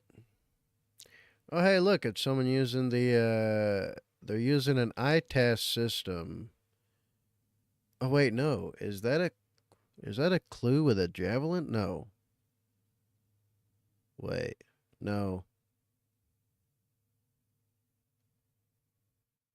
I'm pretty sure that's an ITAS. Maybe it's an ITAS? Or an ATGM. One of the two. I'm pretty sure it's an ITAS. I'm fairly certain of that.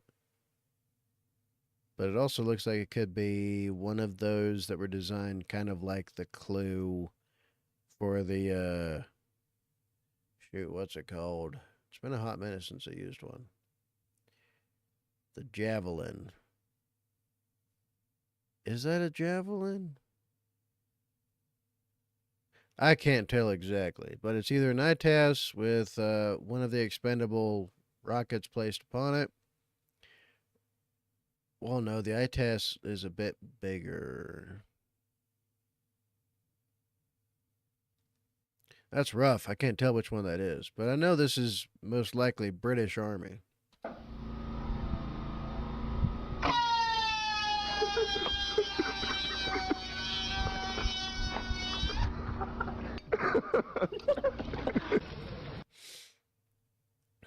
Ah, so they put a balloon in it. Well, ain't that funny?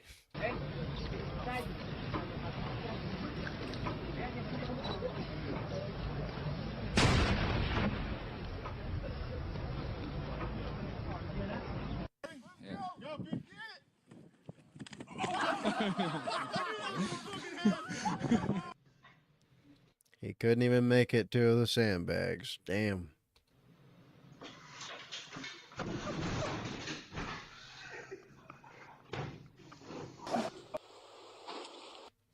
Oh shit, they're doing that in a chew.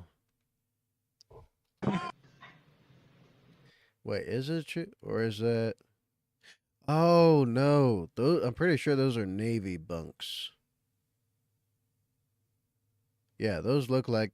I'm pretty sure those are Navy bunks. So these guys must be in some kind of basic or boot. Either that or they're at one of the training centers. And that thing on the floor that he's spinning around on, it's a floor waxing machine. Well, you could use it to strip the floor, and then you can use it to wax the floor, and to polish and shine the floor and shit.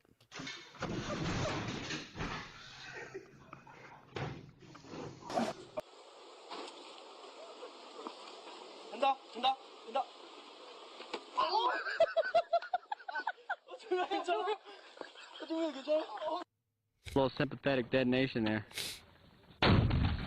Oh, damn. You got that from...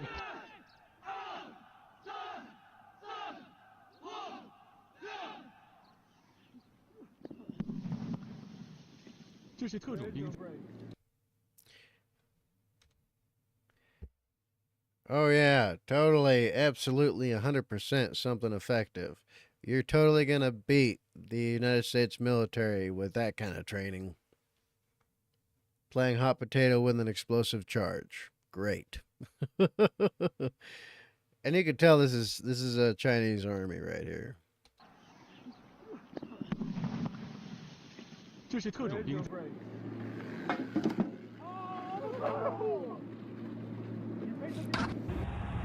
In Iraq with the bikes, of course.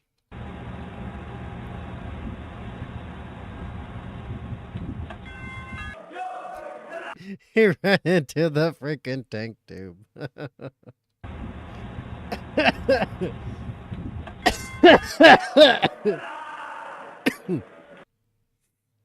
Oh man, good times. This is all like a nostalgia trip for me.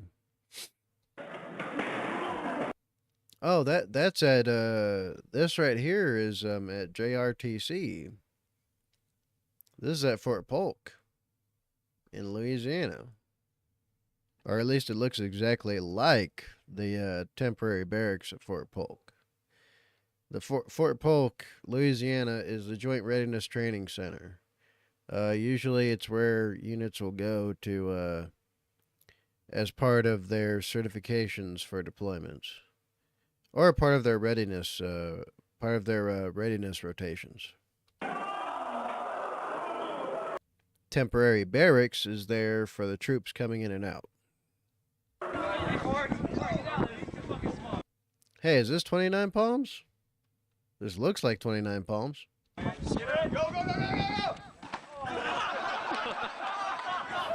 Having the dude that only weighs 120 pounds soaking wet jump up on the dude that's like 6'2" and 250 pounds wearing armor.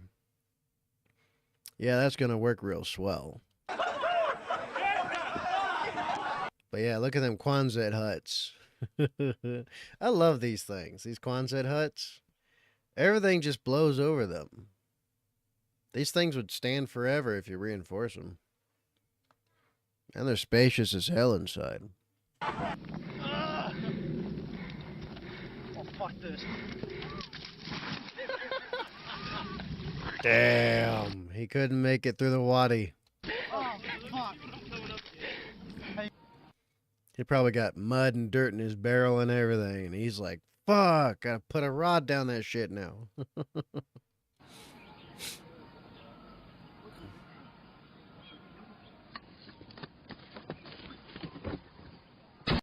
Damn, dude face planted when he went in too. Did you see that?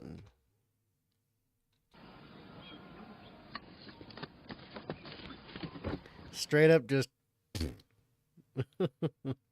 right before he went in the hole.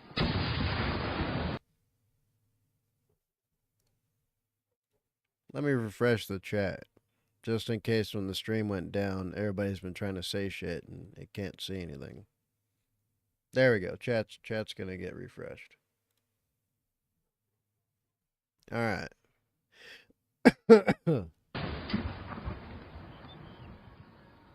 Я вот сейчас вот так две плитки лампсом. Тени.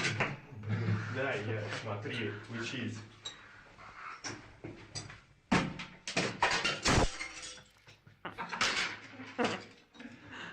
There you go. Work smarter, not harder. There we go. That's using your noggin.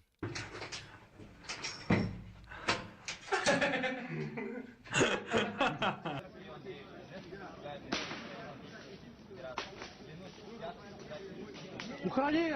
Уходи, уходи! Стол! Стол! Freaking tree falls down on the formation. That's always a bad day. Не танцуйте! Двумя руками толкайте! Вперед!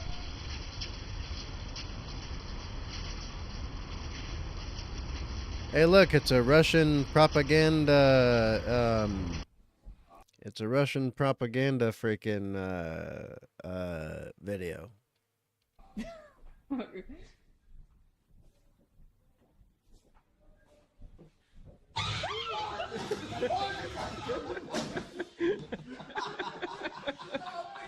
Dude straight up did barrel rolls like he was trying to dodge incoming fire.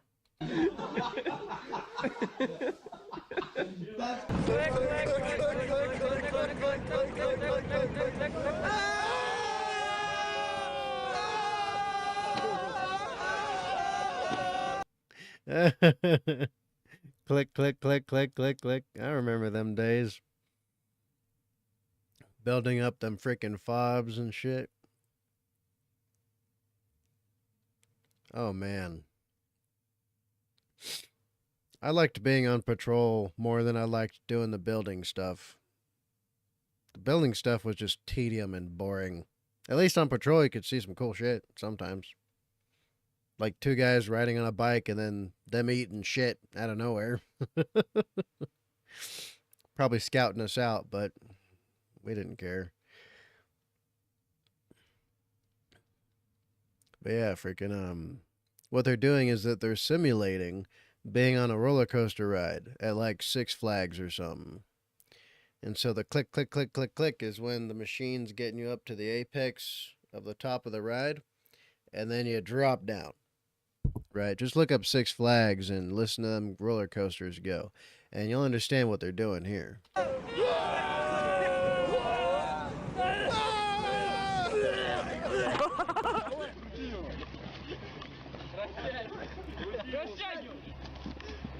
Давай, раз, два, три.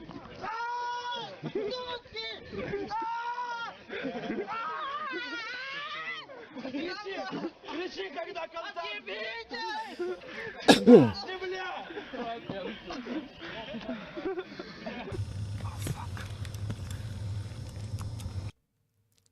This is British Army. I'm very certain of this.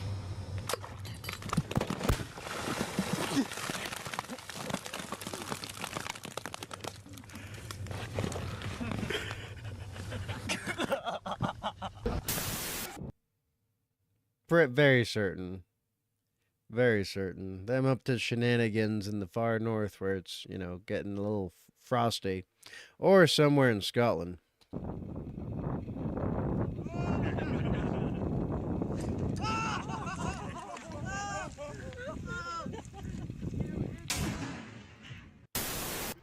Thankfully that was a sim grenade.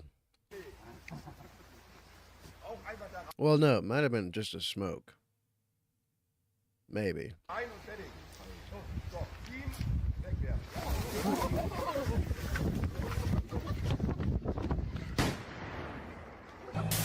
Yeah, smoke. Or a sim. One of the two. There's different types of sim grenades. They're all fun.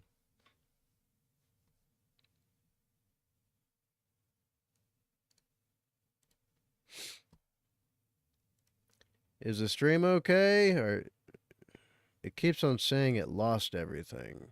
Is it frozen? Do I need to restart?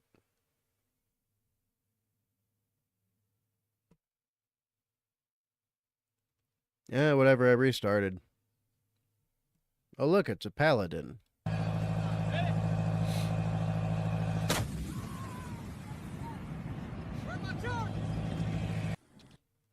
They're back there messing around, and he's like, where's my charges?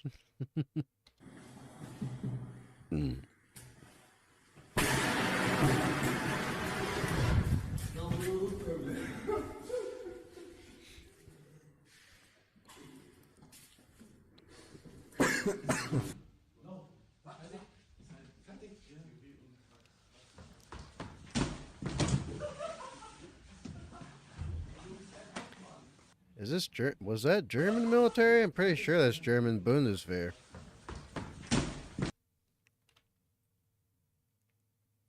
Yeah, they're German.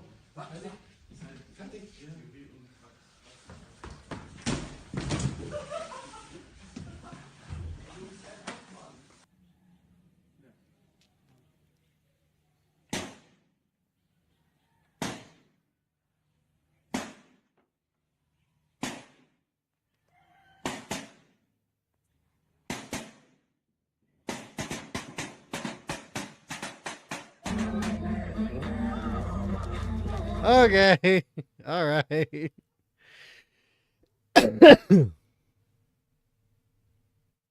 Okay, I get you, Commander Wolf. Yeah, no, I had to restart the stream because I guess it was frozen or something. Oh, with the shakes, with the shakes. У меня солдат спит, я слышал.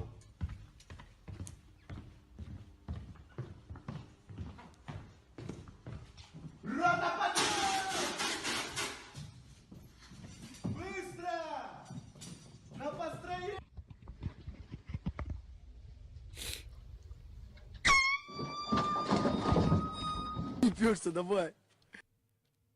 Damn, all those monitors and everything just screwed because somebody wanted to play a prank.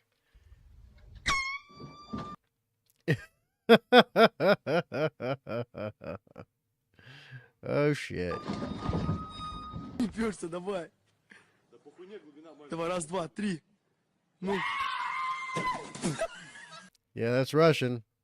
With the Vasatri? Vastantri? Something like that.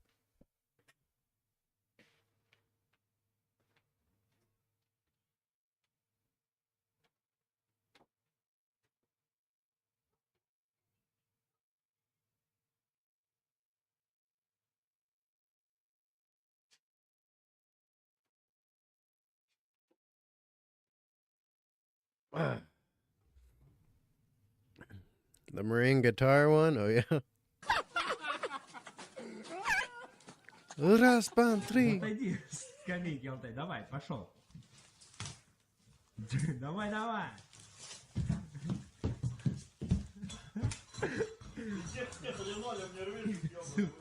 Пошел, блин. Come on now. Get your feet off them bars. Go. Just go and have a conversation about it. Just fucking do it.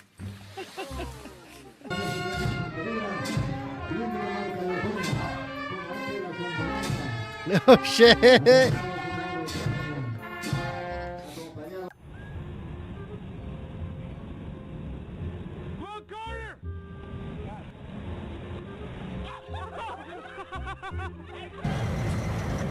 So unathletic.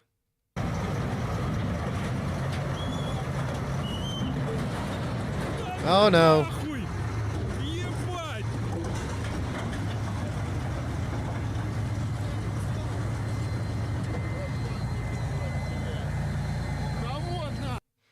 Yep, it flipped all the way over.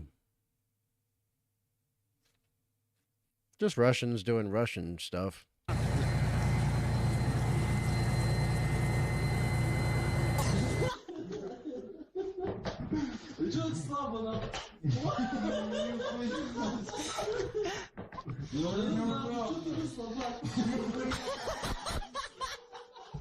Давай, с размаху прям с большого. А ты сильнее, главное, что ты девушку бьешь.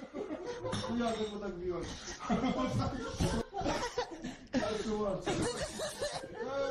Последний, там.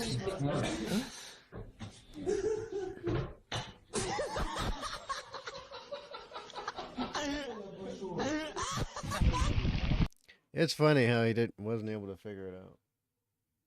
Oh, that was right there. Yeah, look, it's Marines.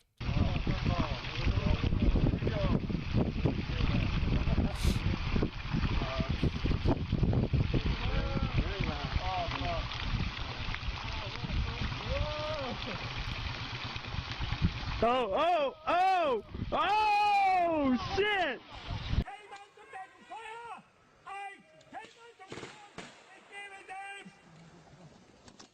Oh, he hit the tree. He hit the tree and it ricocheted back at him. He hit the tree that's right there. How do you do that? I remember teaching someone oh, who was it?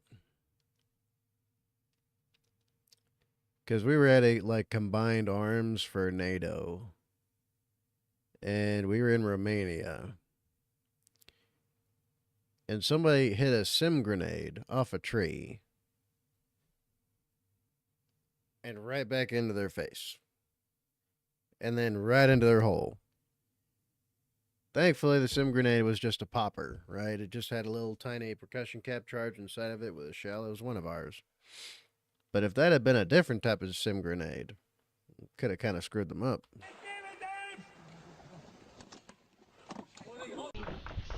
Just underhand, light underhand throw. You got it down to an arc. You got to pull with the flat surface. All right, hit me.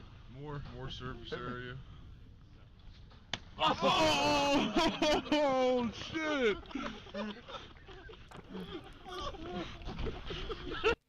Good thing he had that Kevlar groin protector right there. Came around just right. Ooh, that barrel's kind of hot, I think.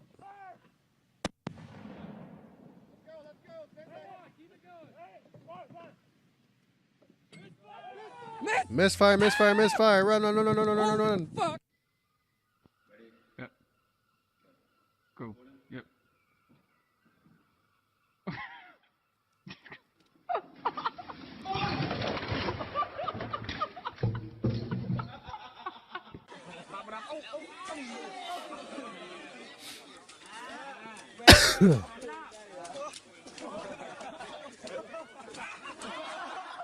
Oh, face first.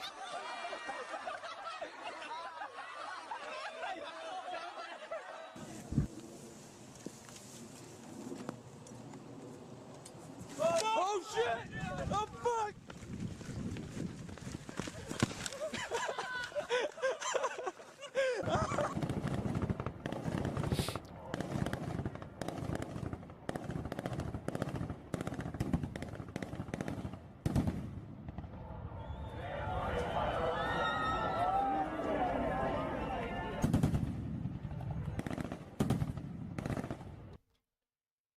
He straight up got ran over.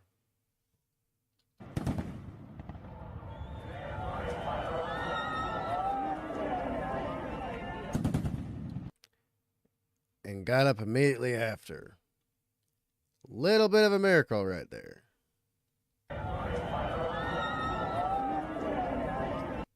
Those things must not be that well inflated or something, or he was just lucky.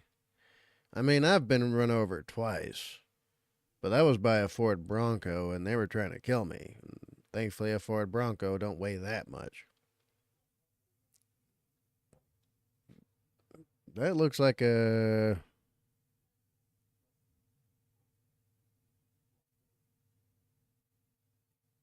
No, that's not a BMP. That's a, Oh, I forgot that. I forgot what that one's called. But anyway, he got ran over by that. Shit. He's lucky he was able to get up.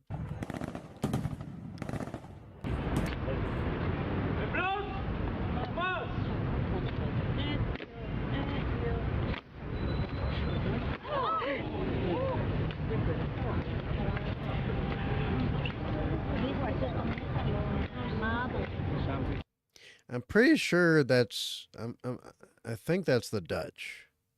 If I remember correctly, that's a Dutch thing, I think. I could be wrong.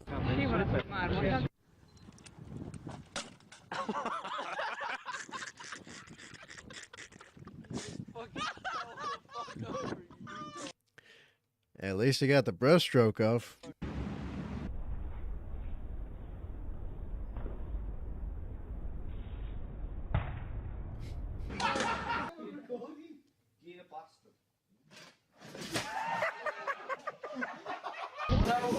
Steady, 1, 2, 3.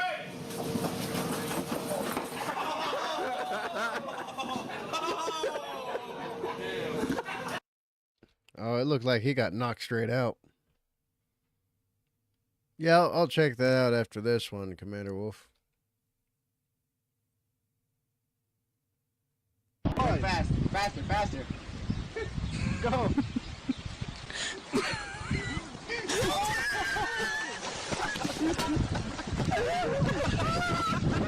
Oh, man.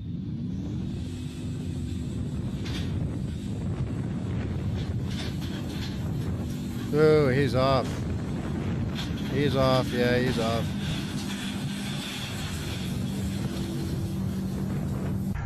And now they're basically trapped.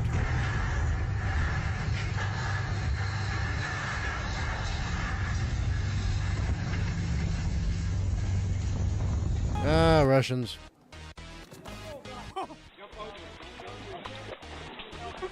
Oh, damn.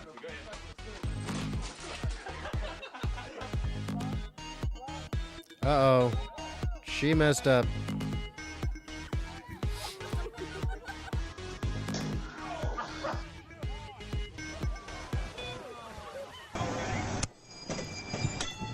Damn. Someone didn't do their headspace and timing correctly on that Ma Deuce.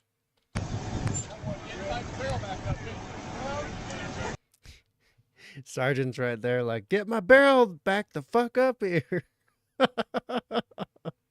There's an NCO for you.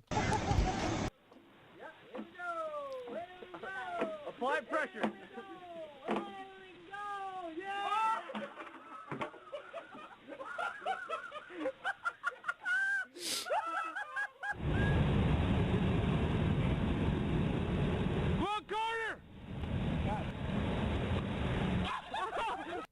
It's that one dude again who is pretty unathletic.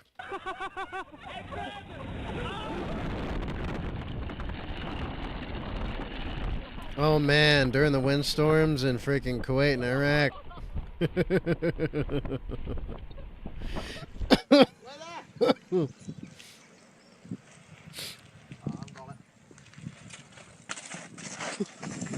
Damn, he just ditched. What was you hoping it happened? Just... Oh. Big smile, big smile.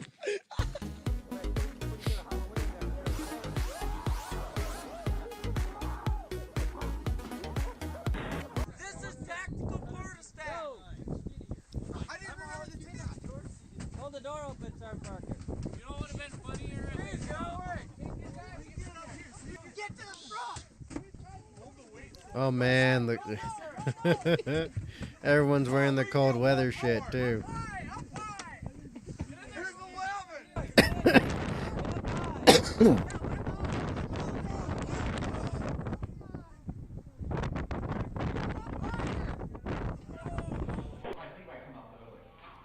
Oh, they got a good 12 guys in there. I got it on video though.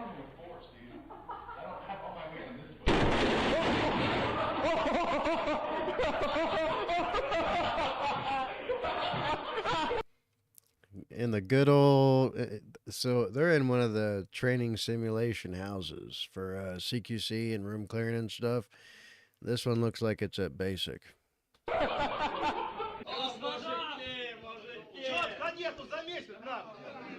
Давай, короче, запах переводится дух. Понеслась, давай!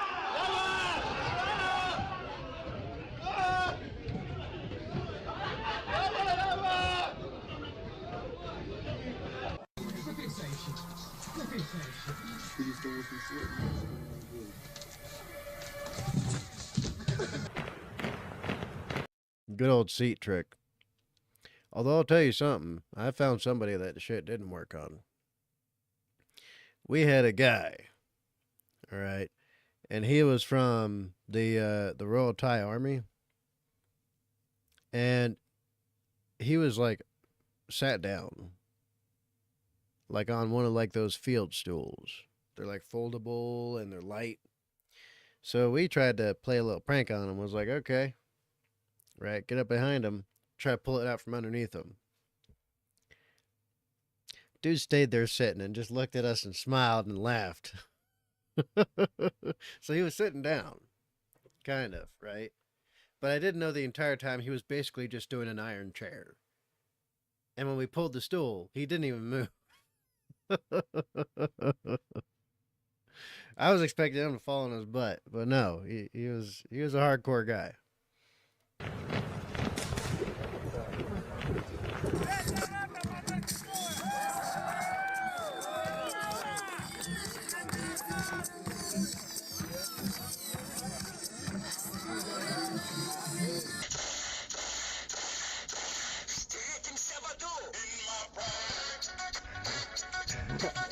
Свет.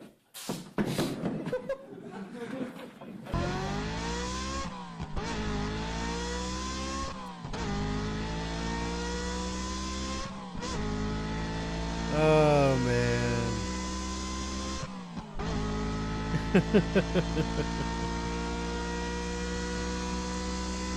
See, this is all the shenanigans you get up to when it's all the hurry up and wait.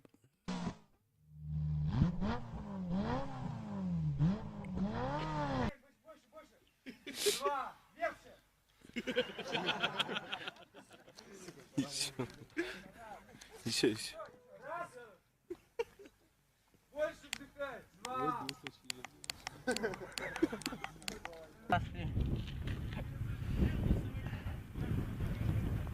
Ага, может, ты еще, блядь, без рук можешь, нахуй?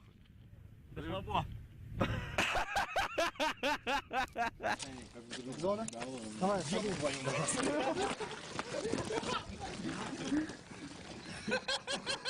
Что-то тепло.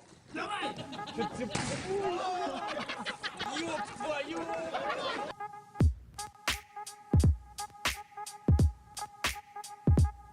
Oh shoot, freaking Canadian turkeys. Canadian geese, they will attack you. They're vicious little bastards. Freaking, oh brother. I haven't been chased by them because I don't run from the little suckers. I just kick them. But in some places, you get in trouble for defending yourself against wildlife.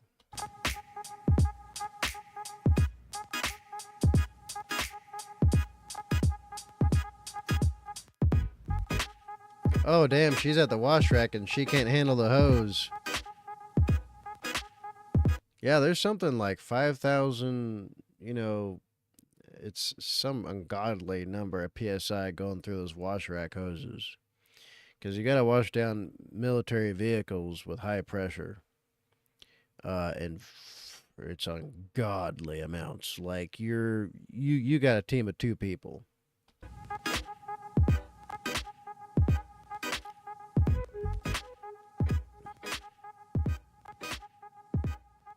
Airborne. There we go.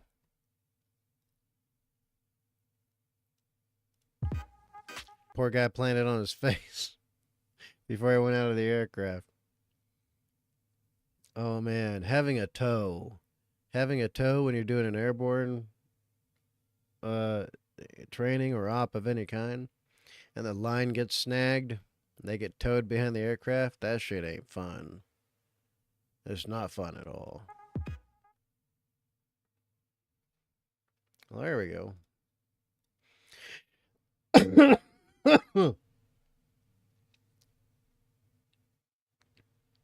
Oh yeah, I better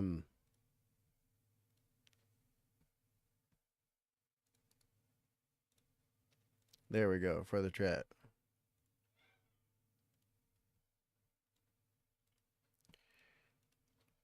Oh, hey. Here, let me check this one out real quick. I didn't know you played guitar.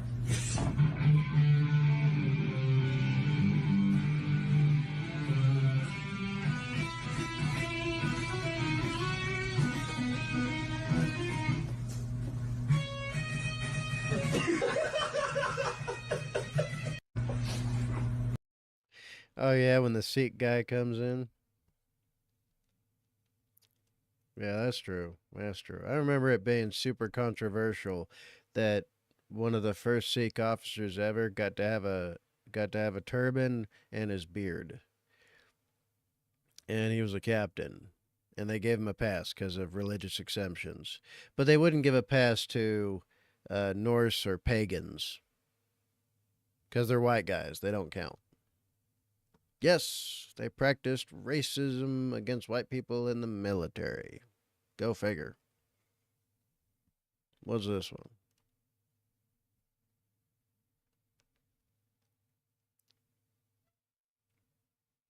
Okay, let's check it out.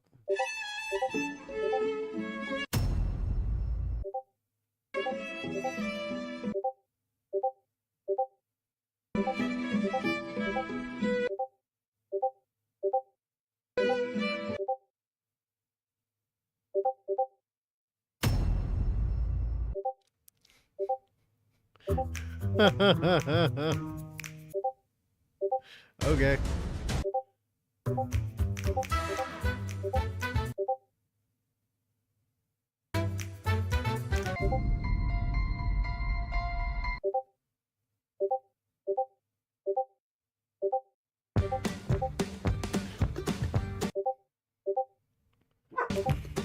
Okay.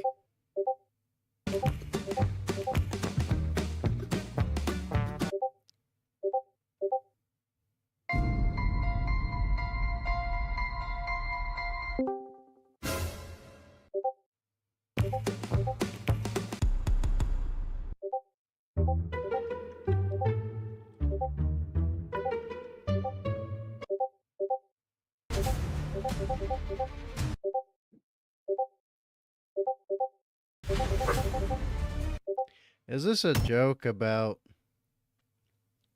Is this a joke about some leftist named Tatiana being like, conquering and stuff is bad? Ah. Is that what this is?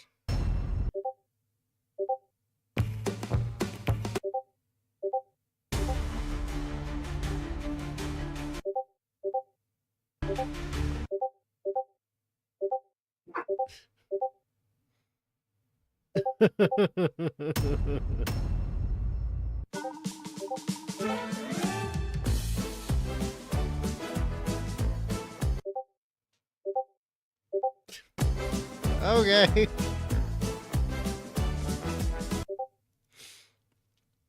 Oh shit. She's all crying and stuff too. Well, seems like an idiot leftist.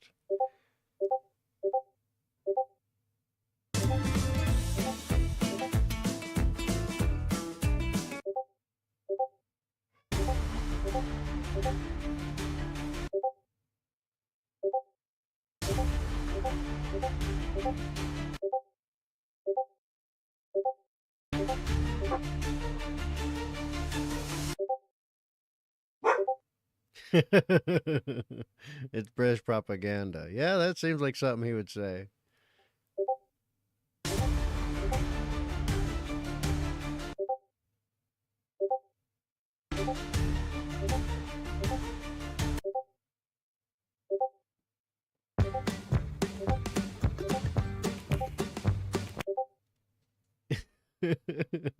Robespierre. Emperor?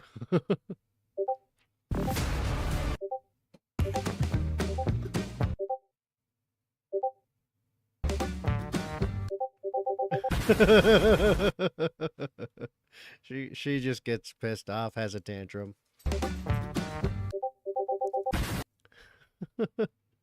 Pagah!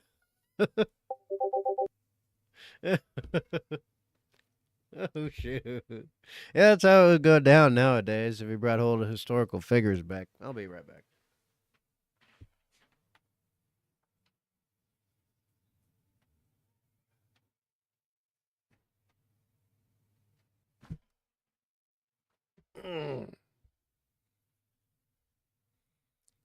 Fuck.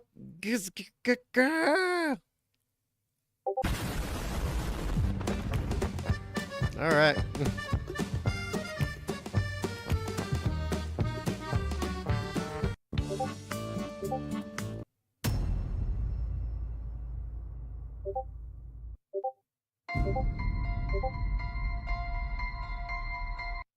Oh, yeah.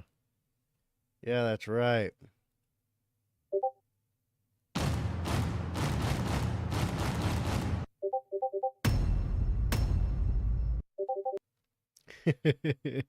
That's so true, too. That's so true.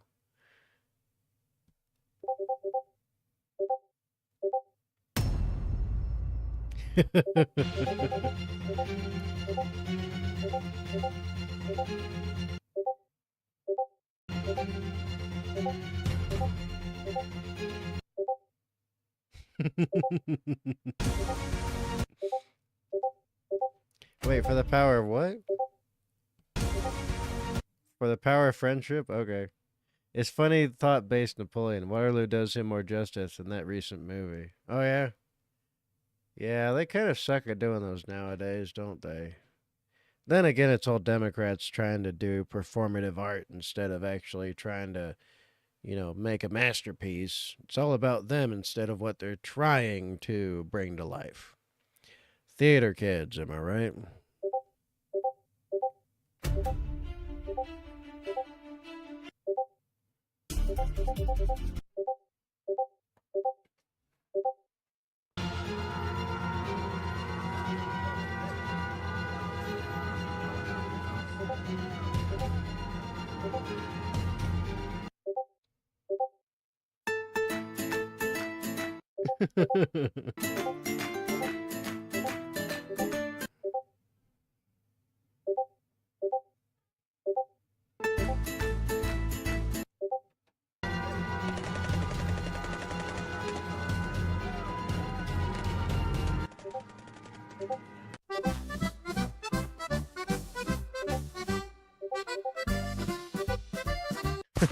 Take one step on that rope and I'll cut it. Oh, hello there.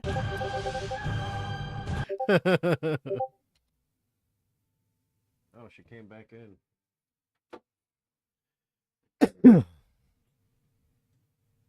That would be funny.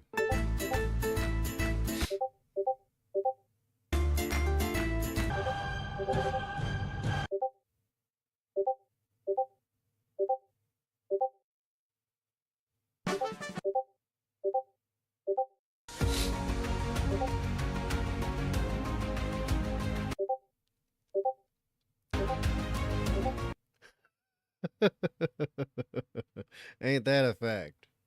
Ain't that a fact, especially nowadays?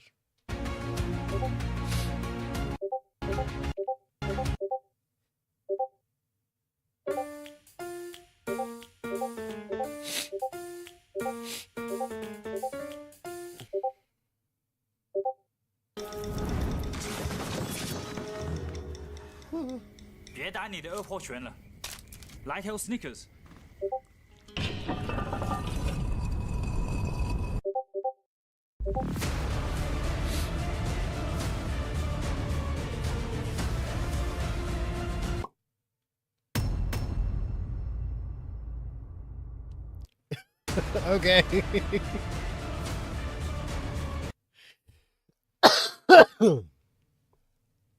It's kind of funny though. They're like, "Hey, USA, help!" And we're like, I don't feel like it."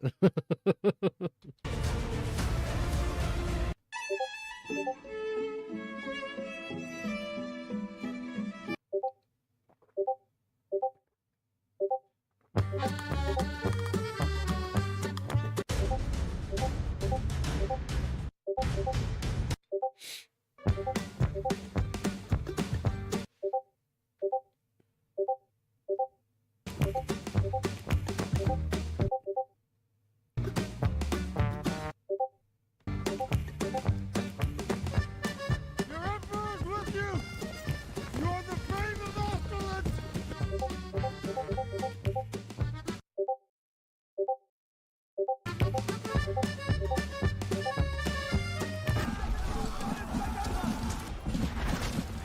Oh, hello there.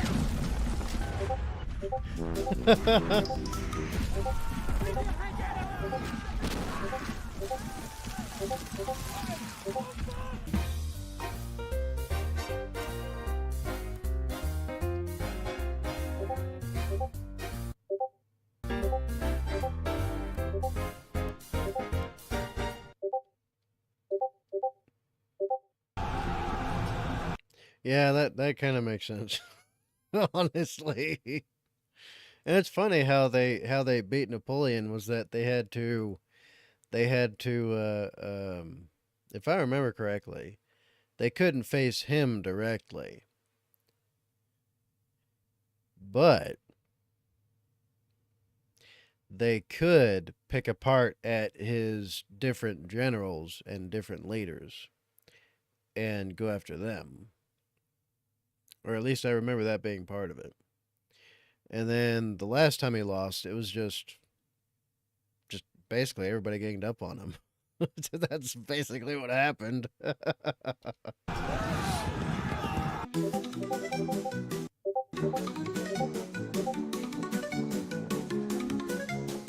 Hey, yo, what the fuck?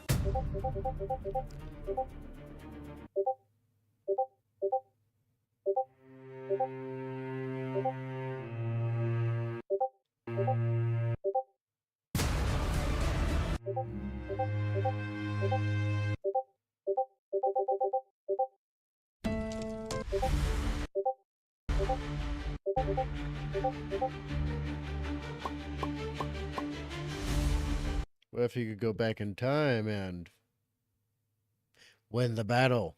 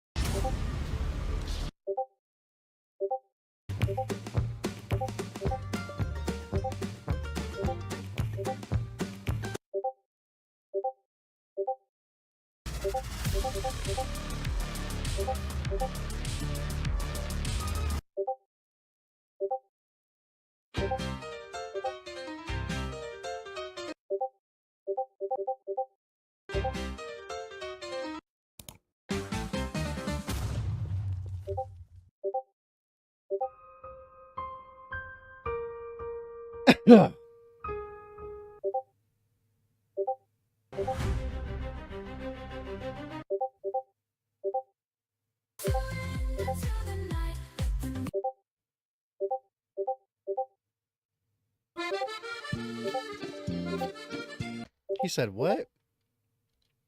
Does this look like an all right France to you?"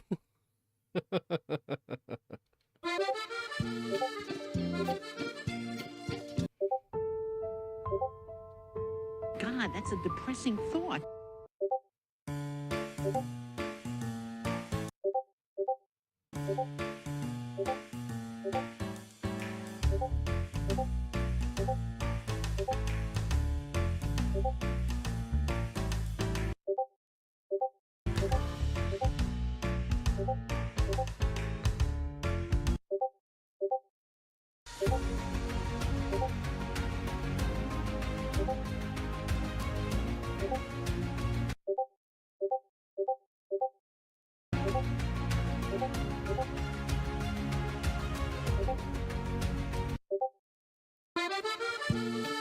Uh-oh.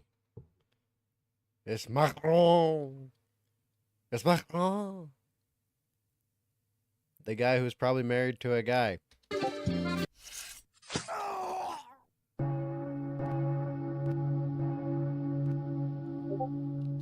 Yeah, Napoleon definitely would.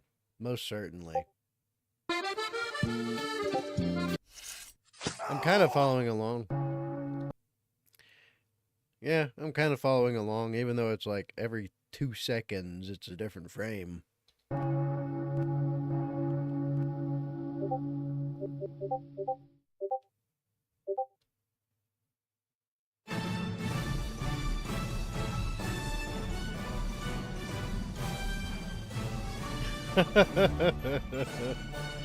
Of course, that's what he'd do.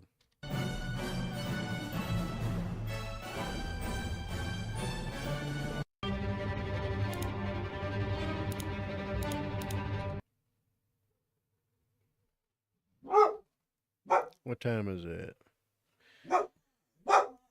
Oh, shoot. It's been going for a hot minute.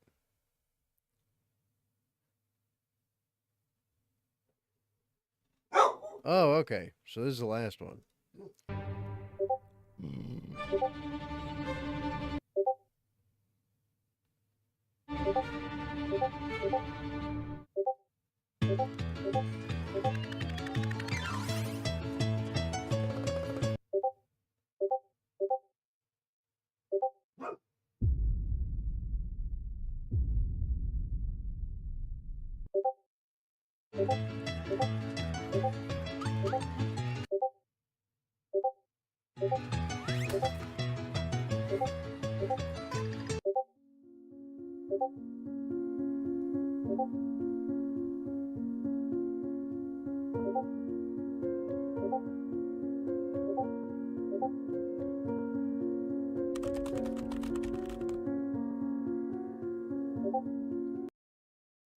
I mean, to be fair, would a modern-day Napoleon lead France to be better or worse? Anything would be an improvement over the current status quo, wouldn't you say?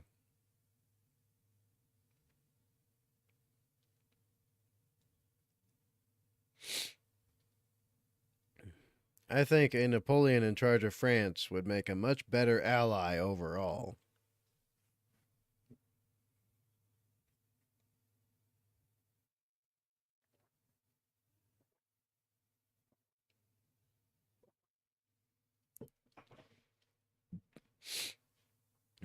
I mean, people try to say and be nice to them in the history books, but in World War II,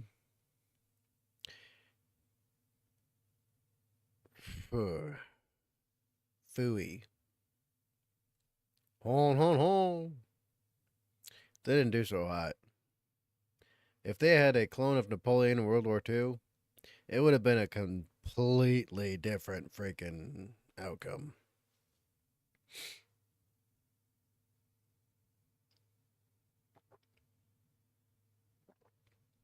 And today, France being led by Napoleon,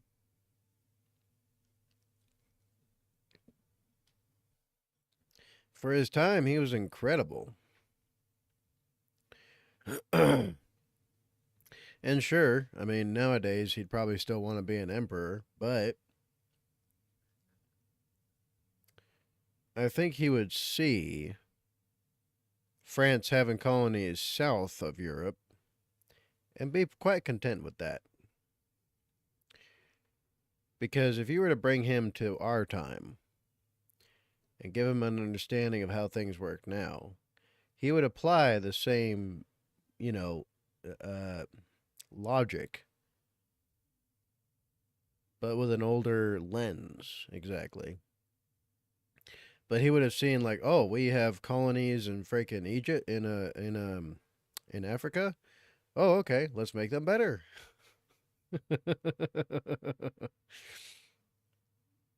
Right?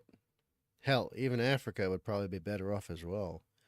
Everybody keeps treating that with kid gloves, like, oh no, we don't want to be seen as colonizers and whatever. And it's like, well, the people there, ever since all the colonies have disappeared, have seen zero peace since.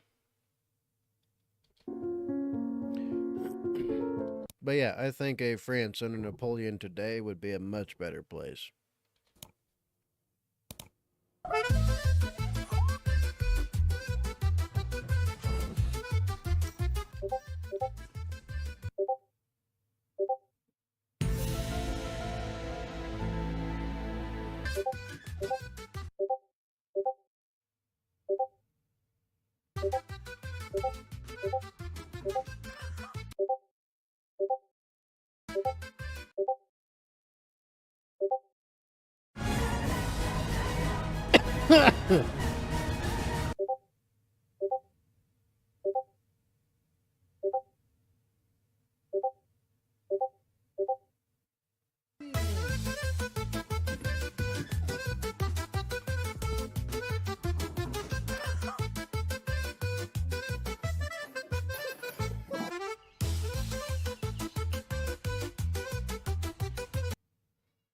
I mean, cats are cute, but too bad they're bad for you.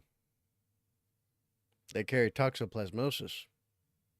You can get it just by breathing the same air as them. That's freaking ridiculous. No joke. Not kidding. Dogs are better for you, health-wise. Cats will give you all sorts of shit. Not to mention they found out recently, scientifically proven, fact check me on it, that cats carry stuff that causes people to do really weird animalistic things that were not related to human beings before. From a parasite that seems to control the brain of human beings in order to force them, or in order to make us perpetuate the reproductive cycle of the parasite. I'm not even joking. And it has to do with extreme hedonism, extreme reprobate behavior, and extreme degeneracy. that goes even beyond the norm for animals. Quite an interesting, fascinating thing.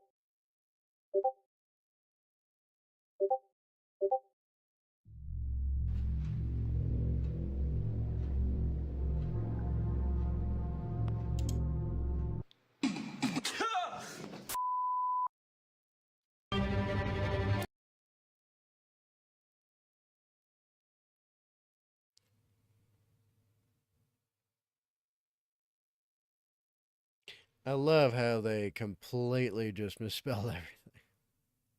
When you subjectuate, subjectuate.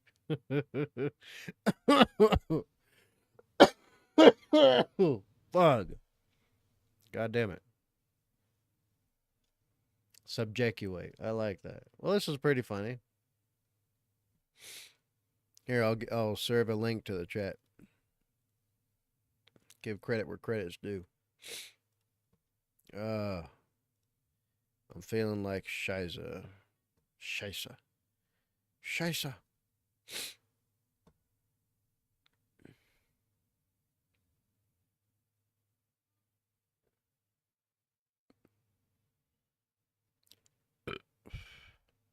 You spelt pole shift, Tim.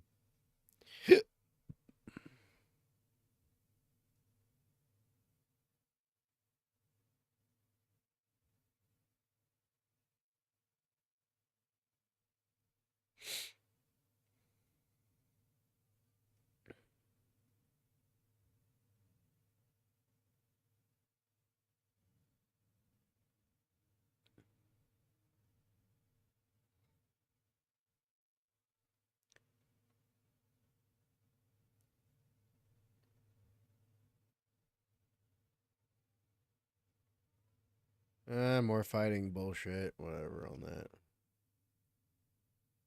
And this is just them reframing a freaking, yeah. Same helicopter, just new skin, essentially. What do you think? Nuxanor? Wait, didn't you have another one? Let me see.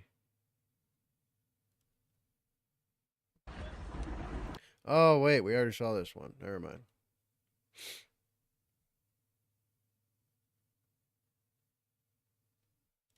Here, watch some Nux while I go pizzle.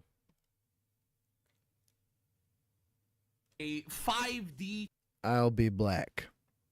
chess, brilliant reverse psychology strategy to expose all the Democrats. And I'm still thinking this might be cope, but the result is absolutely diabolical. So Trump has just signed the Epstein Files Transparency Act. All the files will be released. So far, immediate news. Newly released campaign finance records show that from 1990 to 2018, Jeffrey Epstein directed about 89% of his political donations to the Democratic and progressive causes. He was a wokey that hated Trump, with notable individual recipients including Hillary Clinton, yeah, Bill Clinton, yeah, and Chuck Schumer, yeah. So this is one of the craziest 5D reverse chess plays I've ever seen in my entire life. This is crazy. Trump was out there saying, no, I don't want to release the files. So all the Democrats make their entire campaign releasing the files, and then Trump was like, okay, release the files. 89% of Epstein shit is pro-left. And I'm going to show you some of the craziest breakdowns possibly the internet has ever seen. Because they call Trump a pedophile. They call Trump a pedophile for being seen in a picture with Epstein 10 years ago, okay? These guys were all homies with him 5 years ago, and like besties. So if you call Trump a pedophile for that, then these guys are giga rapists. All right, so lock in, because we have a crazy video today. So first, Trump made a tweet. and it's one of the tweets of all time. Jeffrey Epstein, who was charged by the Trump Justice Department in 2019 after Democrats was a lifelong Democrat, donated thousands of dollars to Democrat politicians, was deeply associated with many well-known Democrat figures, such as Bill Clinton, who traveled on this plane 26 times, Larry Summers, who just resigned from many boards, including Harvard, sleazebag political activist Reid Hoffman, Minority Leader Hakeem Jeffries, who asked Epstein to donate to his campaign after Epstein was charged. We have evidence that Hakeem Jeffries asked Epstein for a donation after he was a charged pedophile. Dollar store Obama going crazy. Democrat Congresswoman Stacey Plaskett and many more. Perhaps the truth about these Democrats and their association with Jeffrey Epstein will soon be revealed, because I have just signed the bill to release all the Epstein files. As everyone knows, I've asked the Speaker of the House, Mike Johnson, and Senate Majority Leader John Thune to pass the bill in the House and the Senate, respectively. Because of this request, the votes were almost unanimous in favor of the passage. At my direction, the Department of Justice has already turned over close to 50,000 pages of documents. Do not forget, the Biden administration didn't turn over a single file or page related to Democrat Epstein. Bro, the way this flipped might be one of the craziest twists of all time. I think historically, this will be looked back at as one of the craziest plays ever. The way this flipped on the left. Nor did they ever speak about him. Democrats have used the Epstein issue, which affects them far more than the Republican Party, in order to try and distract from the amazing victories, including the great big beautiful bill tax cut, strong borders, no ban in women's sports, a transgender for everyone, ending DEI, stopping Biden's record-setting inflation, lowering prices, biggest tax and regulation cuts in history, ending 8 wars, rebuilding the military, knocking out Iran's nuclear capabilities, getting trillions of dollars invested in the USA, creating the hottest country anywhere in the world, and delivering a huge defeat to the Democrats on the recent shutdown disaster. For years, our great nation has had to endure the Russia, Ukraine, impeachment hoax 1, impeachment hoax 2, and many other Democrat-created witch hunts and scams, all of which have been so terrible and divisive for our country, and have done to confuse, deflect, and distract from the great job that the Republicans and the Trump administration are doing. This latest hoax will backfire on the Democrats, just as the rest have. Thank you for your attention to this matter. Make America great again. This might be one of the most diabolical tweets of all time. I'm not even going to be rude, not trying to be mean. This might be one of the most diabolical situations. Trump's like, you know, why are we talking about Epstein? It's a hoax. It's not important. We got to talk about all this other stuff. Everyone's like, oh my God, that means Trump's a pedophile. Trump's like, all right, we will release all the Epstein stuff. The Democrats are forced to vote for it because they were just talking about. By the way, does anybody remember? Does anybody remember when I predicted this?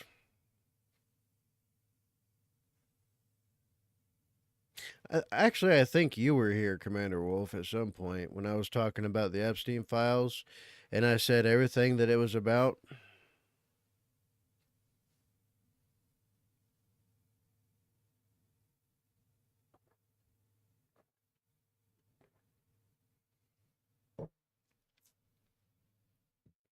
Well, it has all come to pass as exactly I had said it would. Not because I had insider knowledge, not because I knew precisely everything that was going on, through simple reason and logic. Releasing it forever, it gets voted on nearly unanimously, and it turns out all the Democrats are implicated with giant Epstein web of lies. This might be one of the biggest twists in the history of retards. That's right. As a man that loves retards getting shit handed to them, we are watching some of the greatest retard handing shit situations of all time. So this is how it passed. As you can see in the House, on motion to suspend the rules and pass, as you can see over here, you got a whole nice mix of things. Shit's happening. It's here. Breaking news: the Epstein Files Transparency Act, or at least the Epstein Files, has just got enough votes to pass. Trump has to be scared to death, says resident libtard extraordinaire Brian Krasenstein.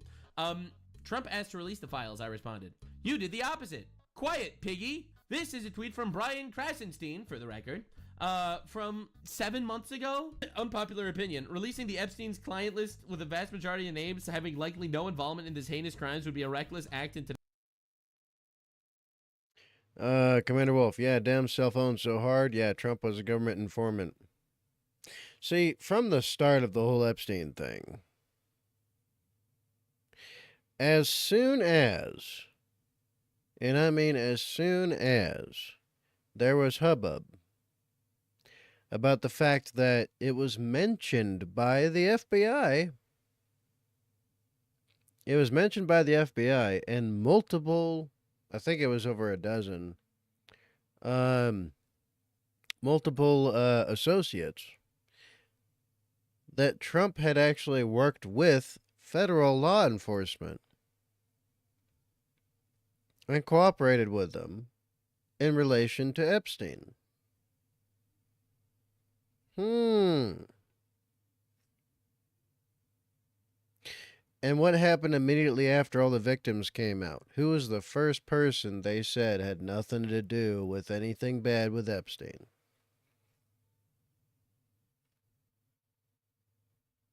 All of them. Every single one.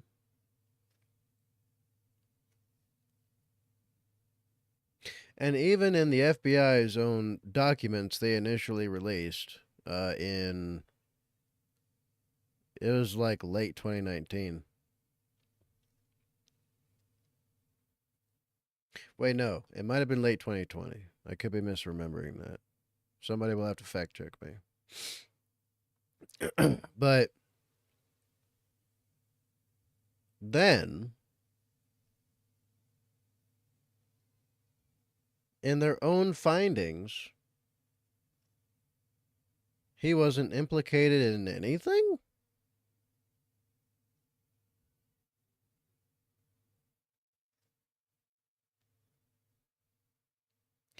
And when they released the initial report and then they retracted it,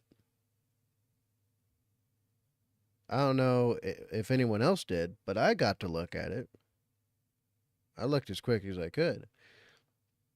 Well, it was still up on site before they retracted it. Trump's name comes up a lot, but not in relation to any type of cooperation with Epstein or any operations alongside as a partner of Epstein, but as Epstein going after him. Epstein trying to implicate him and failing many, many times. And Epstein being booted from Mar-a-Lago. Epstein trying to collude with a bunch of other people in government to get to Trump. And it looked like in some ways he also wanted revenge. Because if you got publicly thrown out by Trump, that was a big hit to your public reputation. It didn't matter who you were. He's Donald Trump.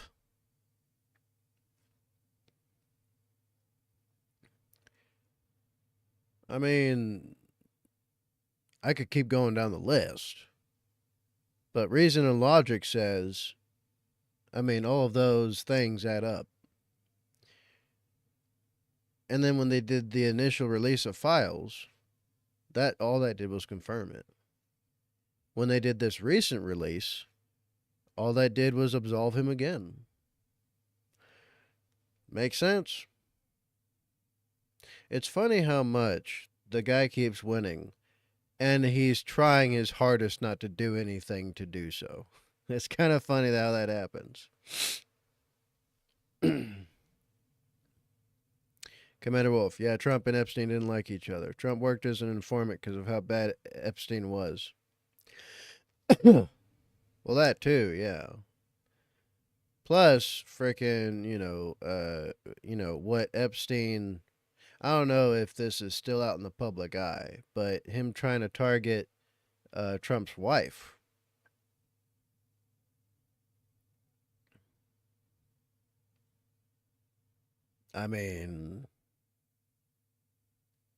That'll piss any man off. But trying to see if you can get to the wife of Donald Trump?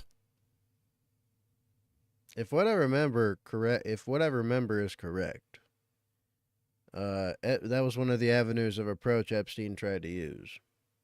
He failed, of course. But you try going after the... It's like, Jesus. based climate of online mob justice who destroy the lives of innocent people based solely on guilt by association, offering no accountability, just a modern-day witch hunt fueled by speculation and outrage. So you are telling me that December 1st, 2024, when Trump was running his campaign and saying that I'm going to release the Epstein files, you were against releasing the Epstein files. Then, after Trump refused to release the Epstein files, huge L on Trump's part, you decided to call him a pedophile for the last 6 months. Now that he is releasing it, you're like he has to be scared, even though Trump directly said that he condones releasing the files and he literally signed it into law. So this I'd say that would give even further credit to hate the guy. Yeah. I mean, bad enough, but here's the thing is that there's a lot of people who live in this like little fuzzy rainbow bubble. You're never more than like 10 people away from a kitty diddler. You're never more than 10 away. You're never more than 10 people away from someone like that. The fact is that at the worst estimate, 1/20th of humanity is irredeemable as a whole. At the best estimate, there's a third of the planet. There's a third of humanity that's just like Jeffrey Epstein. That's not a joke. That's not hyperbole. Right? Jeffrey Epstein was an unfettered, he's the product of unfettered, reprobate, degenerate hedonism taken to its logical conclusion. He was an animal, right, in this Western Garden of Eden. He's one of the animals. The rest of us are human and humane. He's one of those that are inhuman and unhumane. That's why to us, he's so absolutely evil and terrible. Because to our cultural sensibilities, to our cultural, to our culture, to our civilization, he is beyond the pale.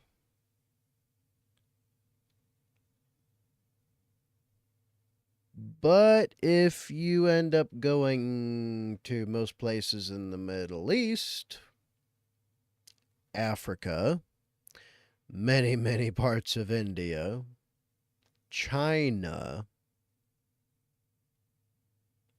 I mean, I don't know who remembers China literally trafficking the bodies of babies with the help of the cartel in Chihuahua. Wait, was that the one that got reported, or was it the one in Mexico City? Or was it Juarez? It was one of the three. You go to Mexico, you go to South America, there are Epsteins all over the goddamn place.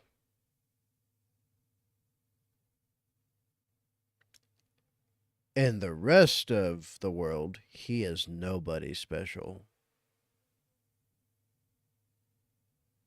And how do I know this? I've been to these countries. I've helped in that fight. You name the agency, national or international, that goes after drug runners, human traffickers, and terrorism, organized international crime. I've worked with them while I was in the military. A lot of our operations would even end up overlapping into the same mission. Fighting evil.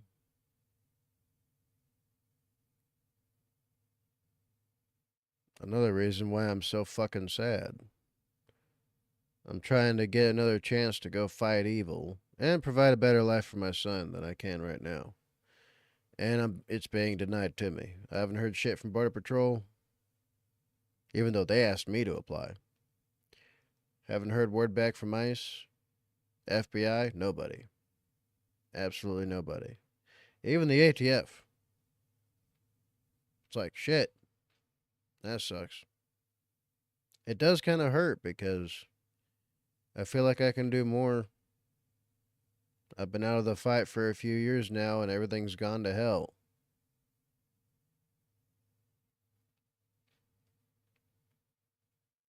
But the unfortunate, sad reality is there are millions, if not close to the billions, of Jeffrey Epsteins out there. And that's no joke.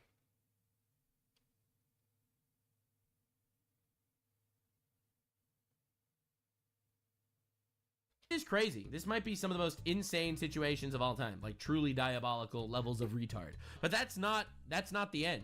Chuck Schumer made this tweet. The public is fed up with waiting around to get to the bottom of the Epstein files. Americans are fed up with Donald Trump's lies. Speaking of which, is anybody interested in being a channel clipper? Let me know. Take clips of the channel, share them wherever you want, and just put whatever you want on them. I don't care. Take me out of context if you can. Those seem to go the most viral. They are fed up with the cover-ups. They are fed up with Republican leaders who keep siding with Donald Trump instead of siding with the American people who demand transparency when it comes to Jeffrey Epstein. There's only one right answer for the Senate. Pass this bill as written today. You know, like Trump said. Quiet, piggy. Schumer gets thousands in donations from Jeffrey Epstein. You can shut the fuck up. For the record, this is after he was a convicted pedophile. All right, let's get on the same page here. All right, I'm not gonna lie. This might be one of the craziest L's ever taken by the Democrats. The fact that the Democrats literally backed themselves into a corner so hard to get Trump to release the files, and then it turns out the files literally implicates all of them. Also, double ratio on Senator Chuck Schumer. Don't mind if I do. Follow me on Twitter for more bullshit. Speaking of which,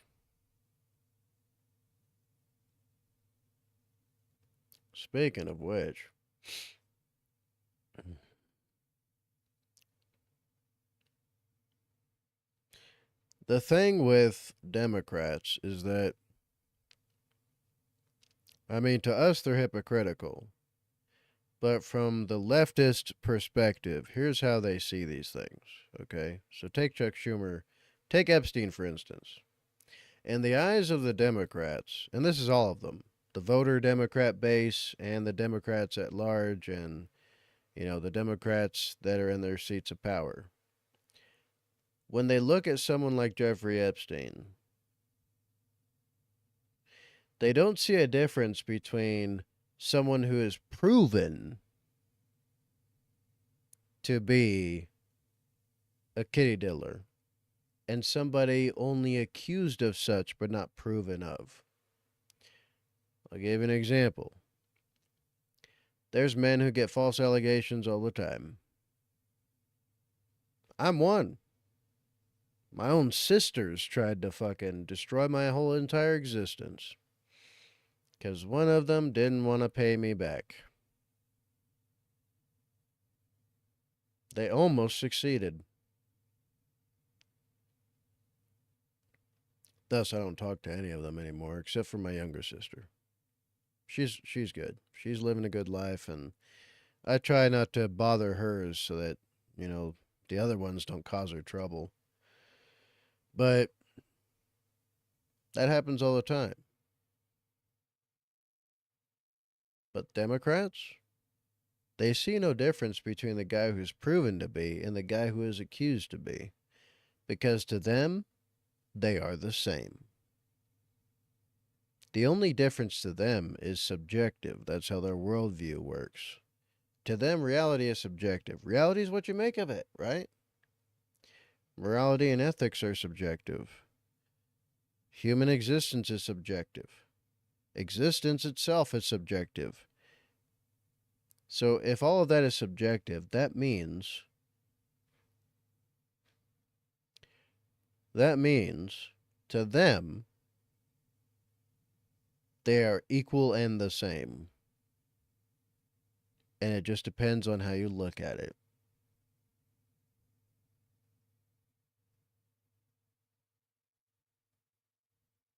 So since there's no difference for them between a guy who's falsely accused and a guy who is rightfully, truthfully accused and convicted,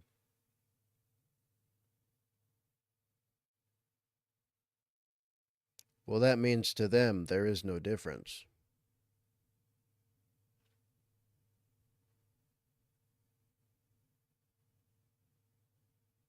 For them, the line from guy A to guy B is straight and flat.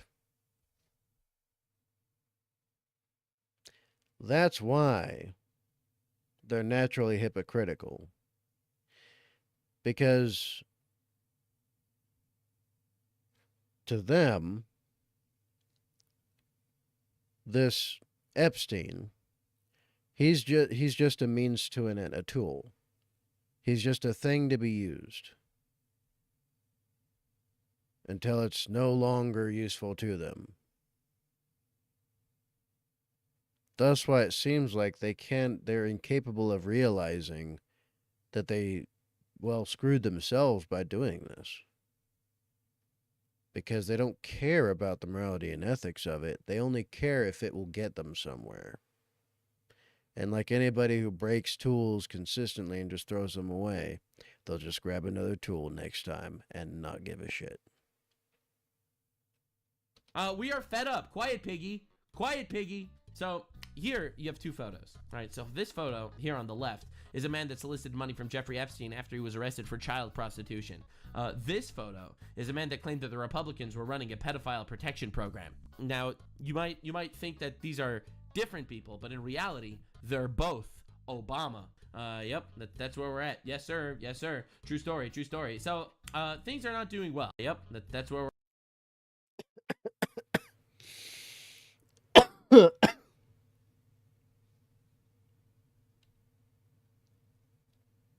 It would be funny if this was an AI. That'd be hilarious right there. Wouldn't that be just the greatest thing? That'd be funny as shit.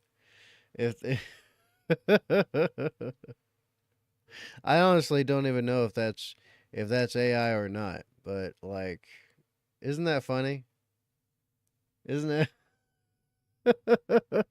we're at. Yes, sir. Yes, sir. True story. True story. So, things are not doing well. When Epstein mentions Trump in an email, Democrats will call him the most vile pedophile to ever live. When they're the ones texting him, colluding with him, taking his money, he becomes just another Virgin Islands constituent exercising his civil rights. Amazing. Amazing. So, Jasmine Crockett truly humiliated herself in potentially the greatest way, I think, ever in the history of politics. This was made to my attention. Someone brought this in my chat to my attention, and honestly, I thank you so much for showing this to me. This might be one of the funniest things of all time.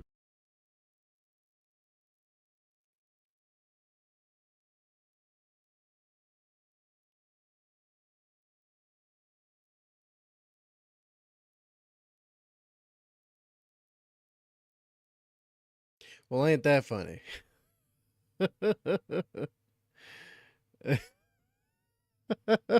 Jasmine Crockett goes to the Senate to yell and screech about how the Republicans were taking money from Jeffrey Epstein. Folks who... Just to read to you what's on this tweet, right? You know who Jasmine Crockett is, I'm sure. The ghetto congressman. Ghetto congresswoman. Sorry, she acts so much like a brat, a spoiled brat that became an adult male. But anyway, it says, Jasmine Crockett got all dressed up in a tracksuit to address Congress and call out Republicans for accepting money from Jeffrey Epstein. Unfortunately, she was too stupid to realize she was talking about Dr. Jeffrey Epstein, a small donor, not Epstein the pedo. So... for showing this to me. This might be one of the funniest things of all time. Jasmine Crockett goes to the Senate to yell and screech about how the Republicans were taking money from Jeffrey Epstein. Folks who also took money from somebody named Jeffrey Epstein, as I had my team dig in very quickly. Mitt Romney, the NRCC, Lee Zeldin, George Bush, Win Red, McCain Palin, Rick Lazio. I just want to be clear.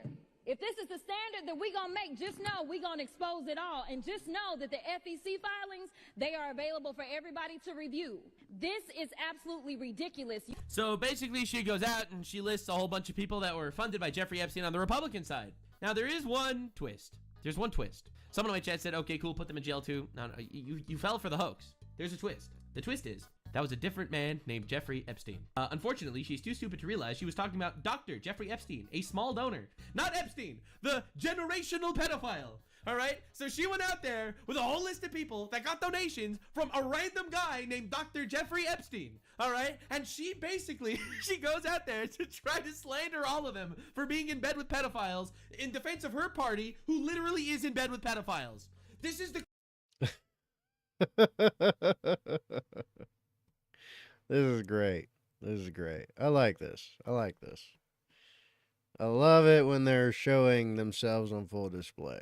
Craziest upset, I think, in the history of time. I have never seen anything like this. We deserve better dumbasses. We deserve better dumbasses than you, Jasmine Crockett. Know that the FEC filings, they are available for everybody to review. Yes, we know. A swing and a miss. Now, obviously, they grill her on this because she basically goes out there and basically accuses all these Republicans for being in bed with a pedophile, and she just picked the wrong Jeffrey Epstein. It reminds me of back when the whole Harvey Weinstein thing was happening, and there was the Weinstein brothers, one who's a physicist, and the other who is he was a professor at Evergreen in Washington State. Wait, I'm pretty sure he was at WSU. I think he was at WSU or Evergreen. It was one of the two. But yeah, Eric and Brett Weinstein, right? People thought that they were related to Harvey Weinstein. Actual DEI hire. So anyway, the twist of all of this is that she ended up going onto Fox News. I mean, CNN, rather. She would never go onto Fox News. So this is CNN talking about this. You talked about Republicans taking money from a Jeffrey Epstein. Here's what you said. Who also took money from somebody named Jeffrey Epstein, as I had my team dig in very quickly. Mitt Romney, the NRCC. Dude, they're like, why do I don't even need to do my job. They're just destroying themselves for me. Lee Zeldin, George Bush, Win Red, McCain Palin, Rick Lazio. I got my team to do some digging. Now, we have an IQ cap for my team. We will accept nobodies with an IQ over 79.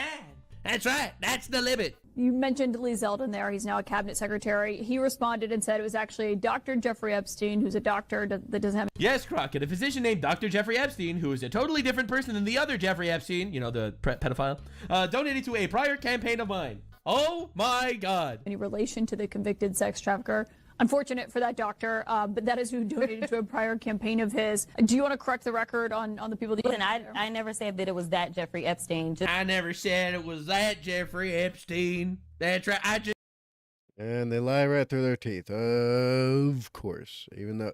And what's funny is that this woman right here, she has one of the penultimate RBFs to exist.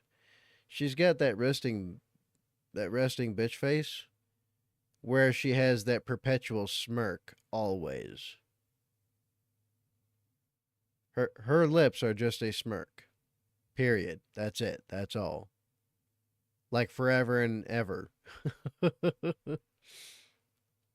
right, where's her face pop up real good? IQ over 79. That's right. That's the limit. You mentioned Lee Zeldin there. He's now a cabinet secretary. He responded and said it was actually Dr. Jeffrey Epstein, who's a doctor that doesn't have... Yes, Crockett, a physician named Dr. Jeffrey Epstein, who is a totally different... Oh, my God. Any relation to the convicted sex trafficker.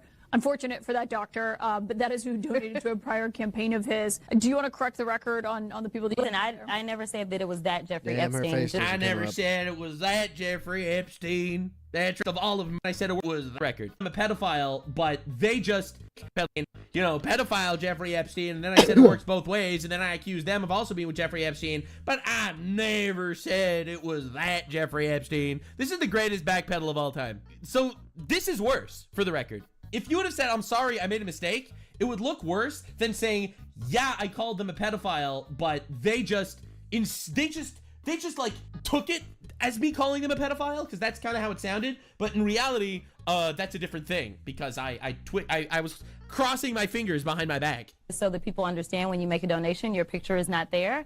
And because they decided to spring this on us in real time, I wanted the spring this on us.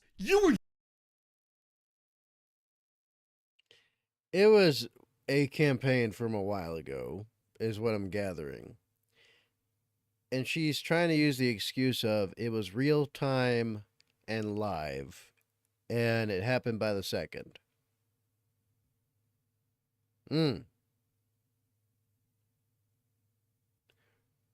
Right. Yelling about dude, the Democrats have made Jeffrey Epstein their only problem. All right, we have issues in society. They're shutting down the government. We have so many problems. We have protests, we have riots, we have violence, we have terrorism on our streets. Dearborn, Michigan is currently having a Christian versus Muslim civil war. That was my previous video. New York is becoming a communist dystopia. Like immigration is an issue that is happening everywhere. Inflation is a problem. You can't afford houses, all right, because of all the, largely because of illegal immigrants that are buying up the housing market. It's not just illegal immigrants, Nux. It's the greed of the landowners. Everybody's being greedy. That's the issue. So those who own all the properties now, the vast majority of them, they're just being greedy fucks. That's basically it. They'd rather the buildings sit empty until somebody who's like rich can pay for them. And there's only so many rich people living in so many places. These people don't realize that there's literally not that much rich people at all.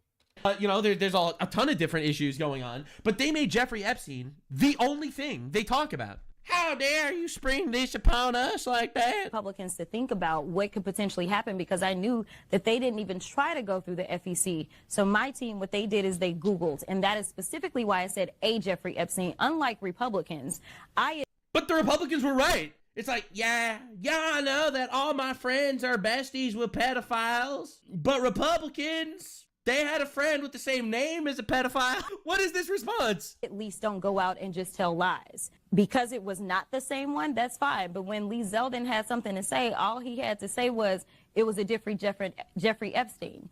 Yeah, that's a pretty good response. He admitted that he did receive donations from a Jeffrey Epstein, so at least I wasn't trying to mislead people. See, I wasn't trying to mislead people because he admitted that he did get funds from a guy named Jeffrey Epstein.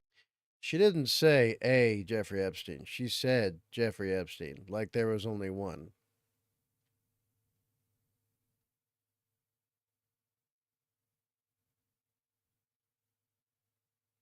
She didn't say the, right? Or this, or a. She said just Jeffrey Epstein, which infers she's talking about the Jeffrey Epstein. Further specification was needed, apparently. Oh, wait. Wait a minute. She was railing about them taking donations that didn't happen from him. Oh, okay.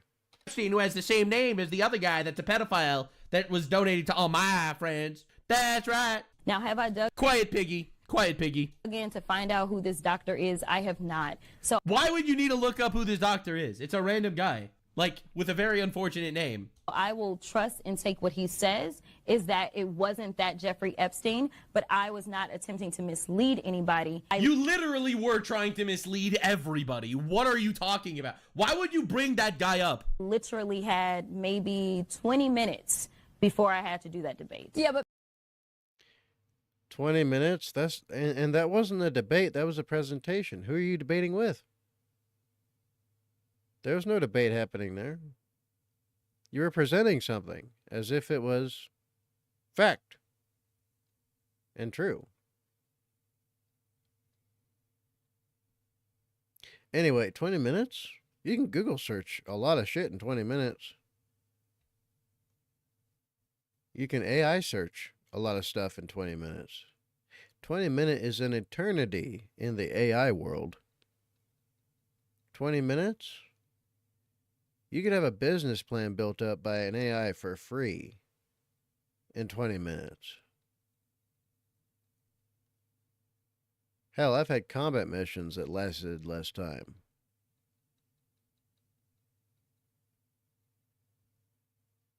And you're saying 20 minutes was not enough time to fact check yourself? To ensure your information is good and sound? Sounds like a personal issue. people might see that and say, well, you're trying to make it sound like he took money from I did not know. a registered sex offender. No, but I literally did not know. When you search... So, quiet, Piggy. This is retarded. Absolutely so. Completely ridiculous.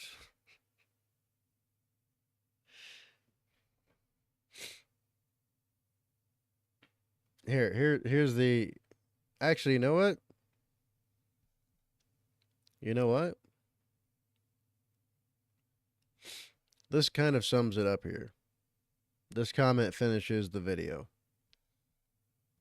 I know the whole 4D chess thing is kind of a meme at this point, but Trump dismissing the Epstein stuff really seemed like a deliberate strategic move to back Dems into an indefensible corner of hypocrisy to me. Facts, my dude.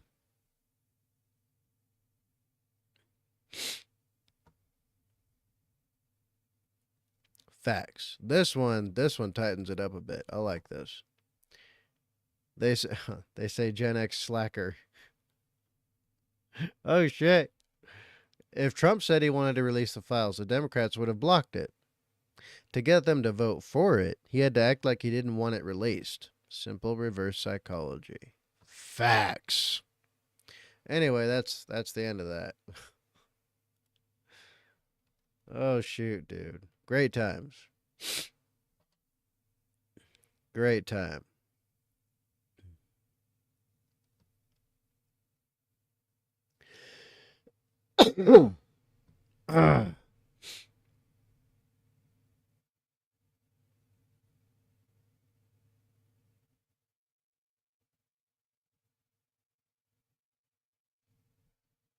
What's this? I am a dwarf magician. It's an uncommon class in my family, but my magical aptitude was high, so I leaned in. My magical approach is simple. Alone, I absorb the enemy's attacks. I endure, and as I endure, I focus. And when it's time, I release a shockwave of destruction from my core. I don't care about anyone, and frankly, no one cares about me. For the lonesome path I walk is a proud one.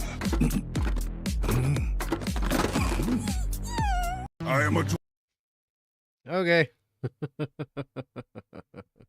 That one's pretty funny. I like that. I don't think I've seen that one yet. Handyman Saito? I'll have to look it up.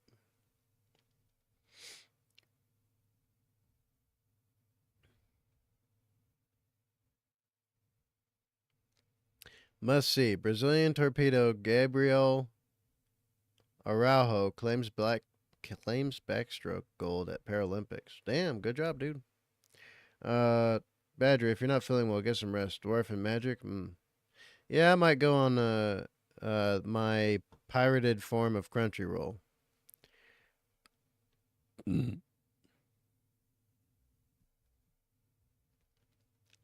yeah, freaking I might go on my pirated form of Crunchyroll and go check that out. Handyman Saito. I'll have to look it up.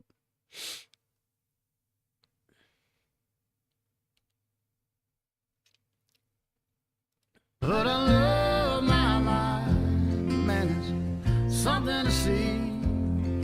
It's a kid, but I love my... No revenge, because this was my husband while I was pulling into the driveway after being gone for 2 hours last night. Uh-oh. Why were you gone for 2 hours last night, woman?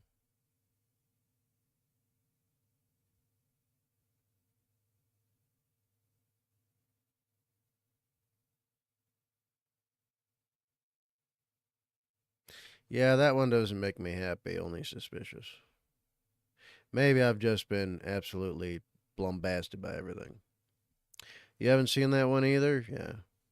Well, the thing is, I'm not really tired yet, but I could go shower and see if that works. Why is Titus no longer the man he once was? After the events of the first Space Marine, Titus was unjustly imprisoned by the Inquisition, tortured across decades, and held in stasis between sessions. His loyalty was questioned, and his name erased from Ultramarine records. An act not of judgment, but of shame. His chapter had failed him, and the silence that followed was as punishing as the physical torment. Years later, Titus was rescued and cleared of heresy, but the emotional scars endured. In that time, Titus passed through the crucible of the Death Watch as a Black Shield, surviving while his entire squad perished at the claws of the Tyranids. He crossed the Rubicon Primaris, a process that not only rebuilt his body, but according to law, often distances a Space Marine even further from his human roots. Unlike his former self, who once inspired guardsmen and carried the banner of hope, Titus now stands as a weapon forged by betrayal and pain, shaped into something colder, quieter, and harder. Titus's heart has not vanished. It has been buried beneath layers of trauma, reforged by duty and the endless demands of the Imperium. His coldness is not heartlessness. It is discipline without comfort, devotion without illusion, and strength born from the ashes of abandonment. Why is Titus...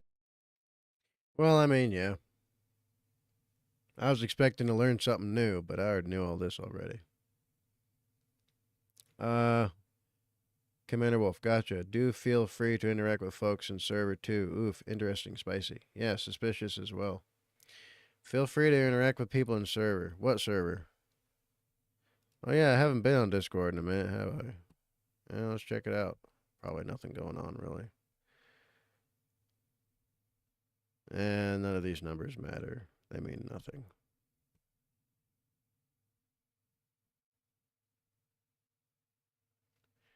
Rewards available? No thanks.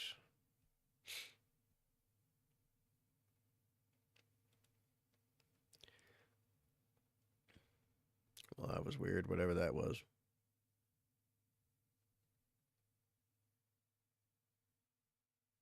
Oh, you're talking about gun gear. Oh, okay. Well, you're welcome. You recruited a number. I don't know how active I'll be on here. I don't even know if anybody even saw or replied to anything.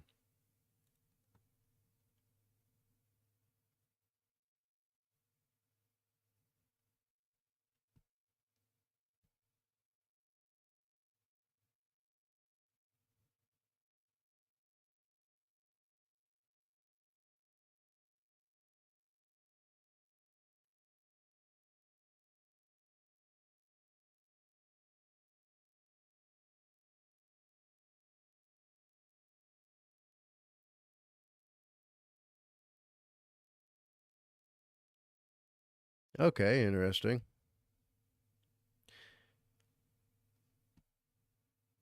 I did vote. I'm pretty sure I did.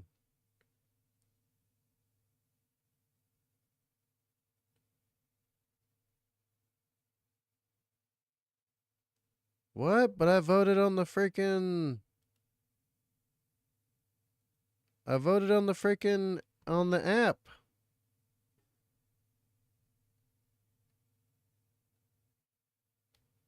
What the heck?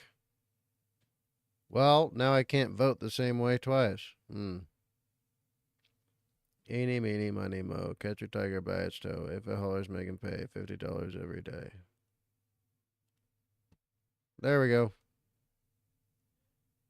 I mean, it's the same concept as, like, being religious.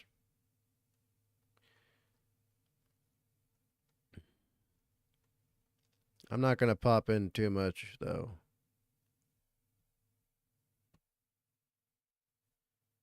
But yeah, it's the same concept as being religious. It's like, If there is no reason, right? So okay, think of it like this. Whether or not you believe in a God, or there is God,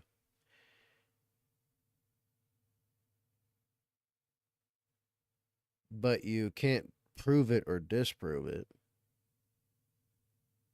what's the harm in acting like there is?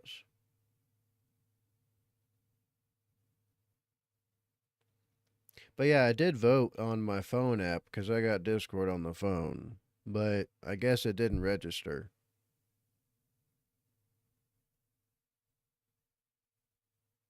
That's kind of weird. But yeah, I know. When it comes to that particular topic, it's like, it's better to act as if there is a God and more conducive than to act as if there is not.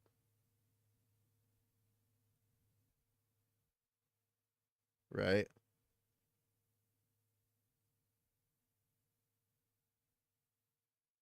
I have yet to hear an argument, a debate or discussion that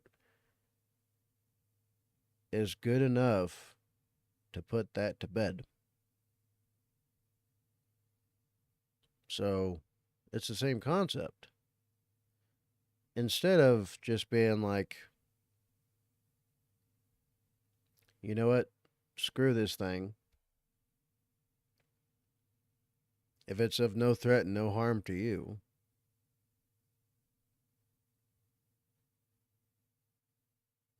why not treat it like we treat a lot of things? Do we just go around and being like, I'm going to kill you right now? No. We treat each other how first? At the very bare minimum, with cordiality. Because if someone's a good person, they'll be receptive to it. And then you might make a friend.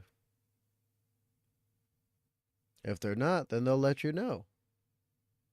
And you have the idea of a potential enemy. It's as simple as that. Same concept applies.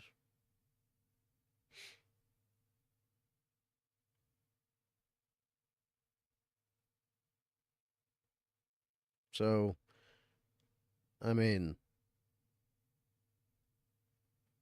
even for secularists or atheists and such, their moral and ethical beliefs, ideas, ideologies, and such, they come from the religions that their cultures had and shared. So even if someone says they don't believe in God, or a God, or gods, well, sure, you don't believe in their existence, but you still believe in what was derived from them. It's not an I gotcha. It's just pointing out the objective truth. We still, in many ways, behave as if there might be a God. We just don't do it wittingly. Anyway. The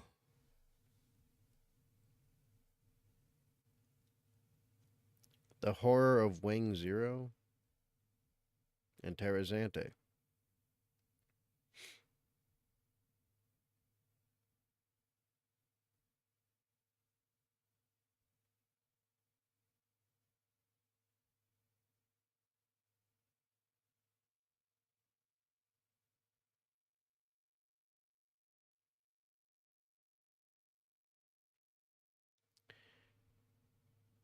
That's why, even though I hate them so much, people know how much I hate them.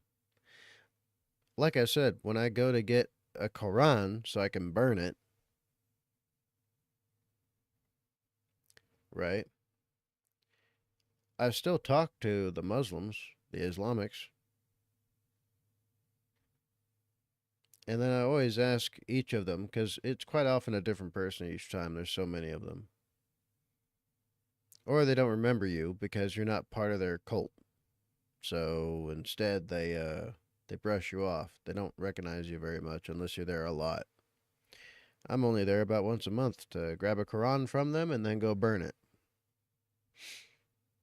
So I can literally say I burn Qurans.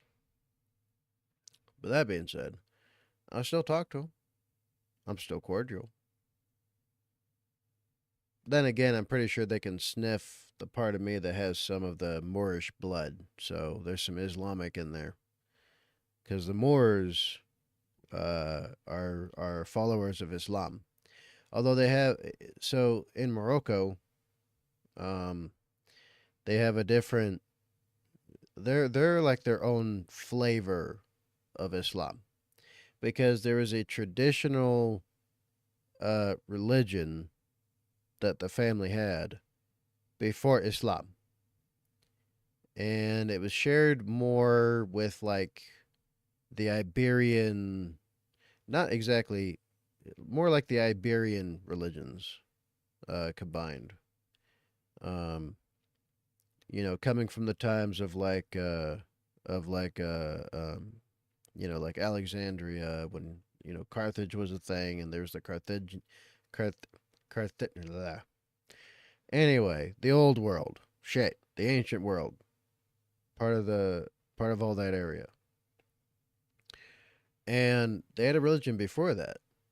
The initial Islam that took over, right?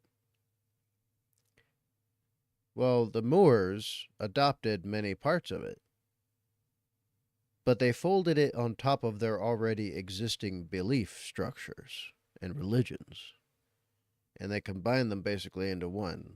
I'm kind of slaughtering this, but that's kind of close to how it all went down. So to them, it's a little different. Like, that part of the family, absolutely. And I mean, they hate. They really just, they hate pretty much all the rest of the followers of Islam. And look at them as infidels. It's kind of funny how that works. Then again, I'm pretty sure that part of my relatives are a minority there. Because at the end of the day, they're all, you know, of Islam. So, you know, that is what it is.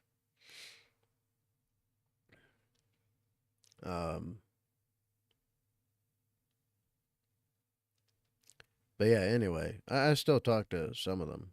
And then when it comes to like secularists or atheists, they're everywhere. I talk to people whenever I can. I interact a lot. I do a lot of socializing. And each time I have eased people into that idea and that thought, that train of thought, not any of them can come up with any way to refute, dispute, you know, they just can't. They're always like, huh?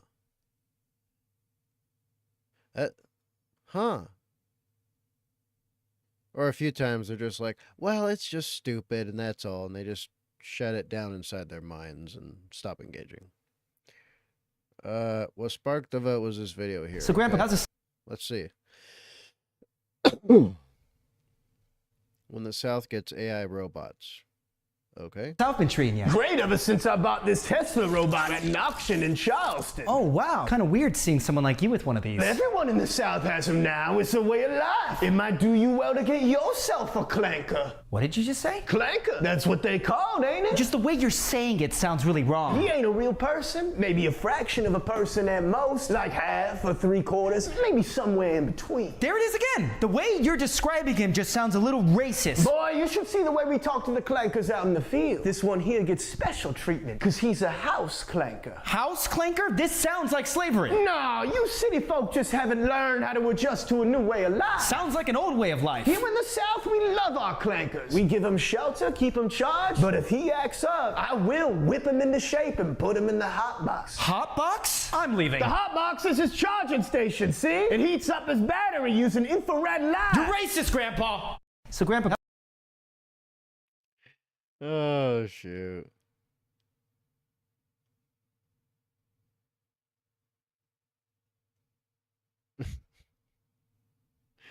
Oh, damn.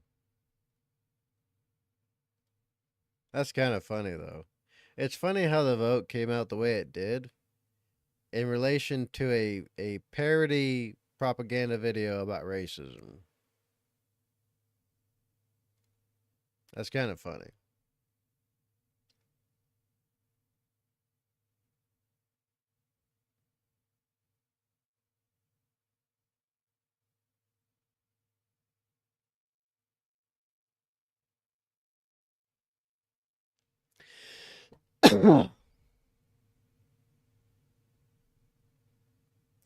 Oh, I've been hearing a lot about this one. The Flash Gets thingy. Interessante.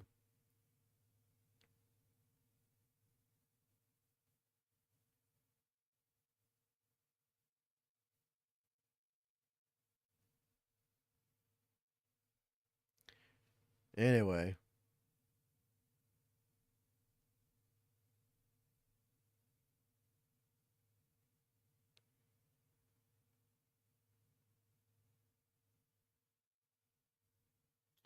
Oh, brother, this one would not end up as they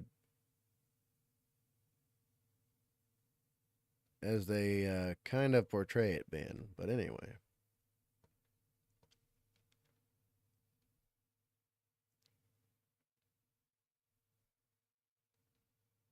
Some people say Space Marine bolters shoot Red Bull cans. Yeah, I know here the South would rise again, but in a weird way, it's automated robots. Oh, Flash gets Hail Space King. I'm waiting on that one. I'm waiting on that one.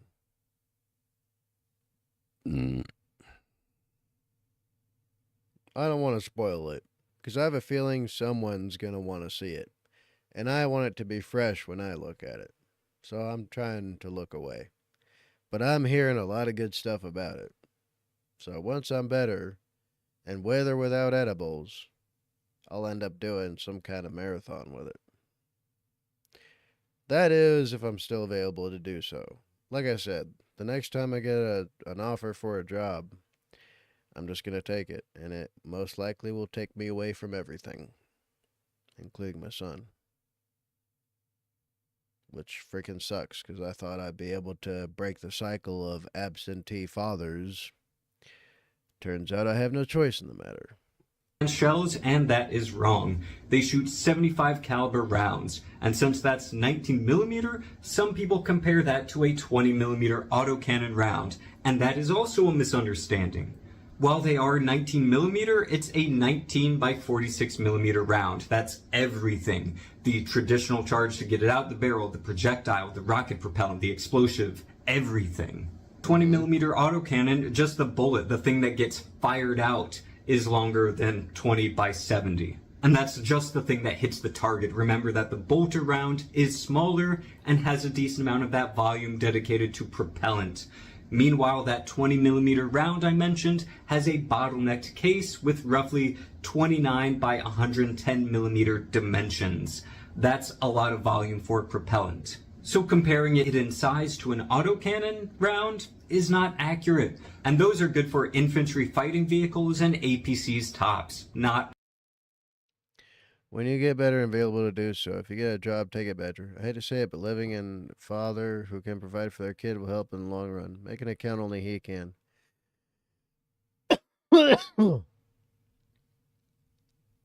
Make an account only he can.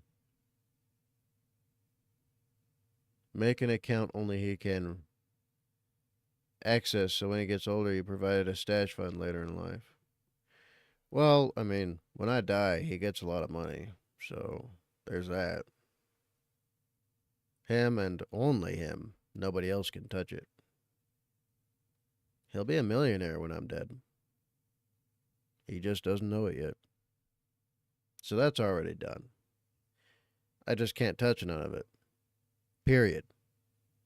Zero, zip, end of story.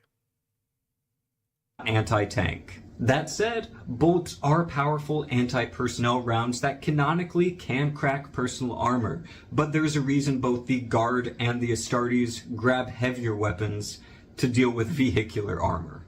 Some people say Space Marine bolts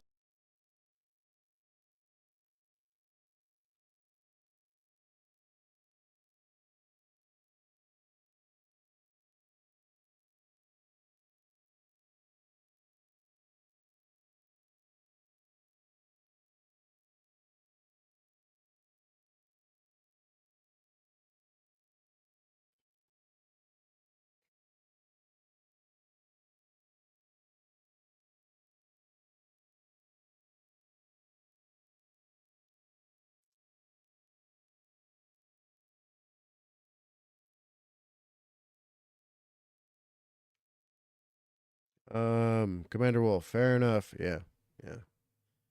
Oh wait, he also gets my SGLV. So on top of what I'm already gonna be giving him when I'm gone,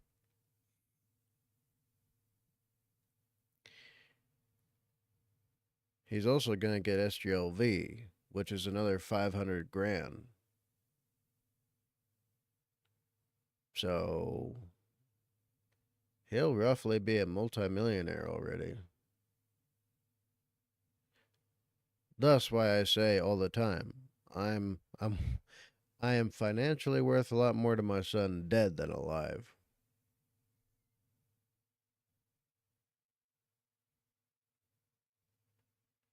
Badger, would you want something for Christmas?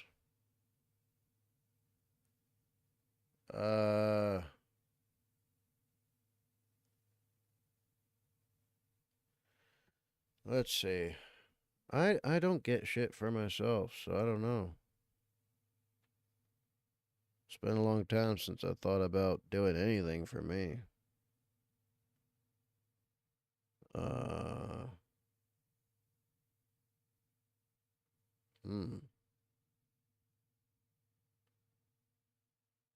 What would I want for Christmas?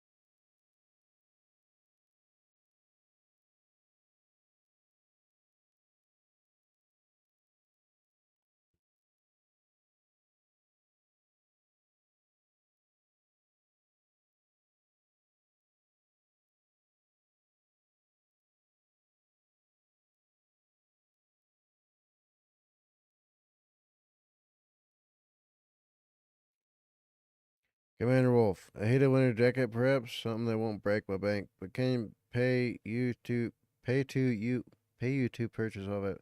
I know a good one I'm using, but if you have another day, I'm all yours. I still have. Where is it?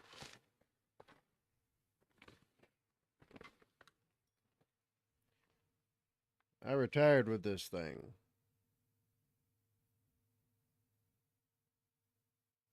I don't need it unless it's like -50.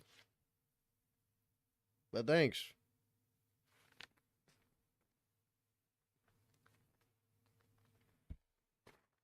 Yeah, no, like I retired with all of my shit basically. They let me keep it. But yeah, this will negative 50 degrees.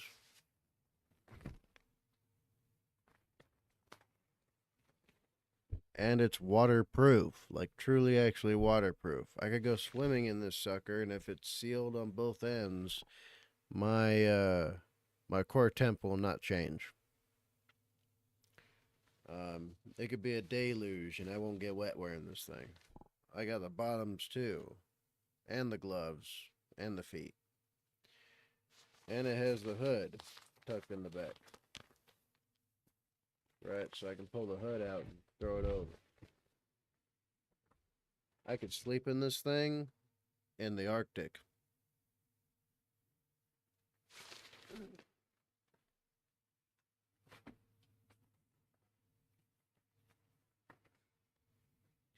I actually haven't used it.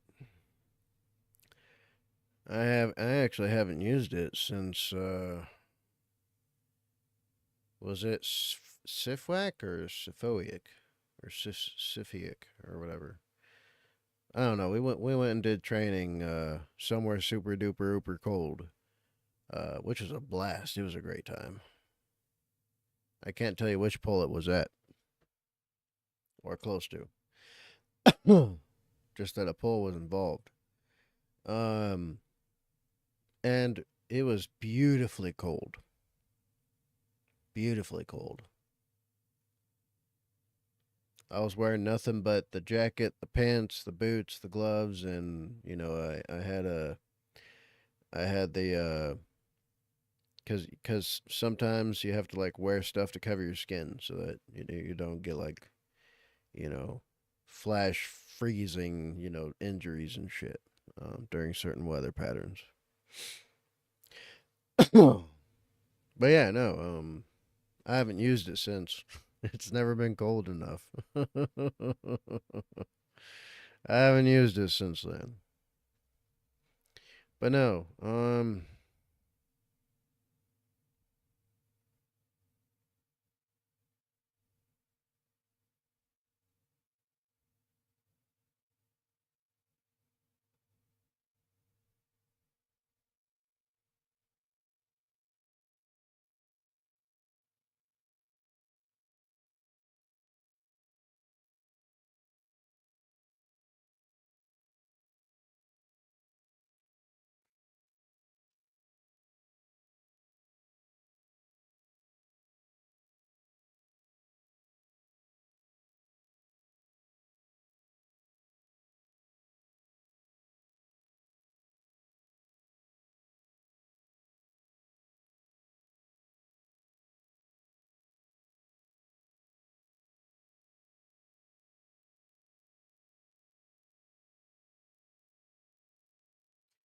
uh, Bob, I can't think of shit. Unless it's a job that's gonna enable me to, you know, pay off my debts and give a good life to my son. I literally can't think of anything else. You good, Badger? Honestly not, but I'll sit here and pretend like I am.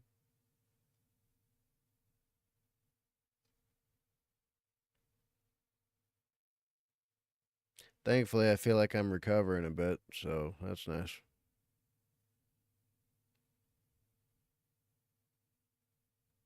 Yeah, no, unless it's a job, I can't think of anything.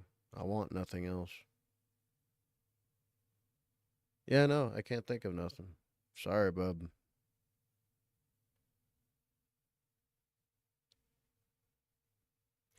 Well, I appreciate it, Commander Wolf. I do. You've helped me a lot. Wish I could pay you back, but looks like that'll never happen. Although, I did receive something pretty sweet. You know, Gibson Go does prayer stuff. Well, they sent me a prayer, so I got that going for me, which is nice.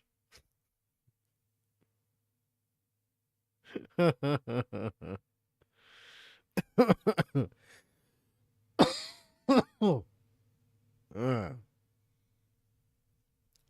no. I can't. I literally can't think of anything. Then again, I think I induced a psychopathy on myself where if I can't afford something,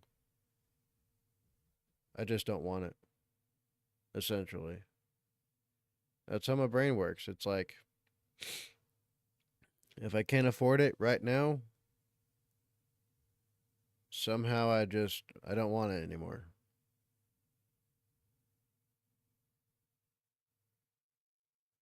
It's literally painful to look at anything that's more expensive than groceries.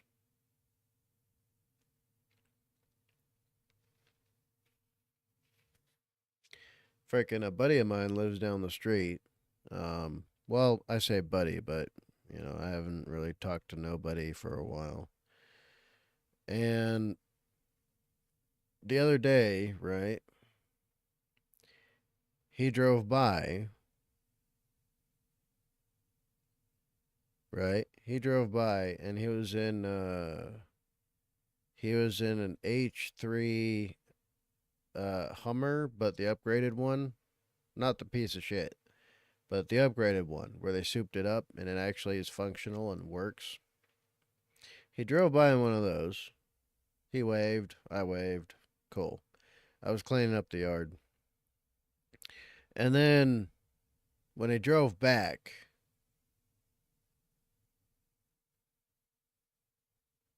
this man was driving a brand new, and I mean brand new, souped up. And what I mean by souped up is that he's got like a quarter-inch, like a steel on this vehicle. It's a beast. Brand new. Like right out of the gate.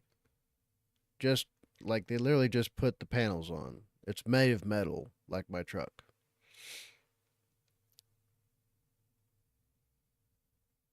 Dodge Ram 2500. The Workhorse edition. Like with a real engine. Not those sporty engines they're giving all the ones they have now. Made of actual metal.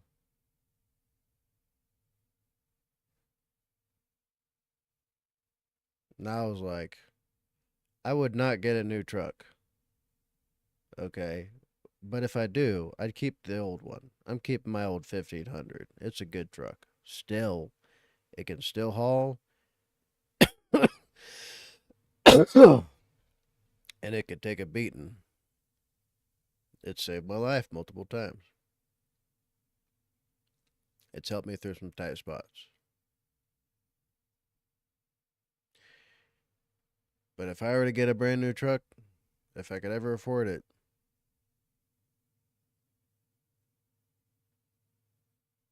I'd get that 2500.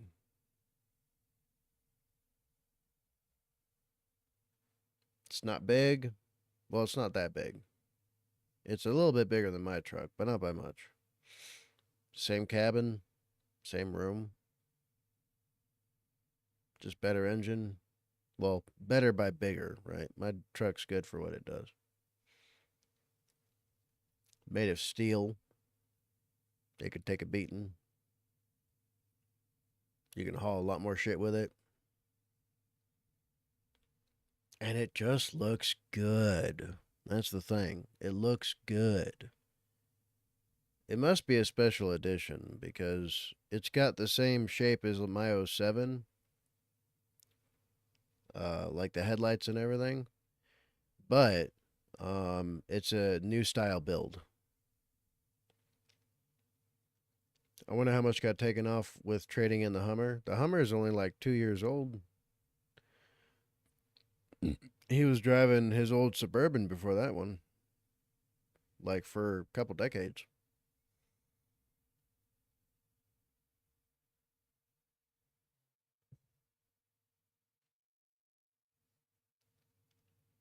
Well, anyway.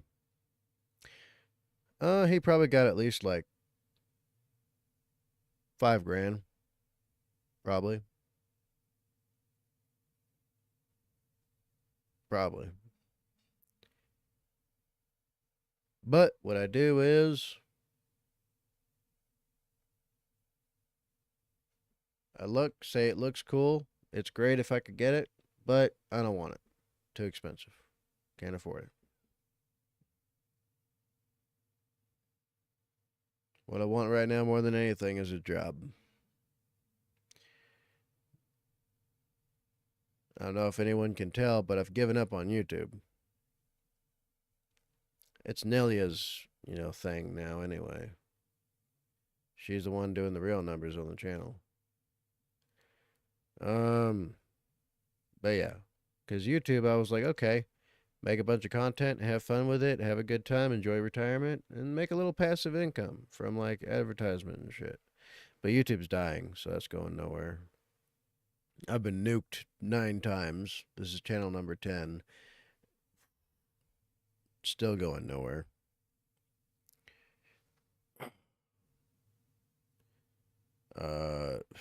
That's why I stopped uploading videos. It's like, what's the point?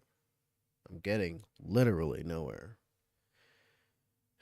I can't be monetized anyway. YouTube won't let me.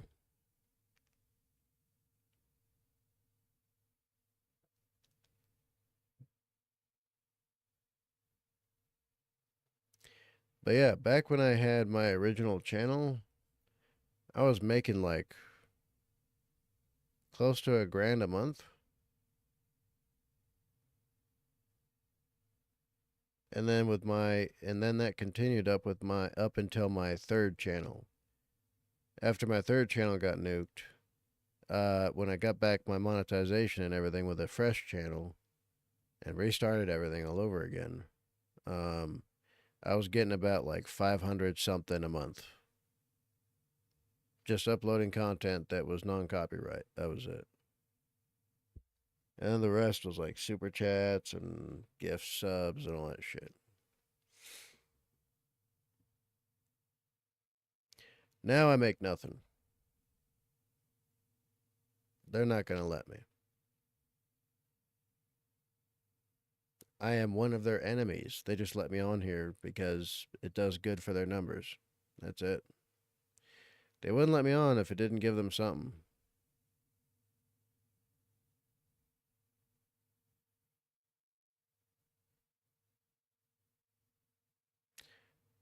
But yeah.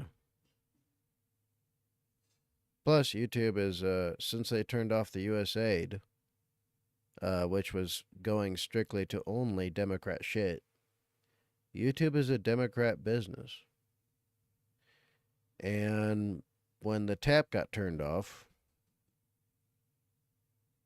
they tried to fix everything by increasing everything they're doing on here, but it's not working. Increasing ads isn't working.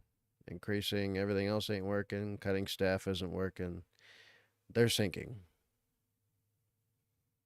They're still going to be around, but they're trying to, get all this AI slop out there so that,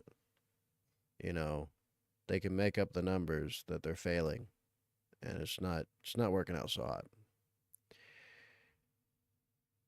So now, if I'm going to keep on doing this, it'll just be like because of you guys. That's it. Y'all are here. I like you guys. You're cool. You keep this old man from feeling too lonely. You're good company. And it's a good time. It's a good time. But that's all it is.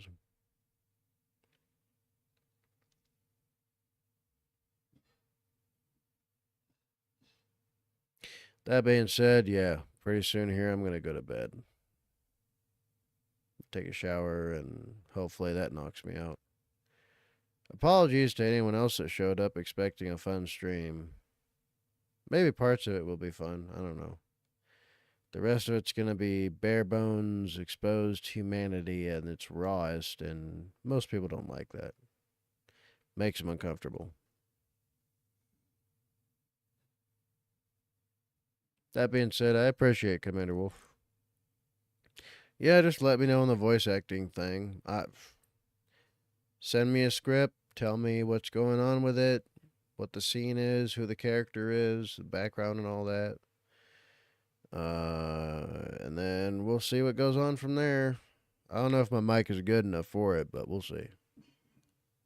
And then I'll send it to you, and you send it to whoever, and we'll see what happens. But yeah, next job opportunity, I'm jumping on it. That being said, thank you, Commander Wolf. I appreciate it.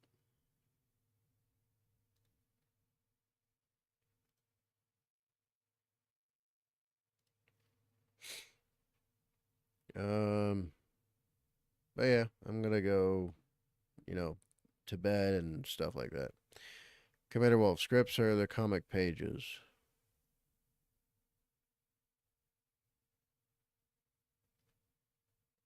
Okay.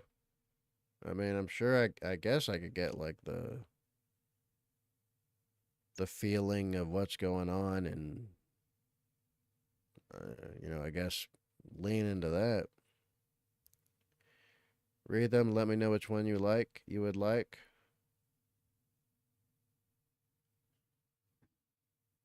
Oh shoot, I have no idea. I haven't looked at it at all. Well, okay, I looked at it with you, but that was it. Okay, well, send me what I'm supposed to look at. And let me know what I can do. I have no idea. That being said, thanks.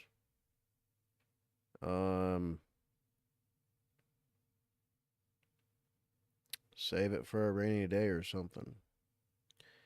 That being said, I'll see you next time. Be good, be safe, make good life for yourselves. I am Badger 7 Actual, the formerly homeless veteran. Last Cat Badger, out.